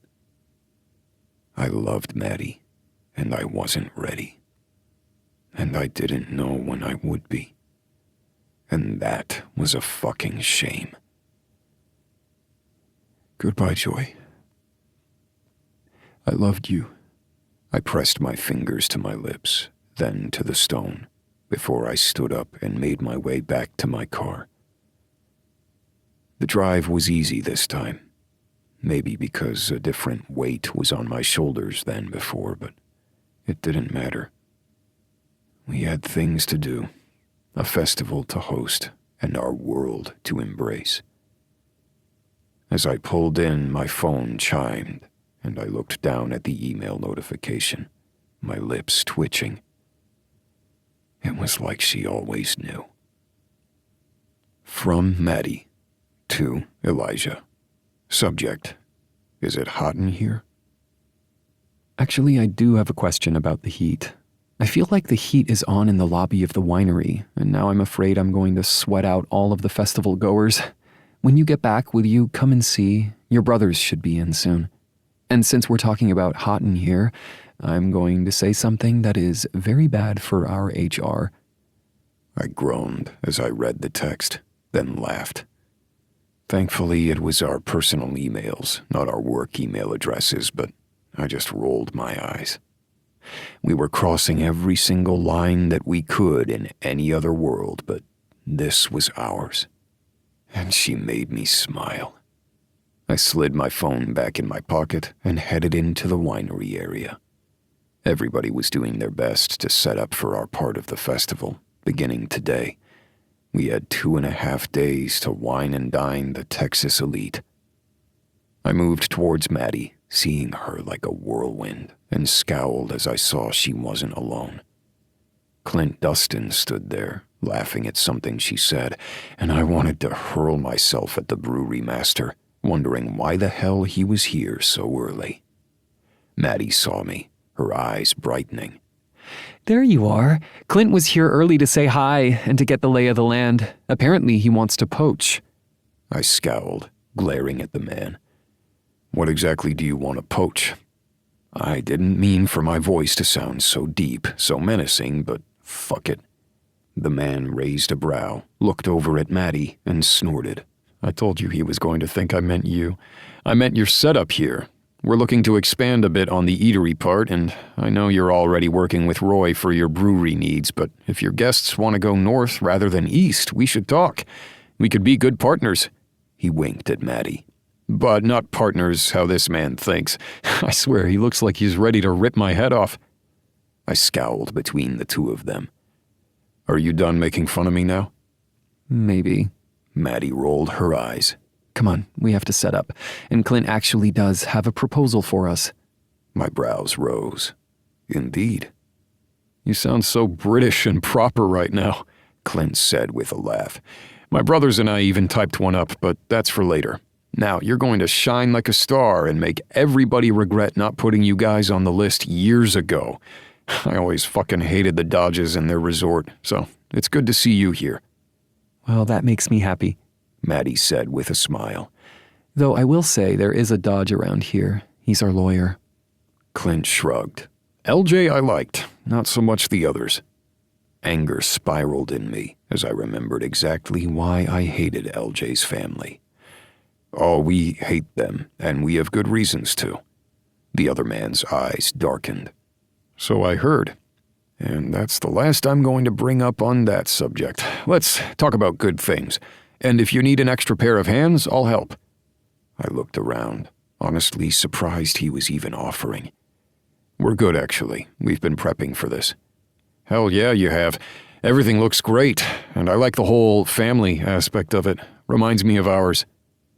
We spoke for a few more minutes before Maddie was called off to work on something else, and I went off to work with Evan.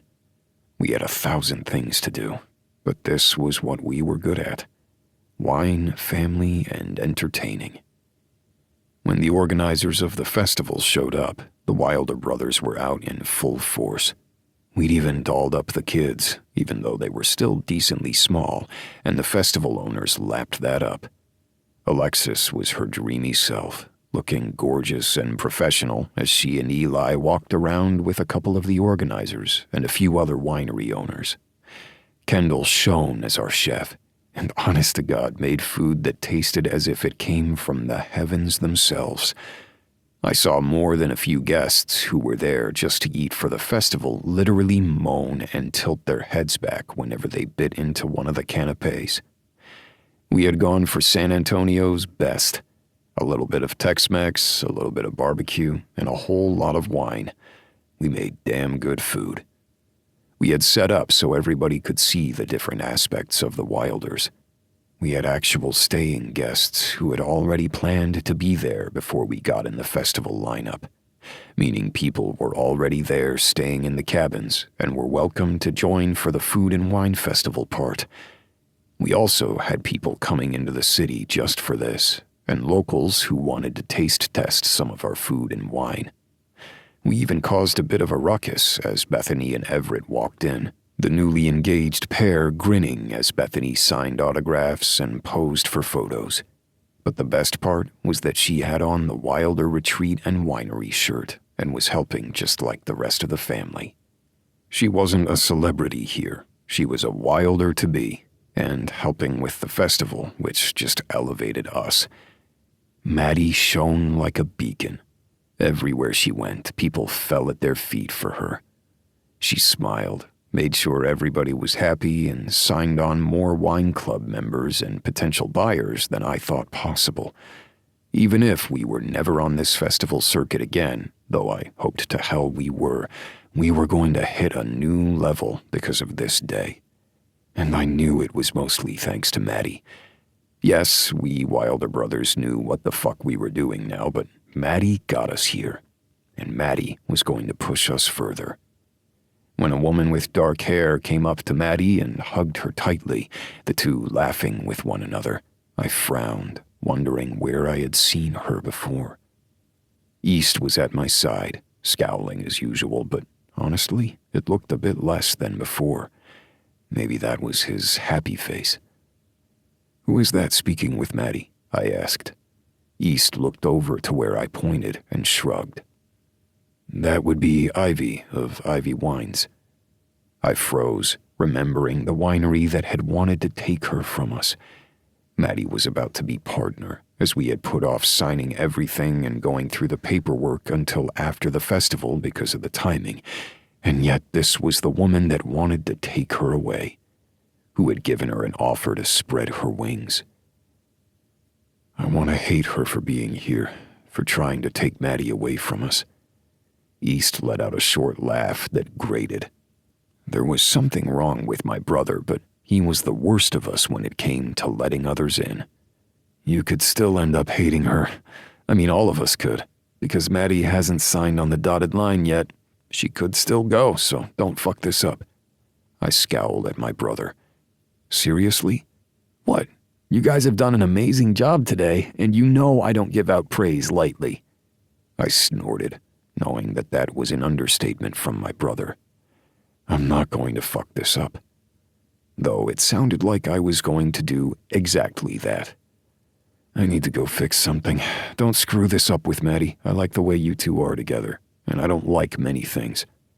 What's broken? I asked, ignoring the last part of his statement. Mostly because I had no idea what to do with it when it came to East.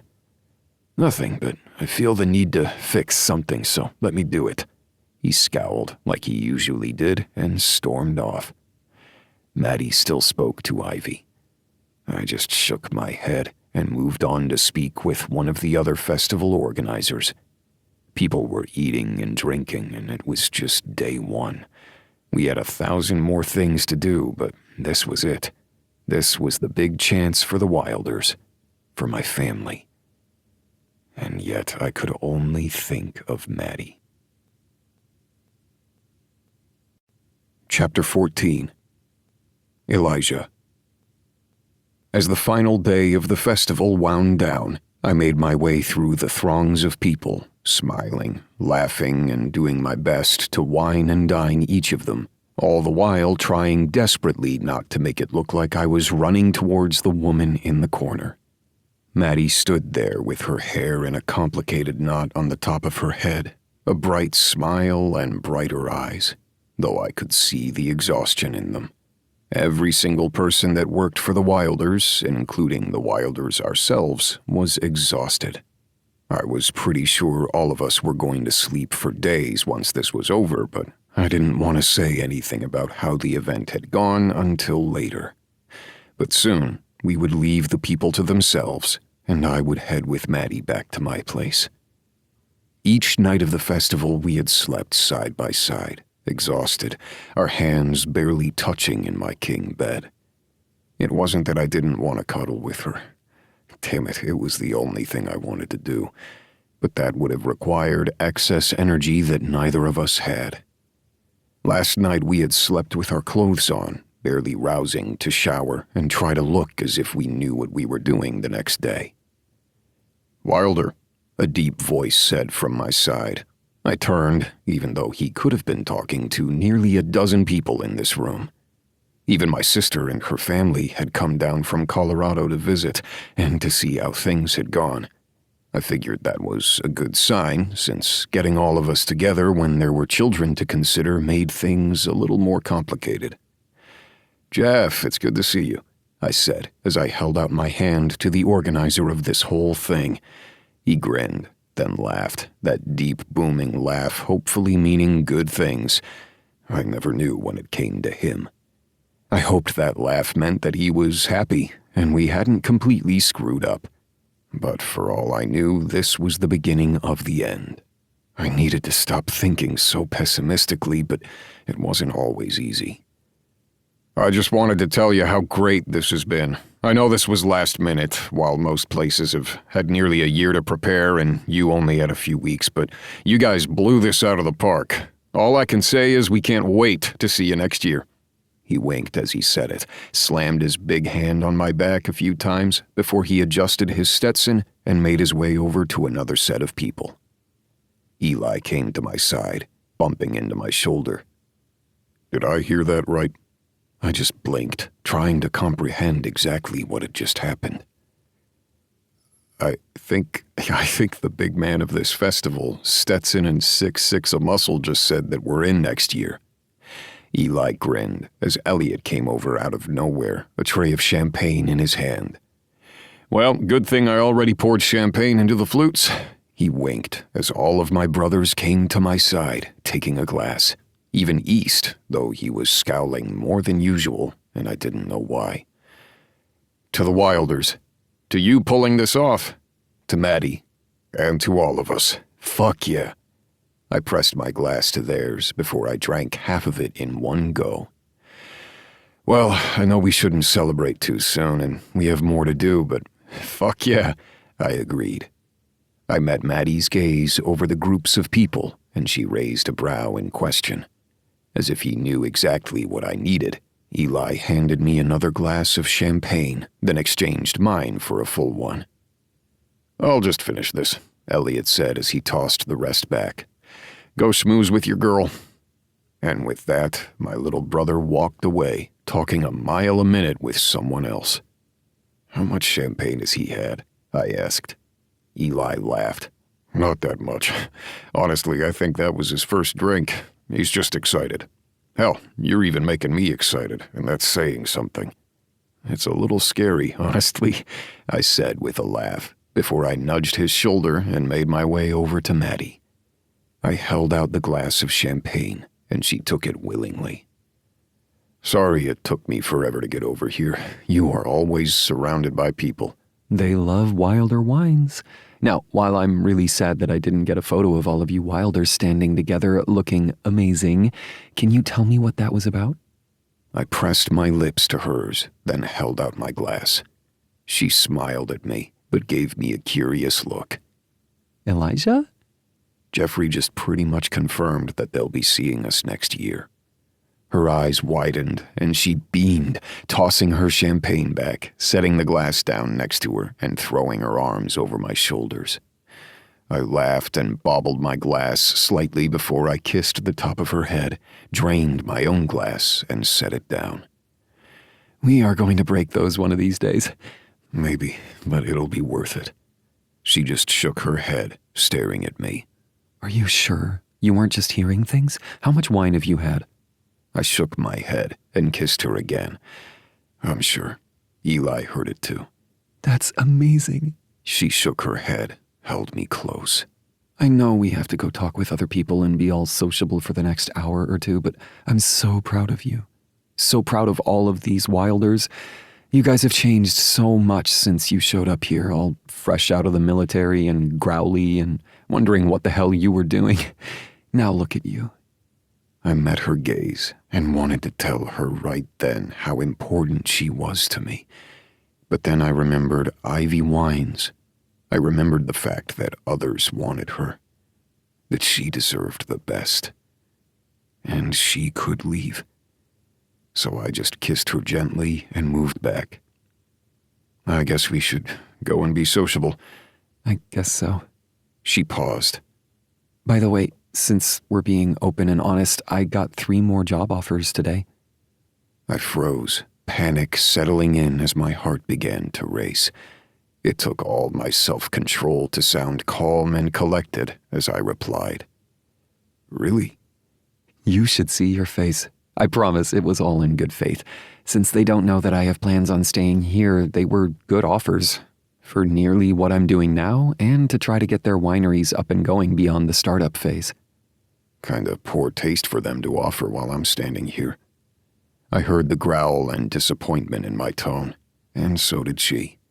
It's how the world works, and I said thank you for the offers, but I'm fine where I'm at. Good. But I didn't miss the way she said fine, as if it wasn't more than that. I knew things would change, but damn it, I wasn't ready to hear any of it. I squeezed her hands and gestured towards the groups of people. Let's go do what you're best at. We're best at it. We're damn good at it, considering that we just got an invitation for next year. She went to her toes, kissed my chin, and left me standing there, laughing as somebody asked her a question. She was so good at what she did. No wonder people wanted her. No wonder they wanted to poach her from us. Yes, we had offered her partner, and she had accepted, but she could still leave at any moment. Because we Wilders wouldn't make her stay if there was something better for her out there. Even if we were better with her here. Even if I was better for her being here. It took 4 more hours before we could leave. 4 hours of me trying not to panic at the thought of her leaving. But I needed to give her a reason to stay. The Wilders had already, so now it was my turn. And I wasn't going to fail. Our staff helped clean up as much as they could after everybody left, and I knew we would have more to do in the morning. We were still in operating retreat, and we had to feed and entertain our guests in the morning. Naomi, our innkeeper, was working double time to make sure everybody who was there, not only for the festival, but also those with regular reservations, were happy and well cared for. Every single person here was giving their all. But now it was late, and it was time to go home. At least, to my home. I know we've been spending a lot of time at your place, but it's so convenient. I rolled my eyes. I'm so glad that me being convenient is why you're sleeping here. She snorted, and I hoped she didn't hear the odd note in my tone. I didn't like feeling so unsure about my own self-esteem, so I wasn't going to let myself. It was weird, because that wasn't me. I was usually better than this. The sex is good too, but I assumed you knew that. My dick pressed against my zipper. That's good to know. Of course, though, with the fact that your bed is so nice and convenient here, it does make me a bit of a workaholic. I can just roll out of bed and make my way over to the winery. That's why we have the golf cart, so I can get there faster. You just like driving a golf cart. I shrugged, undoing my tie. It was something that I wanted as a kid, and I got it. Shocking. Spoiled, more like. Maybe, but it's what I'm good at. I think you're good at a few more things. She practically purred as she said it, and I groaned. She moved towards me, prowling like a cat. I froze, letting her do what she willed, because whatever she willed meant that I was going to be a very happy man. She licked her lips and slid her hands up my chest. Are you in the mood for a game of Yahtzee? I asked, teasing. I don't think I've ever played Yahtzee in my life, she said, shaking her head. It's fun. When we were younger, we used to play it on military bases because it would be the only thing left in TLF. And then when I was in Afghanistan, they had it at one of the bunks. She tilted her head, studying my face. Are you okay talking about those things? Her voice had softened, and the part of me who would have walked away from this conversation stayed. I brushed her hair back from her face, studying her gaze. I am. I didn't see the same things that my brothers did. My job meant I was in a different place, not quite as in the thick of it. And while I used to have guilt over the fact that my brothers were all in more dangerous situations than me, I didn't feel that any longer. Not when we had all gone through our own hells, and sometimes I just had to be grateful for what I did have. Because I had learned firsthand that you could lose it all without even knowing. I'm glad that you all talk to each other to go through things. We didn't, always. Everett hid a lot of shit from us. Hell, so did Evan. And what about East and Elliot? I don't know about them. They don't talk. They don't. I swallowed hard, picturing my brothers' faces when I had first seen them after so long being apart. I don't know exactly what they went through, and I know they're talking to some people, but not us. But it's at least something. And while I wasn't in the thick of it, neither was my sister, and she was still hurt by everything that happened over there. It's those we leave behind that are left to pick up the pieces sometimes, and I don't think we realized that until we weren't surrounded by everything else.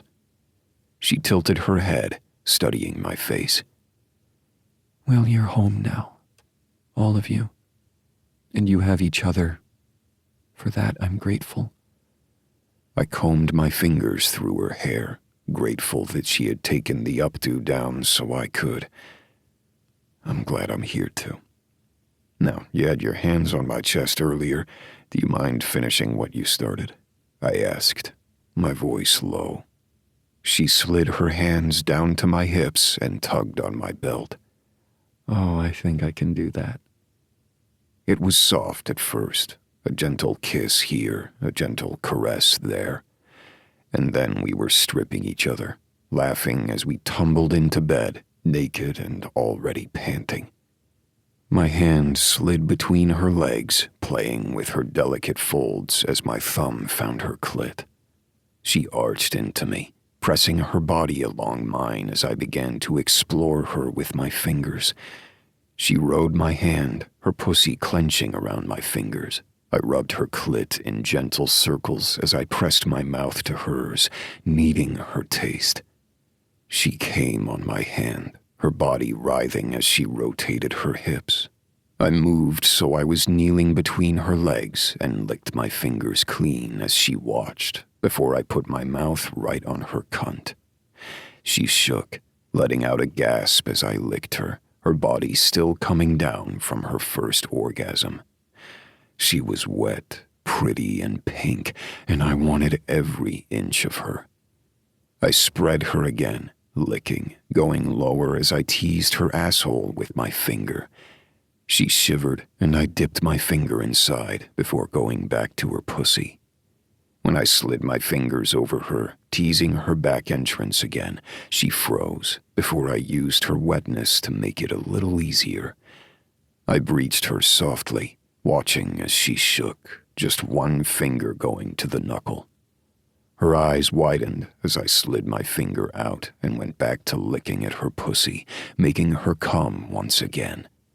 Her whole body shook as I moved over her and into her in one strong thrust. I pressed her knee up to her ear, going deeper as her eyes opened wide. No warning? She asked, gasping. I'm going to fuck you hard into this bed, and then you're going to remember exactly who I am. Got me? I always know who you are, Elijah. I captured her mouth with mine, and I kissed her, and I fucked her hard into the bed like I promised. I moved her other leg up, both knees at her ears, thrilled she was so damn flexible. I kept moving, fucking her harder and harder until both of us were shaking, and then I rolled us to the side. One of her legs was around my hip, the other pressed to mine as we moved against one another, side by side, raw and passionate and exactly how we liked it. I didn't want to think of the future, didn't want to think of tomorrow. I didn't care in that moment if there were no tomorrows. I just needed today, tonight. When she came again, I held her close, and I knew letting her go would kill me. But watching her walk away would do something even worse. But I couldn't clip her wings, couldn't force her to stay. I just held her close and tried to remember that we had tonight, and that had to be enough. I should have known that it wasn't enough, that the dreams would come. This time she fell from the same hill where I had first told the world I would never love again. She fell and kept falling, screaming my name. I reached forward, trying to catch her, but I couldn't. She lay dead on the rocks, blood pooling around her head, staring wide-eyed at me. And then the dream changed, and we were drowning, water filling my lungs as I reached for her. I pulled up, gasping for air as I breached the surface, but she wasn't there. I looked down through the water at the storm, and she reached up at me, and I could hear her scream. It didn't matter that it made no sense, that I shouldn't be able to hear her from underwater, but I heard her scream my name, to yell at me and shame me for not saving her. And then the dream changed again, and fire licked at us. And then there was nothing, just her screaming, accusing. Because the world kept taking from me. It always did. The world would take her away, or she would walk away, and I would be left behind. Again. Chapter 15. Maddie. Rain poured outside the front windows, and I looked down at my phone, noticing the new weather alert. A flash flood warning, a severe thunderstorm warning, and rain. Lightning lit up the sky, and I shivered. Well, my weather app isn't lying. Seriously, though, this is a lot of rain. I was just talking to myself, but I was a little worried about Elijah driving in this weather. My phone didn't alert with a text, but I knew he would be on his way soon. But I also didn't want him to get in a car accident or veer off the road in the rain. I shivered, this time a little harder than before, remembering exactly why he hated the rain and cars, and how things had changed for him once before. I shot off a text to him, hoping that he hadn't left yet, and hoping that he wouldn't check his phone if he was already on the road. Me. The rain looks bad. Maybe you should stay home until it gets better. I don't know about the roads near the creek. Miss you. I'll see you soon if it's safe. I hit send and hoped that it would have to be good enough. I didn't want him to worry about me, and while I wanted to see him, I also didn't want him to get hurt in the process. I was still exhausted and exhilarated over all that we'd done the past few weeks. We had accomplished so much, and the Wilders' businesses were going to do amazing things. And on Monday, the lawyers would officially sign me into the partnership. It was scary, a whole lot of money, and a whole lot of freaking out, but it was going to be worth it. I might be dating a Wilder, but I was also going to be part of the Wilders in every other sense. It was a huge thing, and part of me didn't think I was ready. And the other part of me felt as if I had been moving towards this forever. He didn't text back right away, and so I had to assume he was already on the road. That didn't make me feel all warm and fuzzy, but from what I could tell, the rain seemed to be dying down. That was going to have to do, and I had soup to finish. I gasped and practically ran to the kitchen. How had I forgotten the vegetables? And opened the oven. The tomatoes, peppers, onions, and garlic still sat in my uncovered Dutch oven, roasting away. This was a recipe of Kendall's, a roasted tomato soup that was supposed to go with the bread she had made that morning. I wasn't willing to try to make my own bread, not right now, but maybe one day I would be good enough at it, or maybe not. I snorted, closed the oven door, and hoped I wouldn't spray tomatoes all over the kitchen once I had to mash them with the immersion blender. That, of course, I had borrowed from East, because I didn't actually own one. I wasn't the greatest cook, but I was learning. Hopefully I wouldn't burn down my house in the process. I went to check my reflection in the mirror, worried that all that steam in my face had made me look like a frizzled-out hedgehog, but I looked fine. This was just Elijah. He had seen me at my worst and my best. We had been dating for a few weeks now, our relationship completely changing, and yet not. That's what worried me. Everything had changed. Everything had come together so quickly, but now that we were taking a moment to pause, to reflect, to just breathe after the festival and figure out who we were, we could just sit back for a moment. I was about to become partner. I had a future with the Wilders, and Wilder Wines was going to make a splash. We had already done so, and the first write-ups about the festival were already being showcased on different blogs. People were even making social media videos for us, and we didn't even need to do ads. We were making something of ourselves as a company. I was doing what I had always wanted to do, find something that pushed me, that made me thrive, and remember that I could do things like this. And now I was here with Elijah, and that was one more step. We had time to take things slow, to do something together that wasn't just a quick dinner and a sweet and sexy time in bed, before then heading back to work. It was time to just be. I had come to realize that in the weeks we had been together, we had fallen into a rhythm, and I didn't want to take that for granted. My phone buzzed, and I quickly picked it up, hoping it was a text from Elijah. Instead, it was just my alarm, my tomatoes having apparently been cooked all the way through. I didn't know if I quite believed that, but Kendall said I needed to follow the instructions exactly, so I would. I got out my pot holders, opened the oven, tried not to burn my eyelashes off, and pulled out the vegetables. I nearly dropped the pot, and I winced, using my knee to close the oven door as I set the heavy Dutch oven filled with the yummy smells of what would soon be soup on top of the stove. The olive oil on the bottom bubbled. The garlic smelled completely roasted and was a little brown on the edges. The onions had begun to wilt, and the tomatoes had that wrinkly skin texture, so I counted that as a win. At least it looked like what Kendall said the recipe should be. I should have asked for pictures. Pictures would have helped. My phone buzzed again, and I cursed myself for hitting snooze instead of off on the alarm. So I turned that off and plugged in the immersion blender, hoping I didn't make a mess.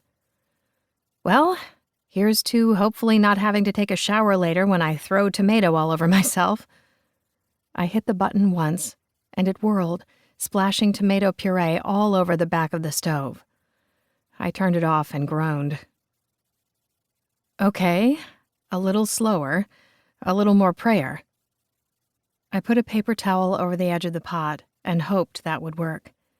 My phone buzzed one more time and I looked down, thankful that I didn't have the immersion blender on yet.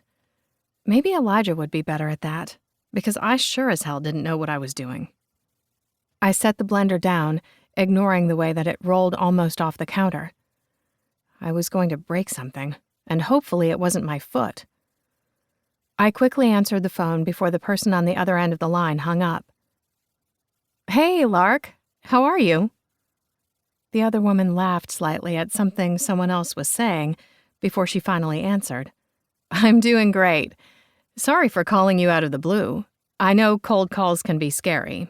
I know we're much more of a texting generation. I snorted, leaned against the stove. Then I winced and stood back up, remembering that the stove was hot and I might burn myself. I hadn't burned the soup yet, but we weren't done. No, it's okay. I'm making a mess in the kitchen and phone calls are great. I'm on the phone all the time. Sometimes I just need the sound of a person, and my hands hurt after playing with the guitar all day, so I wasn't in the mood to text. I winced, though she couldn't see me. I can only imagine. It's not fun, for sure. But I wanted to call you because with my schedule and Bethany's, traveling is a little hard right now. I don't know how you guys make so much time for each other as it is. It's not easy, but we make do. However, I wanted to try to do a girls' weekend. I know that there's going to be an engagement party with the Wilders and everybody, and then, of course, there's the bridal shower and everything that normally comes with that. I don't know exactly what Bethany wants, but I would like to at least try maybe a girls' weekend just for her. We could have it at the Wilders or somewhere else, somewhere we can find privacy. But I'd love to plan it with you and the girls. I probably should have done a group text, but like I said, texting and I aren't fun right now. I grinned. That sounds wonderful. We can totally set it up. And maybe we'll do a video call or something so we can all get on at the same time. Is this a surprise for Bethany? Not a surprise. Mostly because trying to get our schedules to work means she doesn't get to be surprised much. But you were the first person I thought of when it came to planning, even though Alexis is the wedding planner. But you're the one who just did the festival, so I figured it'd be nice to celebrate that too.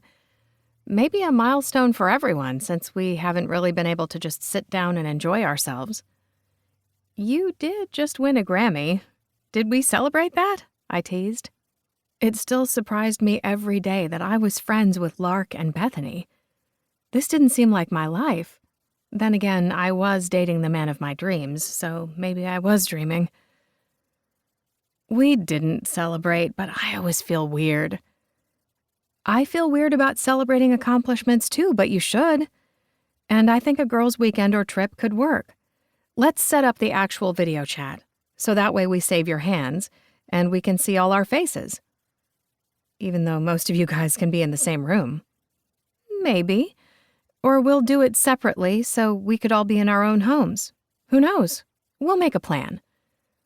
We talked for a few more minutes, the smell of garlic and tomatoes filling my nose and reminding me that I had to finish making dinner before we hung up, and I grinned.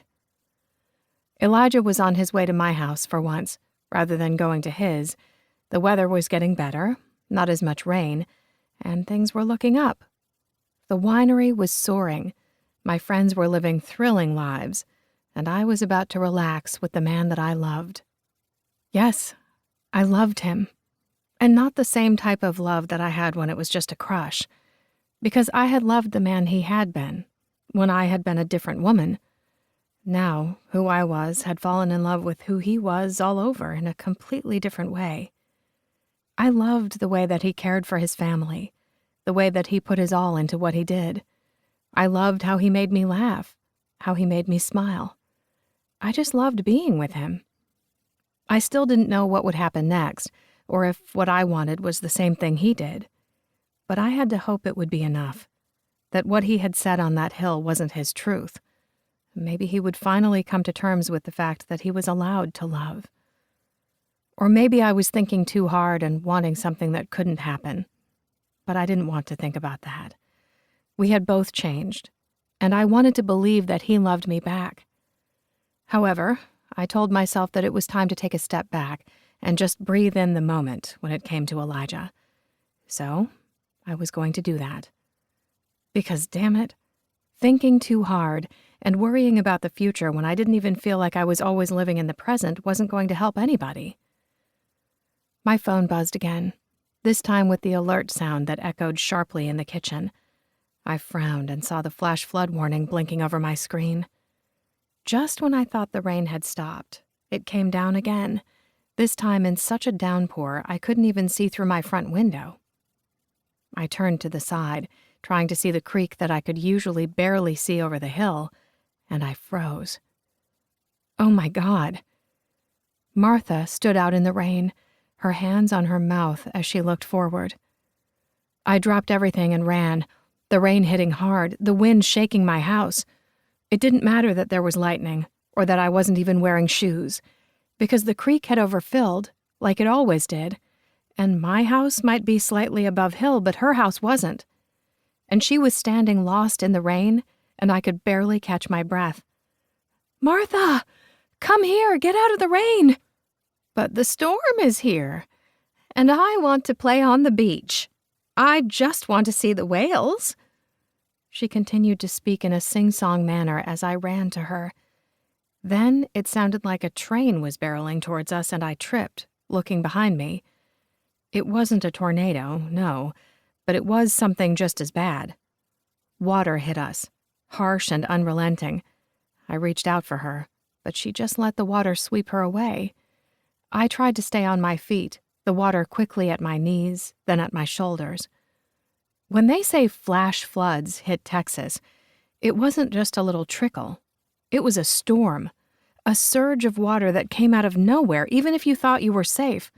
They say to turn around, don't drown, because you don't know how deep the water is. But this wasn't that. This was a flood out of nowhere on the plains because the water couldn't be absorbed down into the dry, packed dirt quick enough. This happened in a desert, in a drought, and this happened in Texas every season. It had happened to this creek before, but never when I had been standing outside. Never when the water went above my head, my feet slipping as I pushed up from the ground, hoping I knew where the bottom was, where the air was.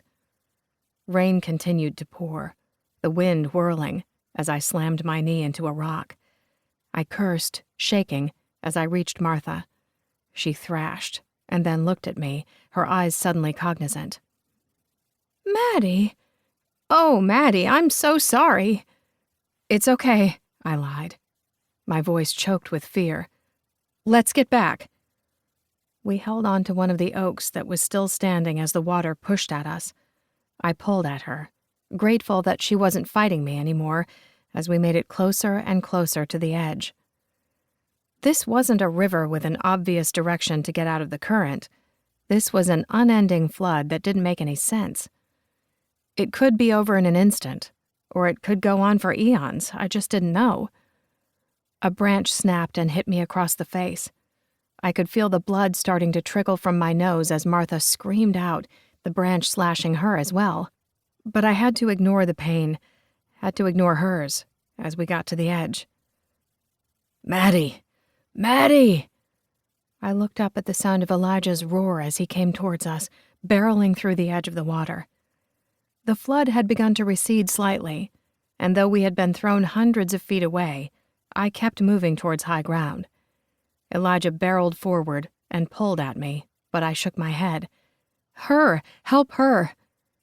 He met my gaze and nodded tightly as he pulled my neighbor into his arms and began to carry her out of the water. I knew in that moment that he'd broken something inside to do that, to help her over helping me. He couldn't lose me, but I wasn't about to be lost. I held on to the tree, trying to get up, as another wave hit me, knocking me under the water. I swallowed way too much water, dirt, and whatever else was mixed in as I tried to move up, but I couldn't. Panic set in, and I moved underneath the water, trying to break the surface, the current too strong. I reached up, gripping something. A tree? I didn't know. But I pulled myself up, gasping for air as I choked, my eyes stinging, my throat burning, as Elijah's screams echoed throughout the night. I couldn't focus, couldn't breathe, and then he was there, pulling me out of the water, as other people were shouting, sirens blaring. I didn't know what had happened, how long I had been there. I just lay in his arms as he pulled me to the side, holding me close. Other people were moving about, the water receding even as the rain kept coming down. I saw Martha underneath a blanket, a paramedic with her. He spoke to her in soft tones that I could barely hear over the rain, but Elijah was holding me, and I tried to figure out what had just happened. I had nearly died, nearly been swept away by the creek that was near my home of many years. I couldn't read Elijah's eyes when my gaze met his, not in my panic, not in my fear. I had almost died, but Elijah held me, and I hoped that I would wake up from this nightmare. Chapter 16. Elijah. Elijah. Elijah. I turned to see East standing there, staring at me. How long had I been staring at the closed door, at my closed door, wanting to go inside, but not knowing if I was even fucking allowed to? I kept hearing her screams, and then nothing. The silence as the water took her under again. All I could see was another tree branch floating past, the raging current increasing with each passing moment. I couldn't even catch my breath as I pushed back the panic, the fear.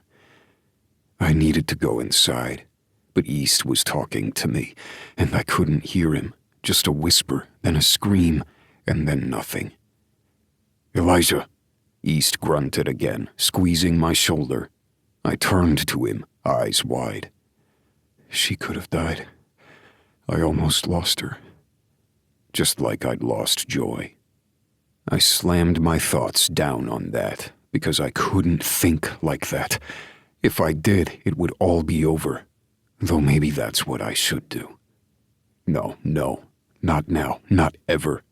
Okay, just breathe. You're okay. I whirled on him. How can you say that? She could have died out there, but she didn't. She didn't. You saved her. And she saved her neighbor. She's fine. You're fine. But I'm going to need you to breathe, because you're not doing that right now, and it's starting to freak me the fuck out. I'm sorry you're fucking stressed out. I'm sorry if that is hurting your delicate sensibilities. I sighed as soon as I finished speaking and shook my head. Sorry. You don't deserve that. No, I don't. But you don't deserve what just happened, just like she doesn't. But at least you're talking. At least you have some form of reaction. I was getting fucking worried because you weren't saying anything. You were just standing there, and I was afraid you were frozen. And I wasn't talking about temperature. I need to go inside. Then go. They're not keeping you out. They're keeping us out, but we're just here to make sure she's okay, to make sure you're okay. East kept talking, and I knew Eli and the others were behind me, all talking about what had happened. The storm had hit us hard. Now it was gone. Clear skies, because that was Texas storms. It was dark now, so you could see a few stars, but I wasn't going to look up. I couldn't even focus on anything. The authorities had taken Maddie's neighbor away, and her family would be there to take care of her soon. She would be fine, a few cuts and scrapes, though I knew she had to be exhausted after everything that had happened. Her house had been damaged in the flood, but Maddie's was fine. She hadn't even lost power. I remember walking through the house when I had first gotten there, confused why the back door was open, a pot of tomatoes and garlic and things on the stovetop, music playing, the lights on, and a bottle of Pinot Noir open and breathing on the counter. It didn't make any sense to me until I heard her scream, and I ran, not even thinking about what I was doing. I would never be able to get the image of her head going underwater the first time out of my mind. I thought she was gone. Gone and never coming back. Just like Joy, just like my parents, just like the countless men and women who had died over the time I was enlisted. They all left, and they never came back. I had been so afraid that Maddie wouldn't either. I wasn't sure when I had moved, but I had my hand on the doorknob and walked inside, grateful that Maddie was in bed, covered in a blanket, and smiling at something that Kendall said. My sister-in-law looked at me, gave me a sad smile, and said goodbye to Maddie before she walked towards me. We'll get out of your hair. The kids are with Elliot and Alexis, and I guess we should make sure that everything's okay there. The storm should be done for the night, so just get some rest. She squeezed my hand and kissed my cheeks, but I didn't feel it. Didn't feel anything. I went to Maddie's side as my family said goodbye from behind me and closed the door. Elijah, I'm glad you changed into something warmer. Do you want to get into bed? She sounded so small, so soft. I don't want to disturb you. You need your rest. She frowned at me, a small frown, a little nudge of her eyebrows. I just want to be with you, Elijah. I'm okay. It was scary for sure, but you got us out, both of us. I sat down on the edge of the bed and gripped her hand. Her skin was so soft, her body warm. That was good, because she had been so cold before. So damn cold. I'm really okay. You don't need to stress out. I just blinked at her. You don't want me to stress out? You could have died out there. How else am I supposed to react? You could have died and there would have been nothing I could have done. But you were there, and I'm okay. It was a freak accident. Her face was pale, and I let out a harsh laugh. I know about freak accidents. You're okay, but you should get some rest. Okay. I could use some rest, but why don't you just lie down with me, please? I shook my head. No, baby, you should sleep. I want you to just hold me, okay? I know it's scary. I was scared, but I'm okay now. And so are you.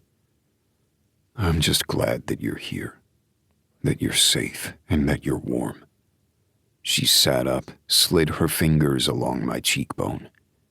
This didn't seem real, as if she weren't here, as if I had truly lost her. Will you hold me? I just want to feel. I know that's cliché, like something you see in movies, but maybe it's there for a reason. I just want you to hold me. I was so scared, but then you were there. And it's weird to think that I knew you would be, but I knew. I didn't want to hear her tell me that she knew I would help, that she thought I could save her. I did, this time. But what if I hadn't been there? What if I had been later? What if I had been sitting at a table thinking about the future when my world ended? Just like before. But I didn't have answers to that, and I didn't want to think about it. I leaned forward and kissed her softly. She wrapped her arms around my shoulders as I lay down next to her, holding her close, continuing to kiss her, just needing to feel, like she said. I couldn't feel anything else, not right then. And when the kissing turned to more, I didn't care that it was probably too soon, that we both needed a moment to breathe, because we both needed to feel. I let her strip me out of my clothes, and I did the same to her. I gently rubbed my thumb along her nipple, watching the way that it pebbled underneath my gaze.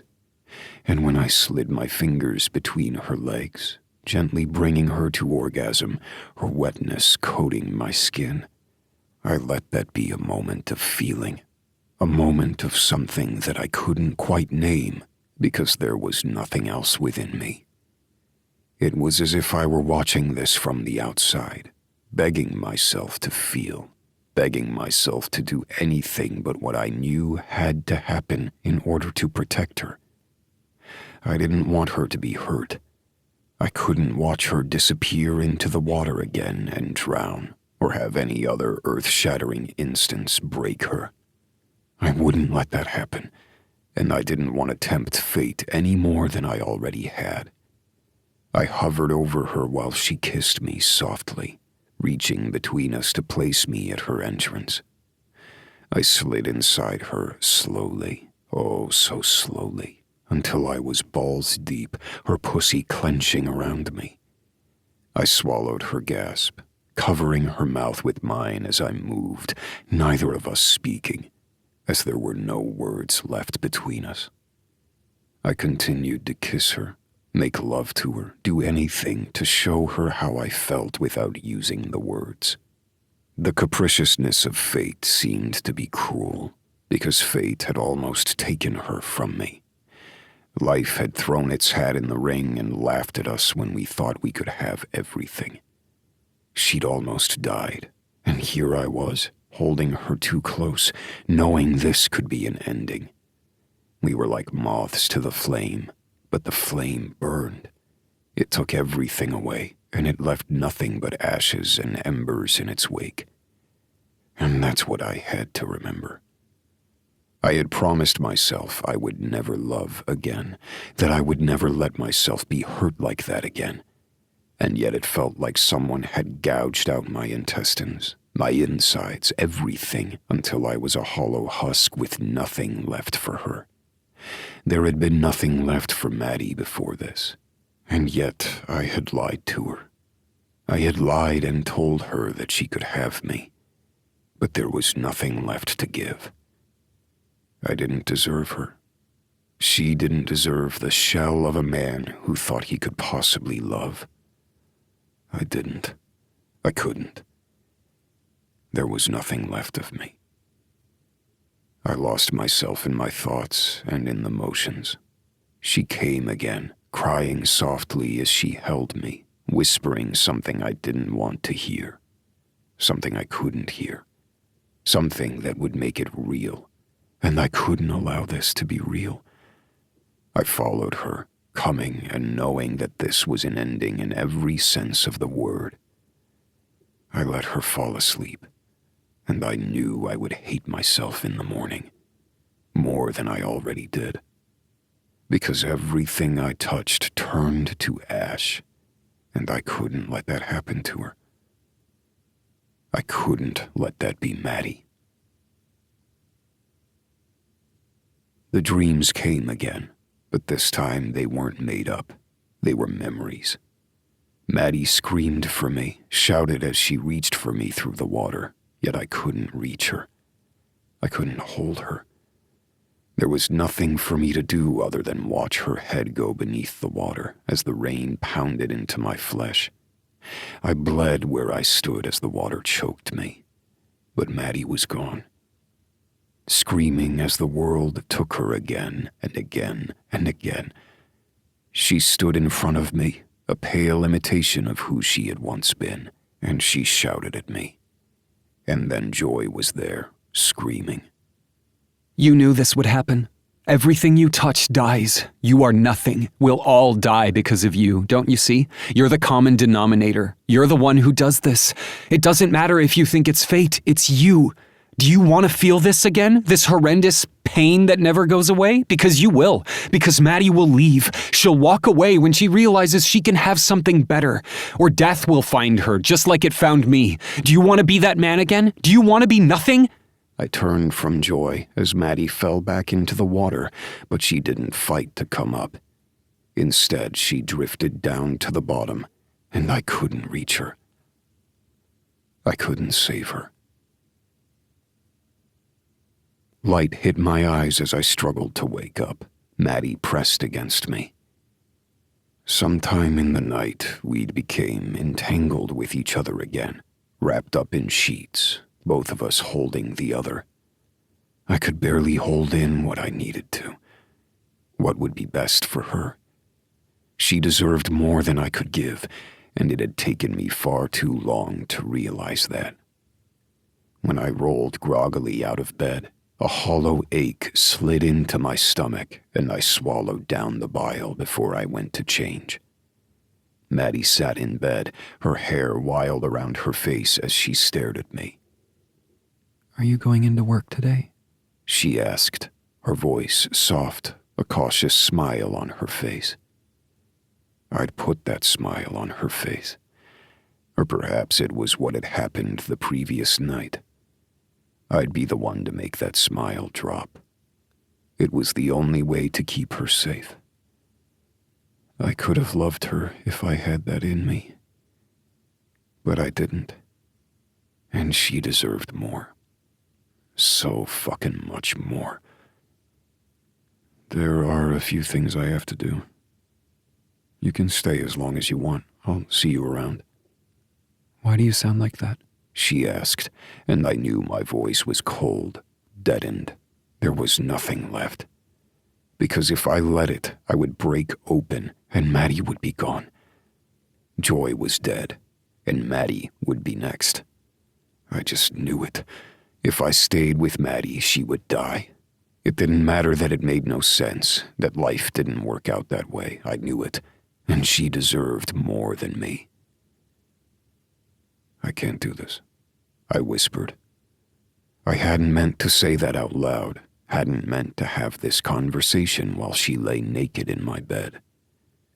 Maybe if she hated me, this would be easier. She would find a way to grow, to be who she needed to be without me. I shouldn't have taken that step with her. I shouldn't have done any of this. But I was a selfish bastard, and I deserved anything she threw at me. Anything. What? Go to work? You don't have to. You heard your brothers. You have the day off today if you want. I mean, flash floods happen, but not usually when we're in it. She was trying to tease about this, to joke around as if she hadn't almost died, while I could barely suck in air. You were right before. It's too complicated with work. As is evidenced by last night, I don't handle things well, and I just think it'd be better if we went our separate ways. If we went back to how we were before the festival. You will make a great partner. We'll be great with the Wilders, but I feel like I'm clouding everything, so I think we should end it. She blinked at me before her mouth parted, and she slid the sheet more firmly around her, as if she needed to protect herself. And she did. From me. She needed to. No. What on earth are you talking about? You need time to rest. I should go. No, you don't put this on me. You're breaking up with me right now when I'm naked in your bed? Maddie, Tell me the truth, Elijah. You're just ending it with some complicated thing that makes no sense? if that's the way you want to look at it. Be honest. I need to go. All the blood drained from her face, and her hands dropped the sheet, but my gaze didn't leave her eyes. I knew that if I didn't end this here, she would hate me more later. She might hate me now, but she would despise me later if I stayed with her. I can't lose someone again. I love you, but I can't love you. I'm sorry.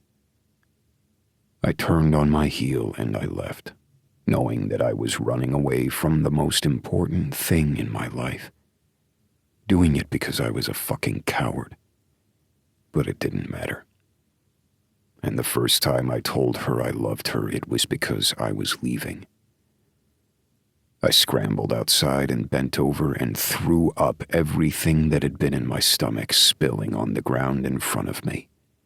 I heaved and I heaved. And when there was nothing else, I wiped my face and went to work. It was the only thing I could do, because nothing was making sense, and Maddie needed to be safe. And she wouldn't be with me. Chapter 17. Maddie. I felt as if I were standing in front of the abyss, wondering when the end would come. I didn't want to be dramatic. I didn't want to wonder what could have been. I had made my own choices, and now I was supposed to do something about them. After Elijah had abruptly changed the dynamic of what I'd thought we were, I had quietly gotten dressed and held back my tears. I still didn't know how I was able to do that. To not cry or throw things or wonder why everything had changed instantly. Oh, I had a feeling I knew why. He was afraid. Because I had almost died, and he was so afraid that he had to push me away. But I was worth more than that. I have to be worth more than that. I had taken my meager belongings from his house, emptying the drawer he had given me.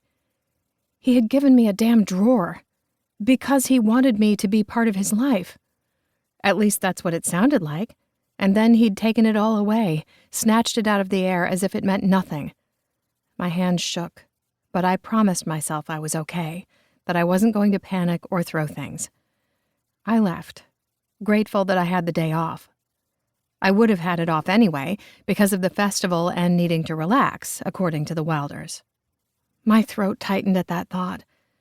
And then, after the flood, everyone had told me to stay home and recuperate, and check for any damage at my house. There wasn't. My house had been perfectly safe, even though the flood had washed out the farmhouse down the road and damaged my neighbor's home.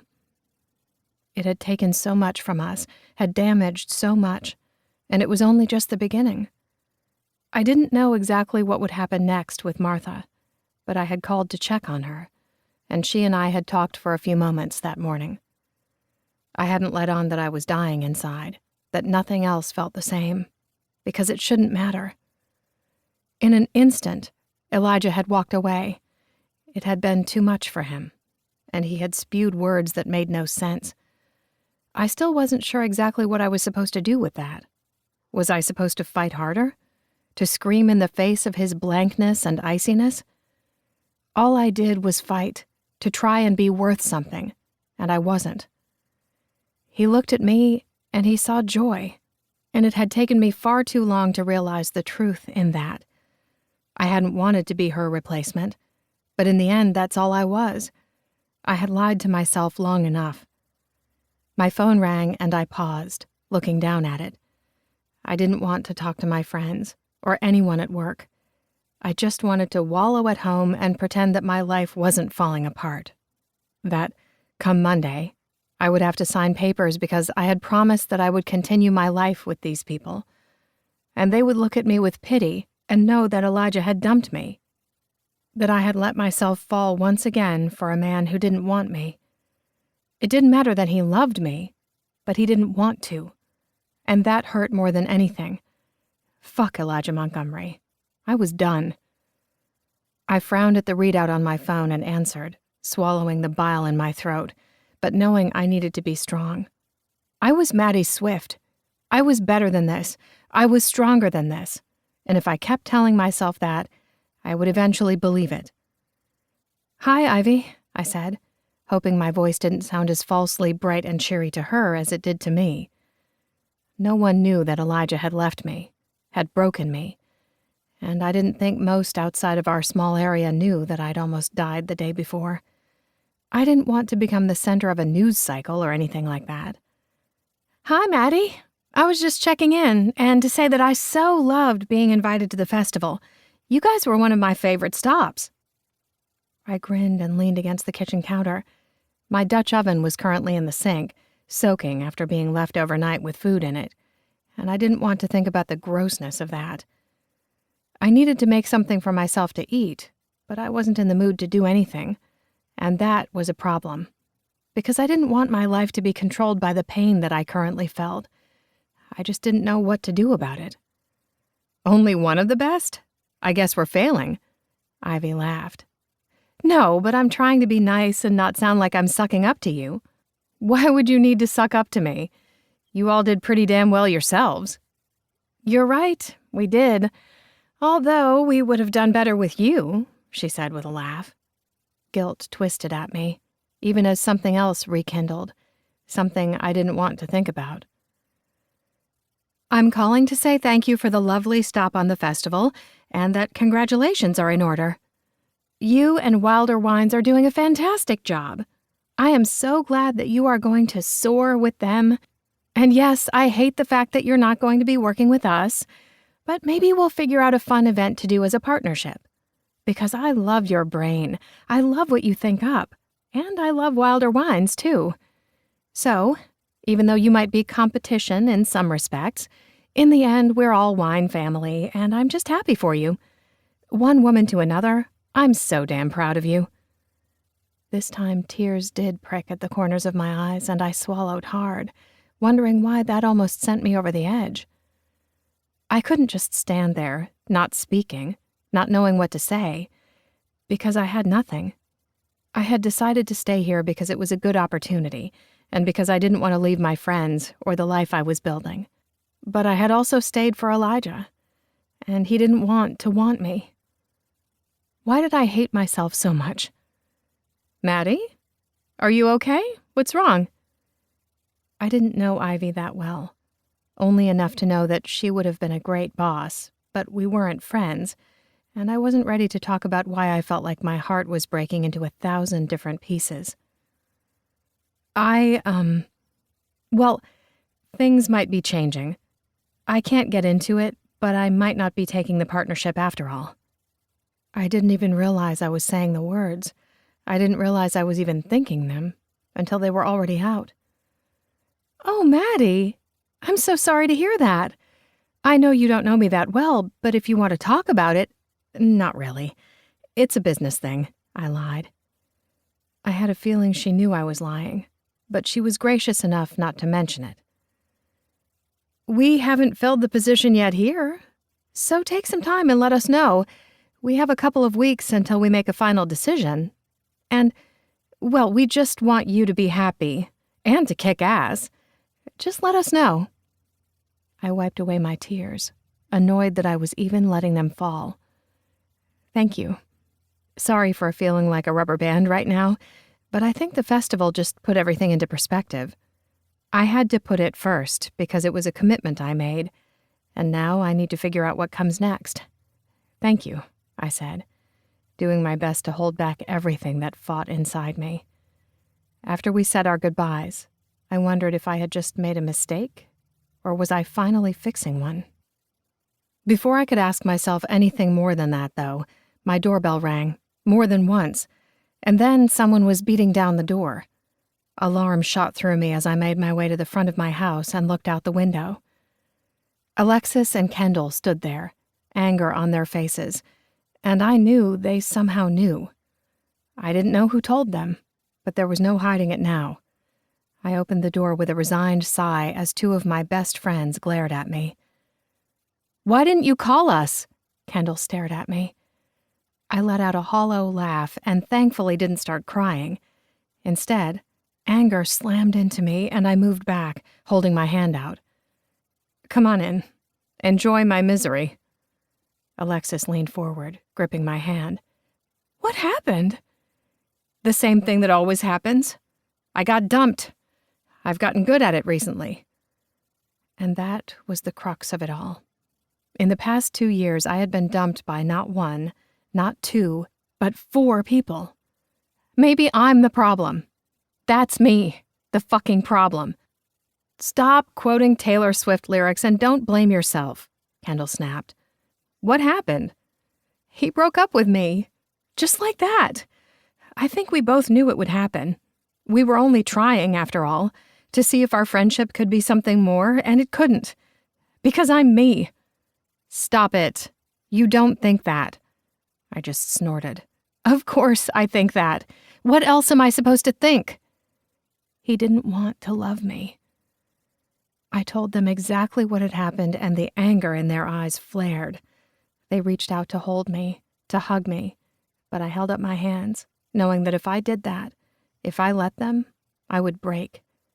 And I couldn't break just then. I'm fine, really. There's no need to worry. I just need a minute to breathe, and then I won't talk about it anymore. Maybe you do need to talk about it, Alexis said. I threw my hands in the air. Talk about what? The fact that I should have known that I would just be second place to Joy? And that's fine. She was an amazing person, our friend. I loved her too. And she's gone, and there's no taking that back. She got hit by a fucking car because of a storm. I almost died because of a storm. Of course he's going to compare them. But I'm done. I'm done being second best. I'm done being so worried that I'm going to say something to push him away. An actual, literal act of God scared him, and he went away. I don't want to do this anymore. I don't want to pretend that I'm not good enough anymore. And as the tears started to fall this time, they held me and I didn't push them away. I think I'm going to take the job with Ivy Wines, I whispered. They froze. What? You can't. You're part of the Wilders, Alexis whispered. And then she cursed. Kendall started growling next to me. It was a very good imitation of her husband, but that was the problem. Her husband was a Wilder. They were all Wilders. I love you guys. I love that place, but I don't want to do this anymore. I don't want to pretend that I'm okay when I'm not. I was ready to move on because I needed a challenge. I needed to show my worth and know my worth. And I don't think I can do that when every time that I see him, I'm going to remember what I lost, what I could have had if I had been good enough. Don't. You don't get to think that. If you need to leave to go find something in your profession that is a better fit, then I will support you, Kendall snapped, as Alexis's jaw tightened, before she nodded in agreement. But you don't get to think that Elijah is part of your worth. You will always have a home with us. Fuck him. I'm sorry, I love my brother-in-law, but he doesn't get to decide this. He doesn't get to decide if you are worth love. If you need a job that thrills you, I get it. Hello, I came to work with my ex-husband because I needed that. We sometimes have to make sacrifices to find the job that we want, if we're lucky enough to find one. And I know you could do amazing things here, but if every time that you are at work, you feel like it's Elijah's place, then do it. But we're not going to let you leave us completely. Fuck Elijah. Your family too. They held me. I let them wipe my tears, and I knew that this was probably the thing that I needed to do. This was the step that I had to take. When they finally left, after Kendall force-fed me something delicious she made in my kitchen, I hadn't even realized I had all those ingredients, but she was a master chef for a reason, I sat on my couch, considering my job offers. Multiple people wanted me, and the Wilders would give me a reference, because even if Elijah didn't want to love me, he was a businessman first. He wouldn't shame me in my career. He would just shame me everywhere else. A small part of me knew I should fight for him, to be understanding. But I didn't want to be. I wanted someone to put me first, and maybe that was selfish, and I understood why he did it, but that didn't mean I had to go along with it. My doorbell rang again, and I frowned, wiping away my tears, knowing my face was red and blotchy. When I opened the door, I froze, that half-hope that it was Elijah shriveling, because he'd left me. Elijah had left me, and he wasn't at my door. Instead, Clint Dustin stood there, his Stetson in his hand, a brow raised. "Hey, I heard about the incident yesterday. Just wanted to check that you were okay." "How do you know where I live?" I asked. "It's listed on your return address for the Christmas letter you sent once. And I realize that sounds kind of stalkery, but I just wanted to check that you're okay. I did come by Wilder Wines today, but they said that you were at home resting." He met my gaze and I shrugged. "Oh, I'd say come in, but I'm not really ready for company," He nodded and looked around the place. You want to talk about it? I froze. I've no idea what you're talking about. I saw Elijah, Maddie. I saw his face. He fucked up somehow, didn't he? Just hearing his name made me want to scream, cry, and lash out, even as I still wondered how he was feeling. I wanted Elijah to feel as bad as I did, but I didn't want him to be hurt. I felt as if I were a doormat in this moment, but was I? No. I was just someone who couldn't help who she loved. I'm sorry, but I don't know you. Not well enough for that.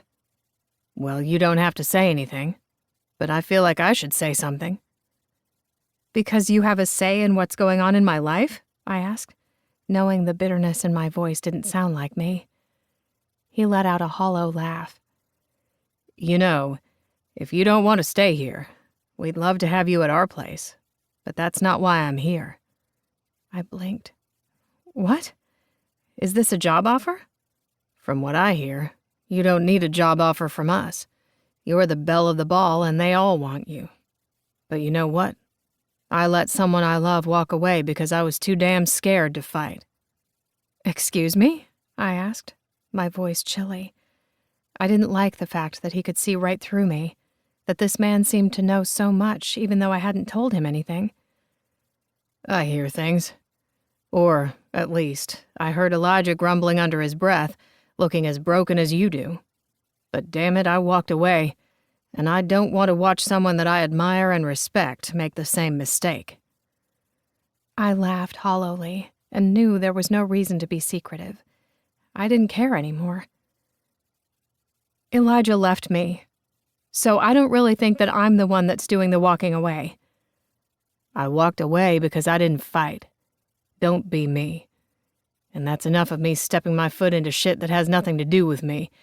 Be well. And if you really do need a job, we've got you. I shook my head as he got in his truck, wondering what had just happened. Because, apparently, I hadn't fought for Elijah. But he didn't fight for me either. He had walked away because he'd gotten scared, and apparently I was supposed to beg? No. I was going to put myself first, somehow. Maybe I'd stay with the Wilders, maybe I'd go somewhere else, but I was going to put myself first for once. I had taken a risk on him. I had taken a risk and lost.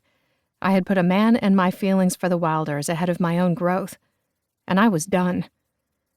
As I locked the door, I slid to my knees and wept. I was strong. I was powerful, and I wouldn't let this break me. But first, I would let myself feel, because it was about damn time. Chapter 18. Elijah. I had fucked up. Not just a little bit, but to the point that there was no fixing this. I didn't deserve it to be fixed. I deserved to have my ass kicked. But in the hours since I had seen Maddie last, I didn't know what I was supposed to do. If I would have just let myself think, maybe it wouldn't be like this.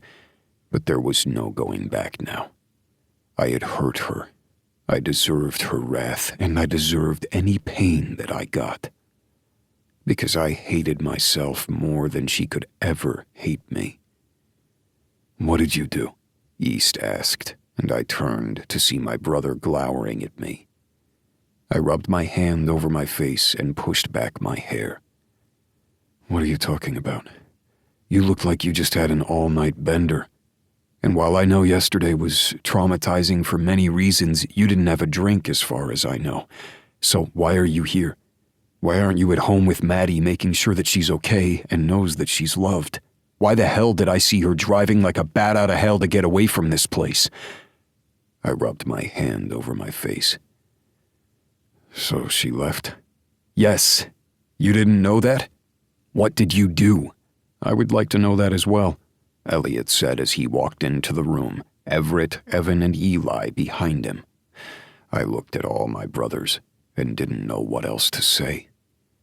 I told them the truth. "I fucked up." "Did you grovel?" "Groveling is always good," Evan suggested. Tell us what you did first, then we'll tell you how to grovel correctly, Eli added. Or do we have to kick your ass first? Everett asked, studying my face as he tilted his head. I broke up with her. East moved forward, slamming his fist into my jaw. It was so quick I didn't even realize it until I staggered back and put my hand on the wall to steady myself. Everyone started yelling at once, and I rubbed my jaw, blinking at my brother. You just hit me? Of course I hit you. I told you I would. You hurt her. You hurt this family. I beat the shit out of you. Now put your hands up and fight me back before I kick your fucking ass. You don't talk much, but when you do, there's goodness that comes out of it, Elliot put in and rolled his eyes at East's glare. Don't start with me or I'll hit you too. Should we talk about your penchant for using your fists instead of words? Elliot asked. One brother's trauma at a time, please, Eli growled as he came forward. He pressed his finger into my chest, glaring daggers at me. You broke up with her. The morning after she almost died, you broke it off with her. Please don't tell me it was for her own good, because if you say that, I won't have to kick your ass because my wife is going to do it for me. Damn straight, my wife will help, Evan added. My fiancé will hold him down and make sure he really gets it in his kidneys, Everett spat. It was joy all over again, don't you see that? Everyone that I love dies. We're standing here, aren't we? Elliot asked. And you all almost died. You were shot, blown up, went through so much shit. Eliza was hurt. Everything just keeps happening and I'm done. I don't want to watch my family die anymore. That makes absolutely no sense, East snapped. We're standing here. Maddie was standing there. She risked her life to save someone else and you went right after her. What were we going to do if the water had swept you away? If you had died? Did you think about that? No. All you did was dive into yourself like you always do and hide what you're truly feeling. You could have died too. Are we supposed to walk away because we're too scared of getting hurt again? The woman that I loved died, and now Maddie almost did. If you call yourself the common denominator, I'm going to send you back to school, you dumb shit, Eli growled. Threats aren't helping, Elliot said quietly, even though he had threatened me already. I know you're hurting, but you need to face that fear. We have fear in everything that we do every day. Both of those things were freak accidents. Our jobs before this put ourselves in danger, but we're not there anymore. We're not there, and we're never going back. But there are dangers in everyday life. Situations that are unfair, and fate doesn't care what we want sometimes. But you can't run from it, don't you see that? If you are so scared to see her hurt, why are you hurting her? I threw my hands up in the air as all my brothers stared at me. I know it was a mistake. I knew as soon as I said the words it was a fucking mistake, but I can't take them back. I don't deserve to have her back. I hurt her because I was a fucking coward. Because every time I close my eyes, even before the storm, I see her dead. I see Joy dead. I see her dead, and it's too much. I don't know how to keep going when all I do is see different ways for her to die. It makes no fucking sense. I know it doesn't make sense. I know I should have stayed and I should have talked to her about it, but every time I dream, I see her drowning or on fire or getting hit by a car or lightning or whatever. I literally dream of her choking, and I can't save her and I can't get through the crowd while she's dying. Or she slips on a puddle of wine and a glass shard from the broken wine glass cuts her carotid artery. Literally all of that fills my dreams, and I can't stop it. I don't know what's wrong with me. I rubbed my hands over my face. Eli came forward and squeezed my shoulder. What we're going to do is what we should have done a while ago. I looked up at him, my body shaking, bile filling my throat. What is that? We're going to go talk to someone, as a family. We let you do this on your own, and you were doing okay, but something triggered this, so we're going to go talk with someone. You're going to talk with us, and then you're going to find Maddie, because you need to fix this. She is everything, you know that. And yes, we're all fucked up. None of us are undamaged or not emotionally scarred in some way, but we will talk it out. Your fears aren't unfounded, Everett put in. But if they're controlling the narrative, controlling everything that you do, then there's an issue there. I blinked.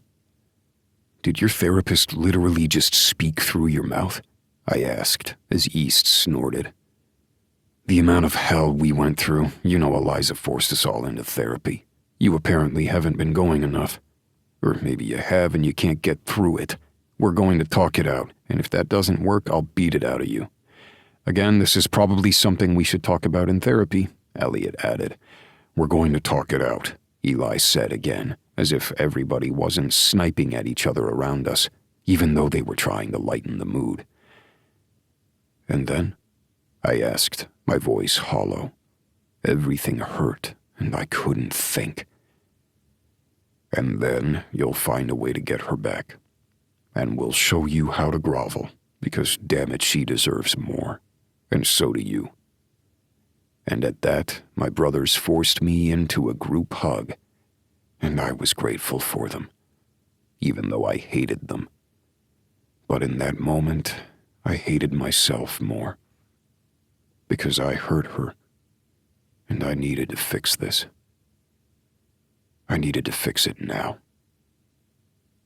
That evening, after talking with my brothers for hours and scheduling an appointment for the next day with my therapist, I drove to Maddie's house, hoping she would see me. I didn't deserve it, but I needed to try. I had fucked up, so much so that I didn't even know if there was a way out of this. But I needed to try.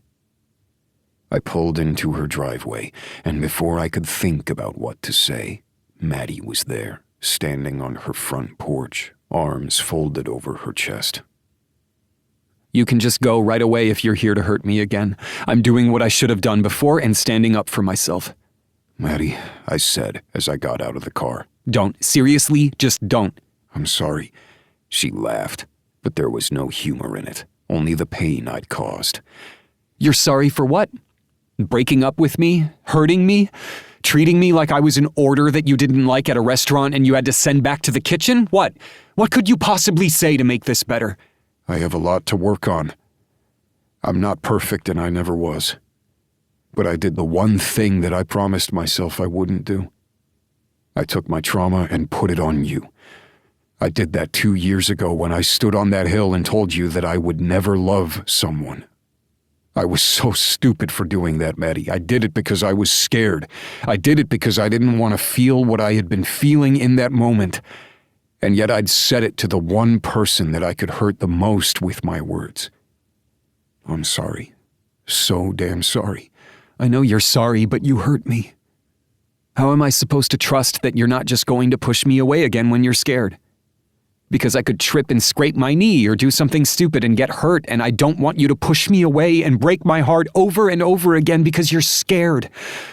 I don't know how to fix that, Elijah. But for once, just once, I want someone to put me first. And that might make me a horrible person, but I don't want to be your second choice. I can't be second best. I moved toward her, grateful when she didn't back away. I love you, Maddie. Don't say that. Fuck it. You said it once and then you walked away, so don't. Don't throw those words out there as if they're a cure-all. I love you. I said what I said because I was scared and I needed to say the cruelest thing that I could so you wouldn't come back to me. Well, it worked, I said with a hollow laugh.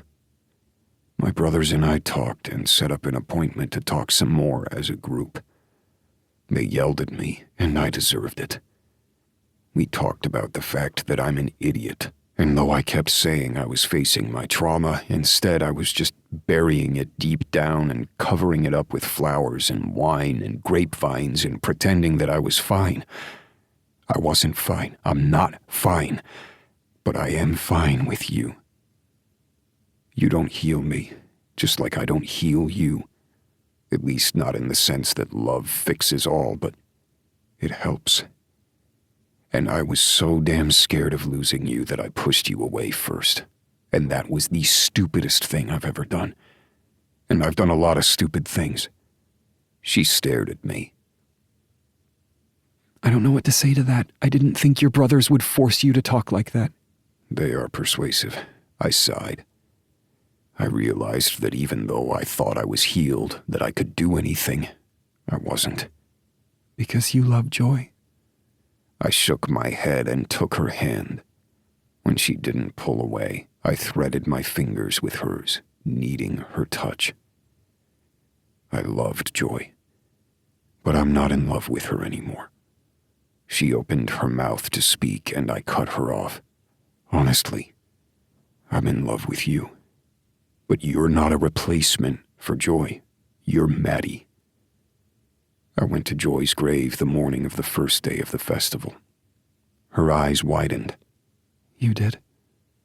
I didn't miss the look of hurt on her face, and I cursed. I didn't tell you because you were busy, but I was going to tell you, and then everything happened. She nodded, and I continued.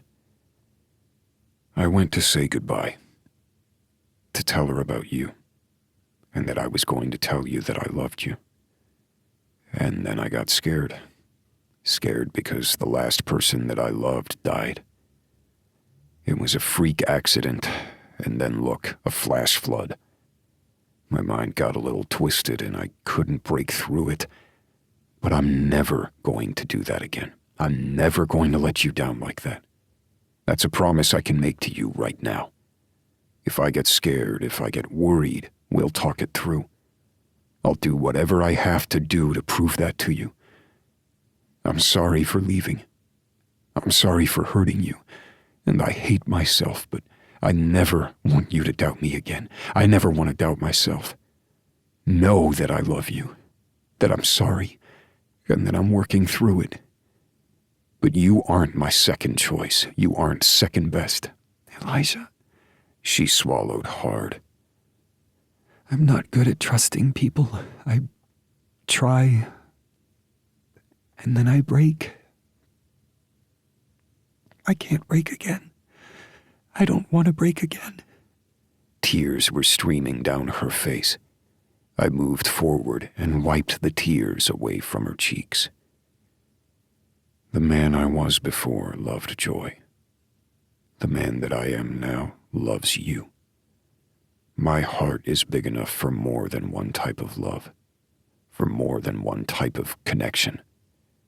And I know your heart is big enough to encompass everyone that you come across. You are the light and the peace in our group. You bring happiness and excitement to everything that you do. You are the reason we are who we are.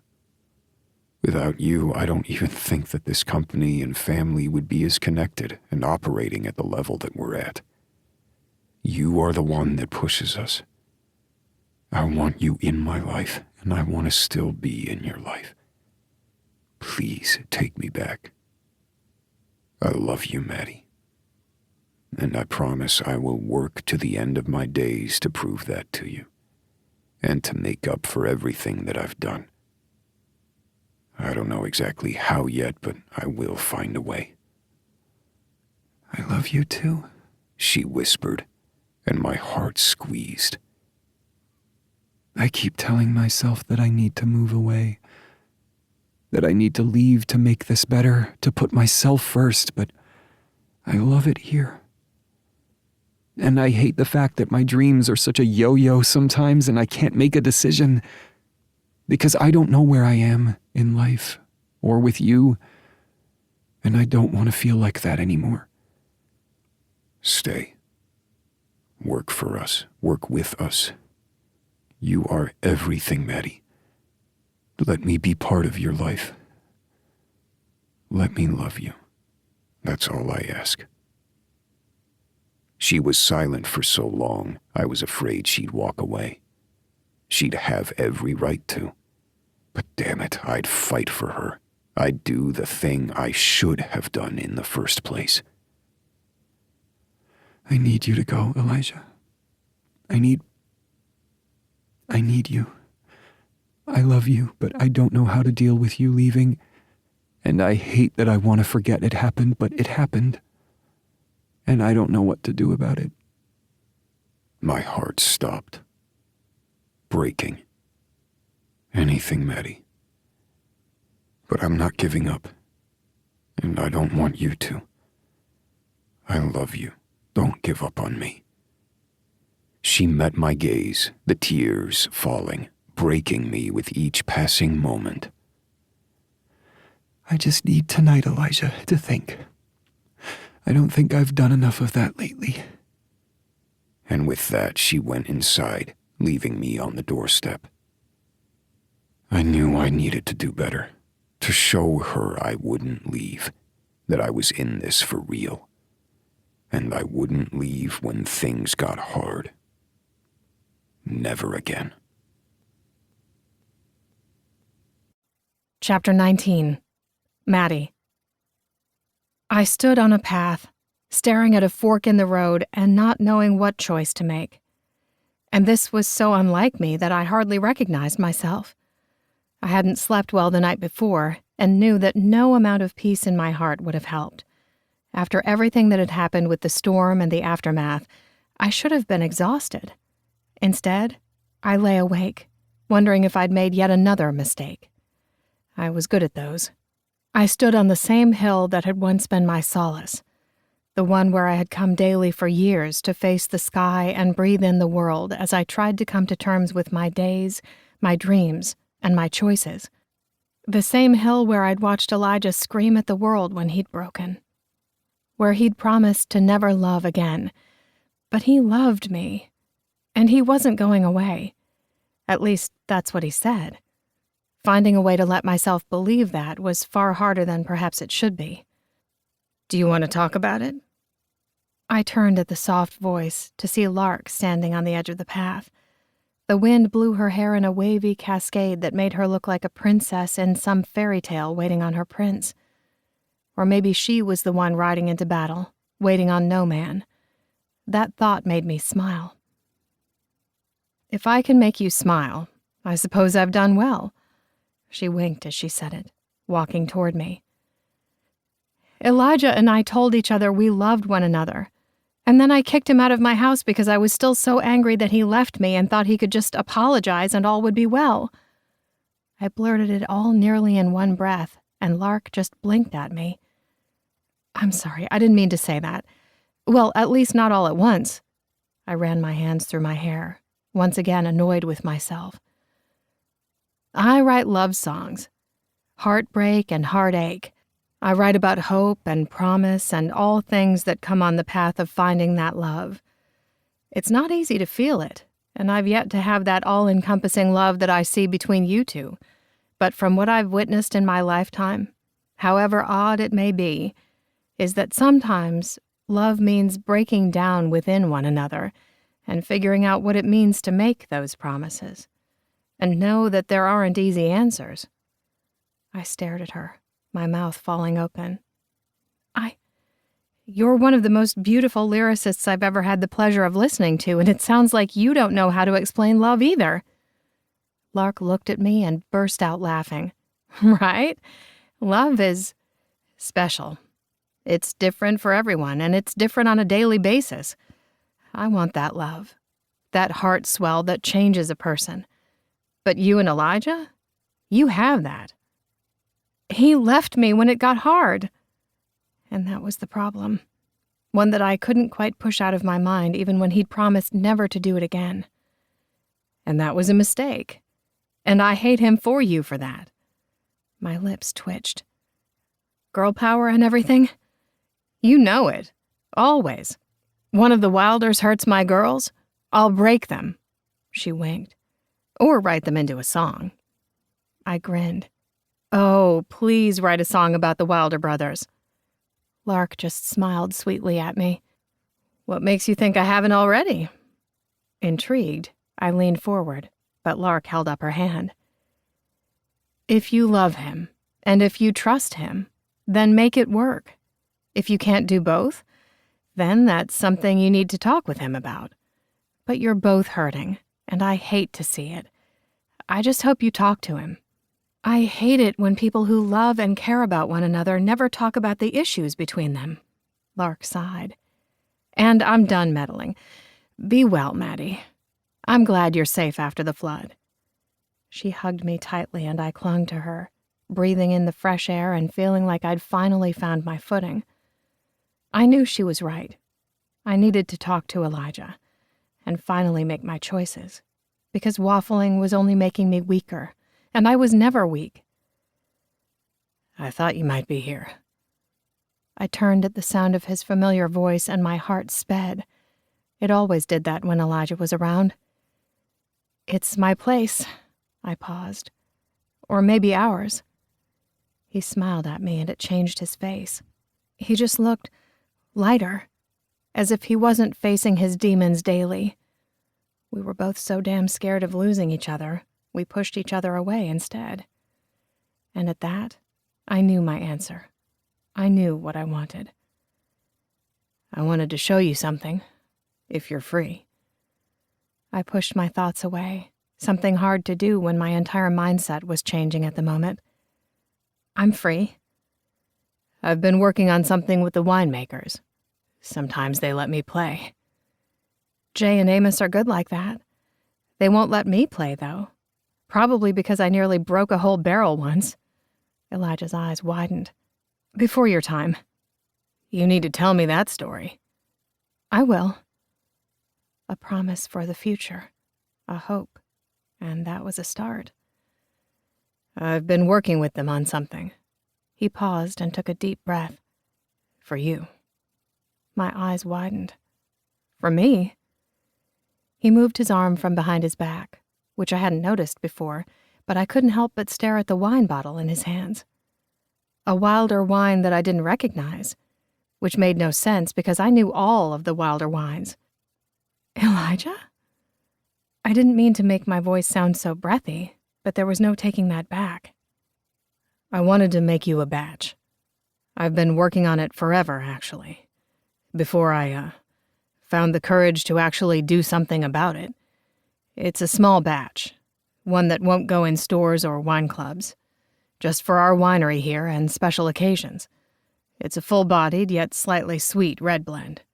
One that's perfect for a night with those you love. He let out a breath and tears fell down my cheeks in earnest.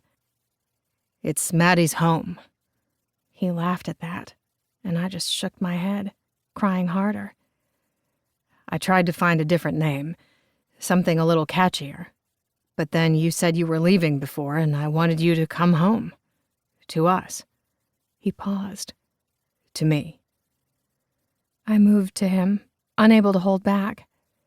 Elijah, that is the most thoughtful, sweetest, most romantic thing anyone has ever done for me. I was going to show you when you signed as partner, but I didn't want to wait. I want you to be home, Maddie. To be with me. And I'll keep finding ways to show you that. Always. I let out a breath, wiping my tears. Just never walk away like that again. If you're scared, we talk. But if you ever think about doing that again, it is over. Just like I know if I push you away, it'll be over. We both need to do better. Deal. Just love me. Take me back. I love you, Elijah. I've loved you for far too long. And I know why you did it. Why you were scared. He leaned forward, his body still radiating that tension. And I'm going to fight. Fight for you. Fight for us. Because you deserve that, and more. You deserve everything. I put my hand on his chest and he relaxed marginally before he lowered his lips to mine and took them, knowing that this was just our beginning. It had to be. We had messed up more than we could possibly imagine, but we were giving us a second chance. And it was all I could ask for. I guess I'm going to have to call Ivy Wines and Clint to say that I'm staying. They're probably going to think I'm insane. I hadn't meant to say that, but from the jealous glint in Elijah's gaze, I needed to tread carefully. Not that there was any reason to be jealous. Not with the man I loved. He narrowed his gaze. Clint. It's a long story. He pushed my hair back from my face with his free hand, then kissed me again. I sank into him, loving him more than I could possibly imagine. I have all the time in the world for you. So, why don't you tell me? I can do that. And I really want to try that wine. I reached up and kissed him softly, and he pulled me close, promising we'd never let go. And that was a promise we both could keep. Chapter 20. Elijah. The sound of children's laughter filled the air, and I turned to see Evan and Kendall's twins moving around on the grass, scooting and walking as if they had been doing that all their lives, moving far too quickly for my nerves. Reese and Cassie giggled with one another. Kylie, Eli, and Alexis's daughter, only 9 months or so younger than the twins, giggled after them. When Maddie slid her hand into mine, I squeezed it and looked down at her. That's a good sound, isn't it? She whispered. I let go of her hand so I could wrap my arm around her shoulders and pull her closer. When I kissed the top of her head, she let out a soft sigh, and I squeezed her as close to me as possible. In the weeks since the flood and subsequent issues, and since I had groveled my way back into her good graces, we had been taking our time. We needed to take our time, as it was the one thing we hadn't really done since our road trip. But here we were, holding one another and watching as my nieces and nephew laughed and played with one another. Kendall and Alexis were on baby duty for now, because it was their turn.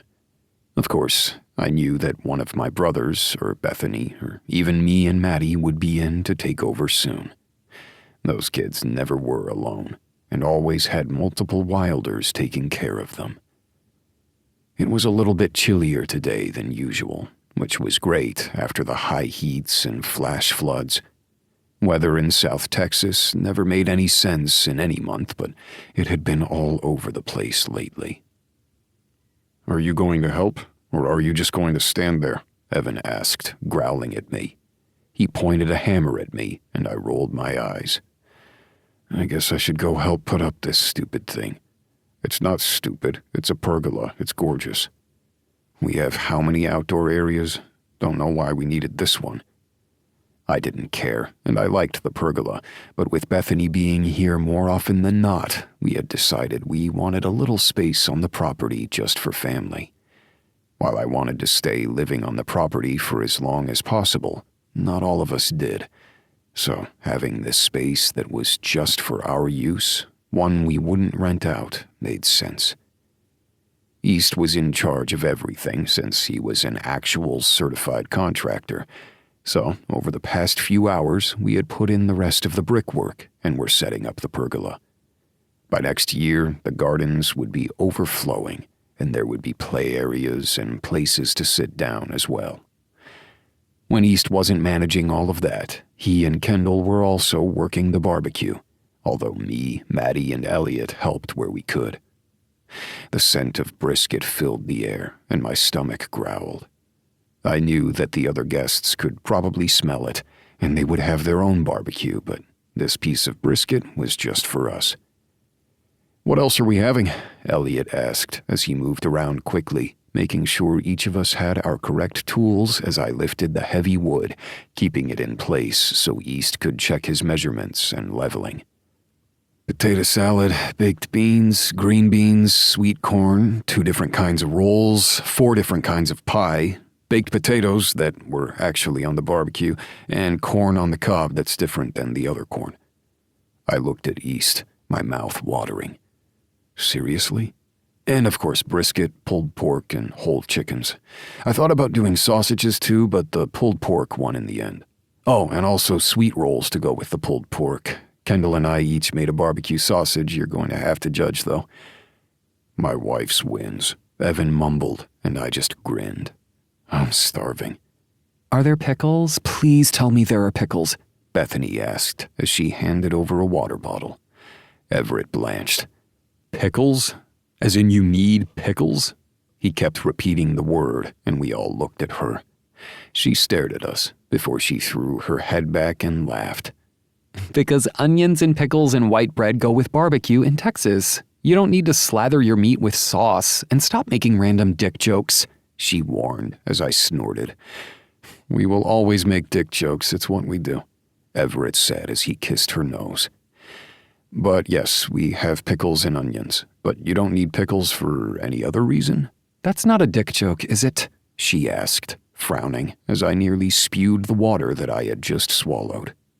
Maddie patted her hand on my back, and I looked down at her, rolling my eyes.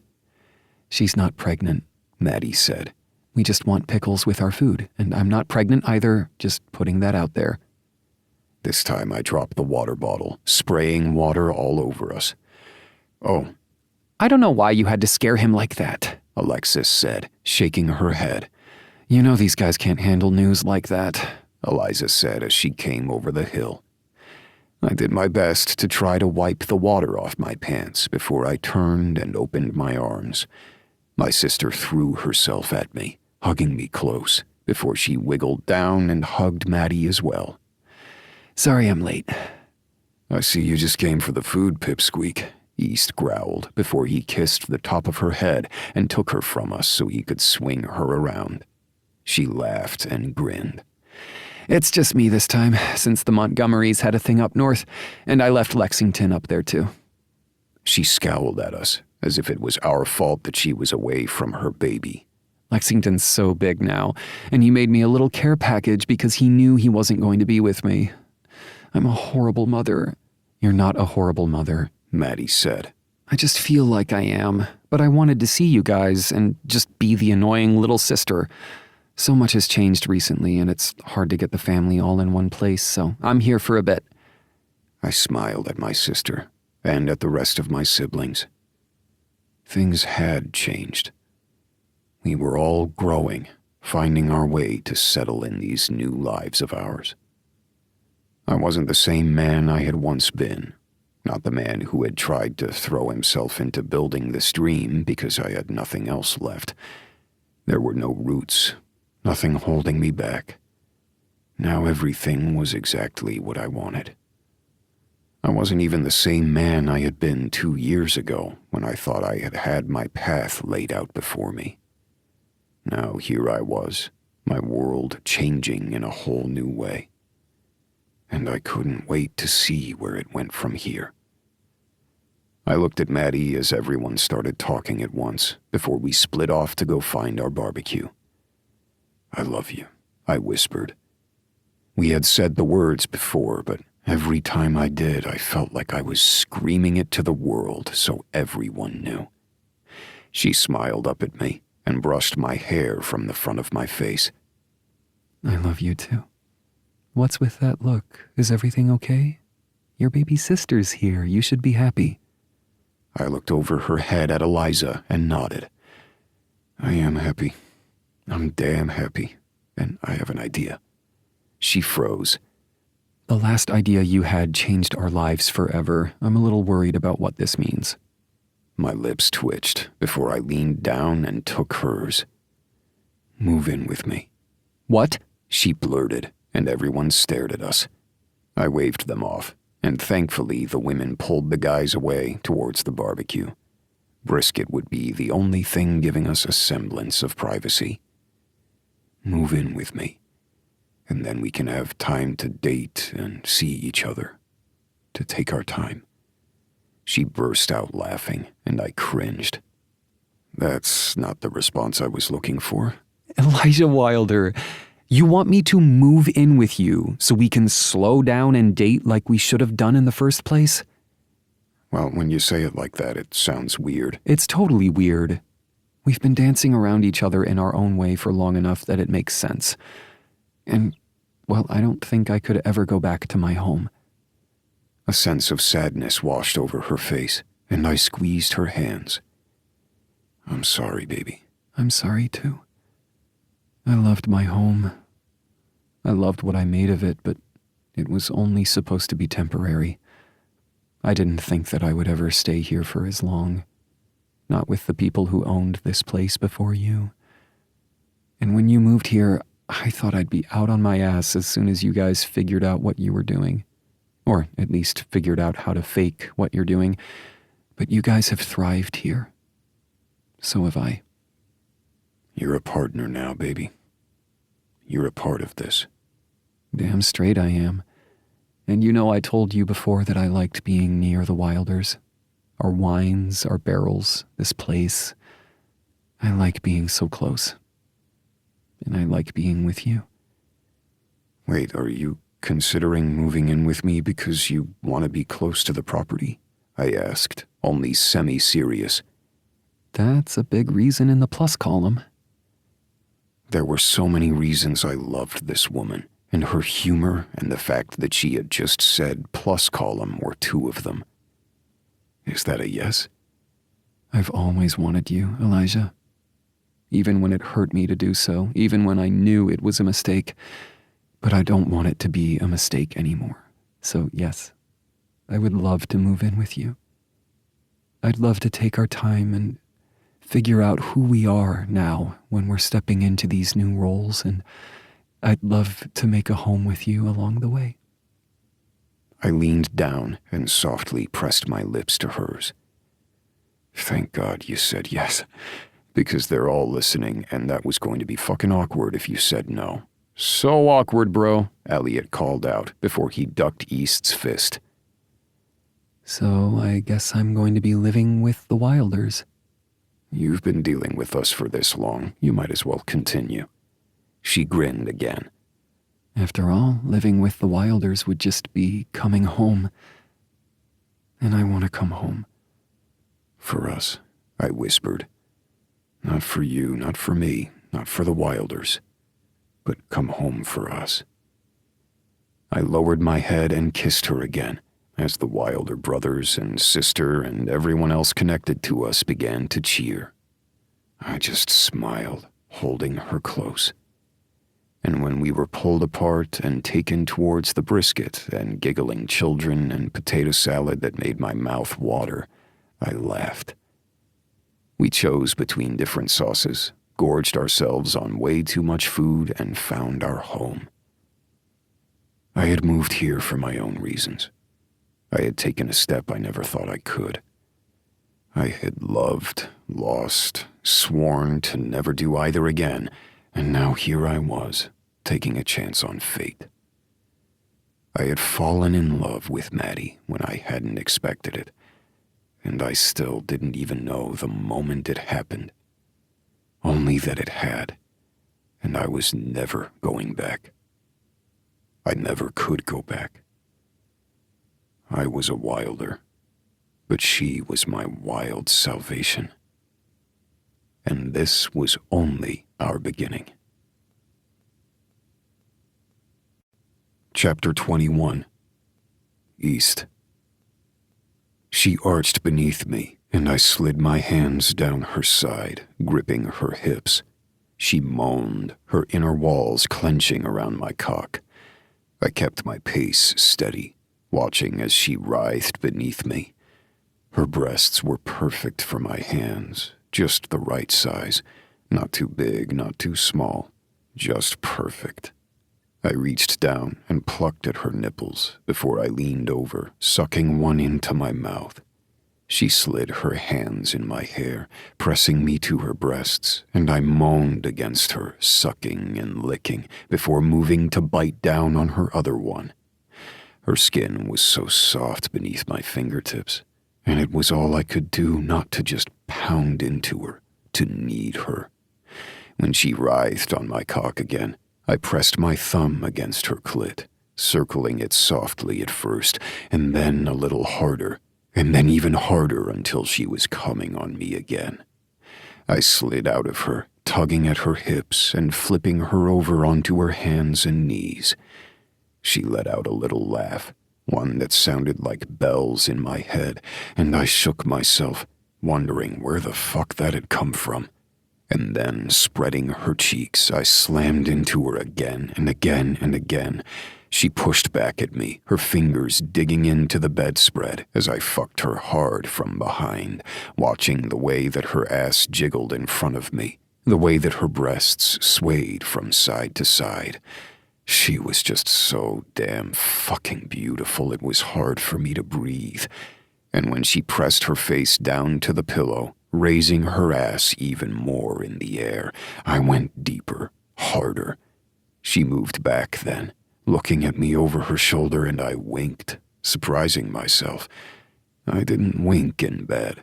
I didn't laugh or smile. Fuck, I did none of that. But with her, for this night, why the hell not? I pulled out of her again, and then positioned us both so I was on my back and she was riding me. She sank down on my cock and shook her head.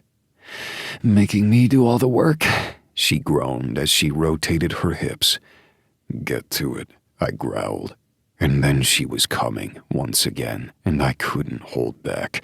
I roared, gripped the back of her neck, and pulled her down to me for a crushing kiss. We both shivered as our orgasms finally mellowed, and I did my best not to look at her. I couldn't meet her eyes, not if I wanted to get away. To walk away. Because that was the one thing that I needed to do. No matter what. No matter if it made me feel like a fucking asshole. We were both sweaty, out of breath, and I wasn't even sure I could stand. My knees shook, and I lay next to her, both of us naked, and my mouth dry as I tried to catch my breath. We didn't speak. I didn't think I could. The AC kicked on, and the air in the room grew cold. I watched as her nipples pebbled even harder, even tighter, and she slowly slid the sheet over herself. And just like that, the magic was broken. I sat up. This was such a mistake. I had known it would be. The first moment I saw her, I knew we would come to this. It was always going to come to this. But it was a damn mistake. I stuffed myself into my jeans and pulled on a shirt as quickly as I could. I didn't look behind me, but I heard the sound of sheets rustling as she dressed herself. The phone rang beside the bed, and I turned, but it wasn't mine. Bethany's name lit up the screen, and I cursed before handing over the phone. Lark looked up at me and shrugged. I'll call her back. You don't have to wait. I knew my voice was gruff, it always was, but for some reason it sounded even worse now. No, it's fine. She can wait a bit. So, I began. So? She continued. I guess I should go. She snorted, her eyes going blank and her phone held tightly in her hands. It's your cabin. I should go. But we don't have to talk about it. I turned to face her, with her gorgeous eyes, her strong cheekbones, the light hair that billowed around her face. She had caught my attention and my breath the moment that I'd seen her. But she was Bethany's best friend and a goddamn celebrity. People around the world knew her face, listened to her songs, danced to her voice at weddings, and made love under the stars to her sweet tones. Everybody knew who Lark Thornbird was. The singer-songwriter who toured the world and was a fucking superstar. Lark fucking Thornbird. And I'd done the one thing I told myself I'd never do when it came to her. We don't have to talk about it. Just don't write a damn song when I leave here. Her eyes narrowed even as her face paled, and I knew I'd said the wrong thing. But I was done. Done wanting, done pretending, done thinking I could have something I couldn't. So as she glared at me, looking as if I had hit her, I walked away, and knew that this was going to bite me in the ass. Because it always did.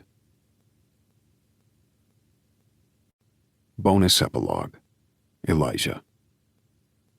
Soft music played through the speakers, echoing slightly against the tile wall.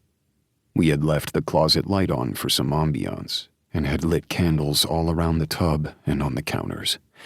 The bottle of sparkling wine lay chilled in its bucket, half gone, 2 empty wine glasses sitting next to it. I lay back against the side of the tub, closing my eyes as I let the Epsom salts work. I never thought I was a bath man, but here I am enjoying my bubbles. Maddie let out a soft chuckle. I don't think there are many bubbles left. considering I can see everything from this vantage point. She let out a pointed cough, and I groaned as her foot slid up my thigh. I opened my eyes and saw my wife laying back on the other side of the tub, and I was grateful that we had installed one of those tubs with the side pour faucet. That way, the knobs weren't in either of our backs. Come over here and say that. Oh, I like this viewpoint. I can see every inch of you, and the water's reflection does some nice things. My cock twitched, filling again. We had already made love before we'd gotten in the tub, hard and fast against the shower stall. We hadn't even turned on the damn water, but it had been needed after a long week of barely being able to touch each other. Appointments, work, a quick out-of-state emergency trip, and life had gotten in the way. But this moment was ours. This is ridiculous. We've been together how many years now, and I can't get enough of you. That's what I like to hear. Now come here. We leaned forward at the same time. I slid my hand around the back of her neck, squeezing slightly before brushing my lips along hers. She groaned, her lips parting as my tongue delved into her mouth. She sank into me, and I kept kissing, probing, and when she turned slightly, the water sloshing over the side, I chuckled roughly and pulled her to me. She sat that soft ass on my cock, and I wrapped my arms around her, her breasts filling my hands as I gently played with her nipples. Elijah, she panted, and I grinned against her neck, biting down gently. I slid my hand underneath the water, sliding between her folds. She moaned, rocking into my hand as I played with her, sliding my finger over her clit, and then gently entering her with my middle finger. She was so soft already, but the water was cooling around us, and I didn't want to hurt her, or me for that matter, by making love with her in this tub. You're going to make me come, and I have to be quiet. I smiled. You can be quiet, we've practiced. I usually have to put a pillow over my face when you get into these moods, she mumbled. Damn straight. So, what did you think of the wine? She asked, and I laughed, slipping my finger out of her before cupping her breasts again and just lying there. This was nice, comfortable, just like I wanted, just like we wanted. It was a good batch, tart enough and not too sweet.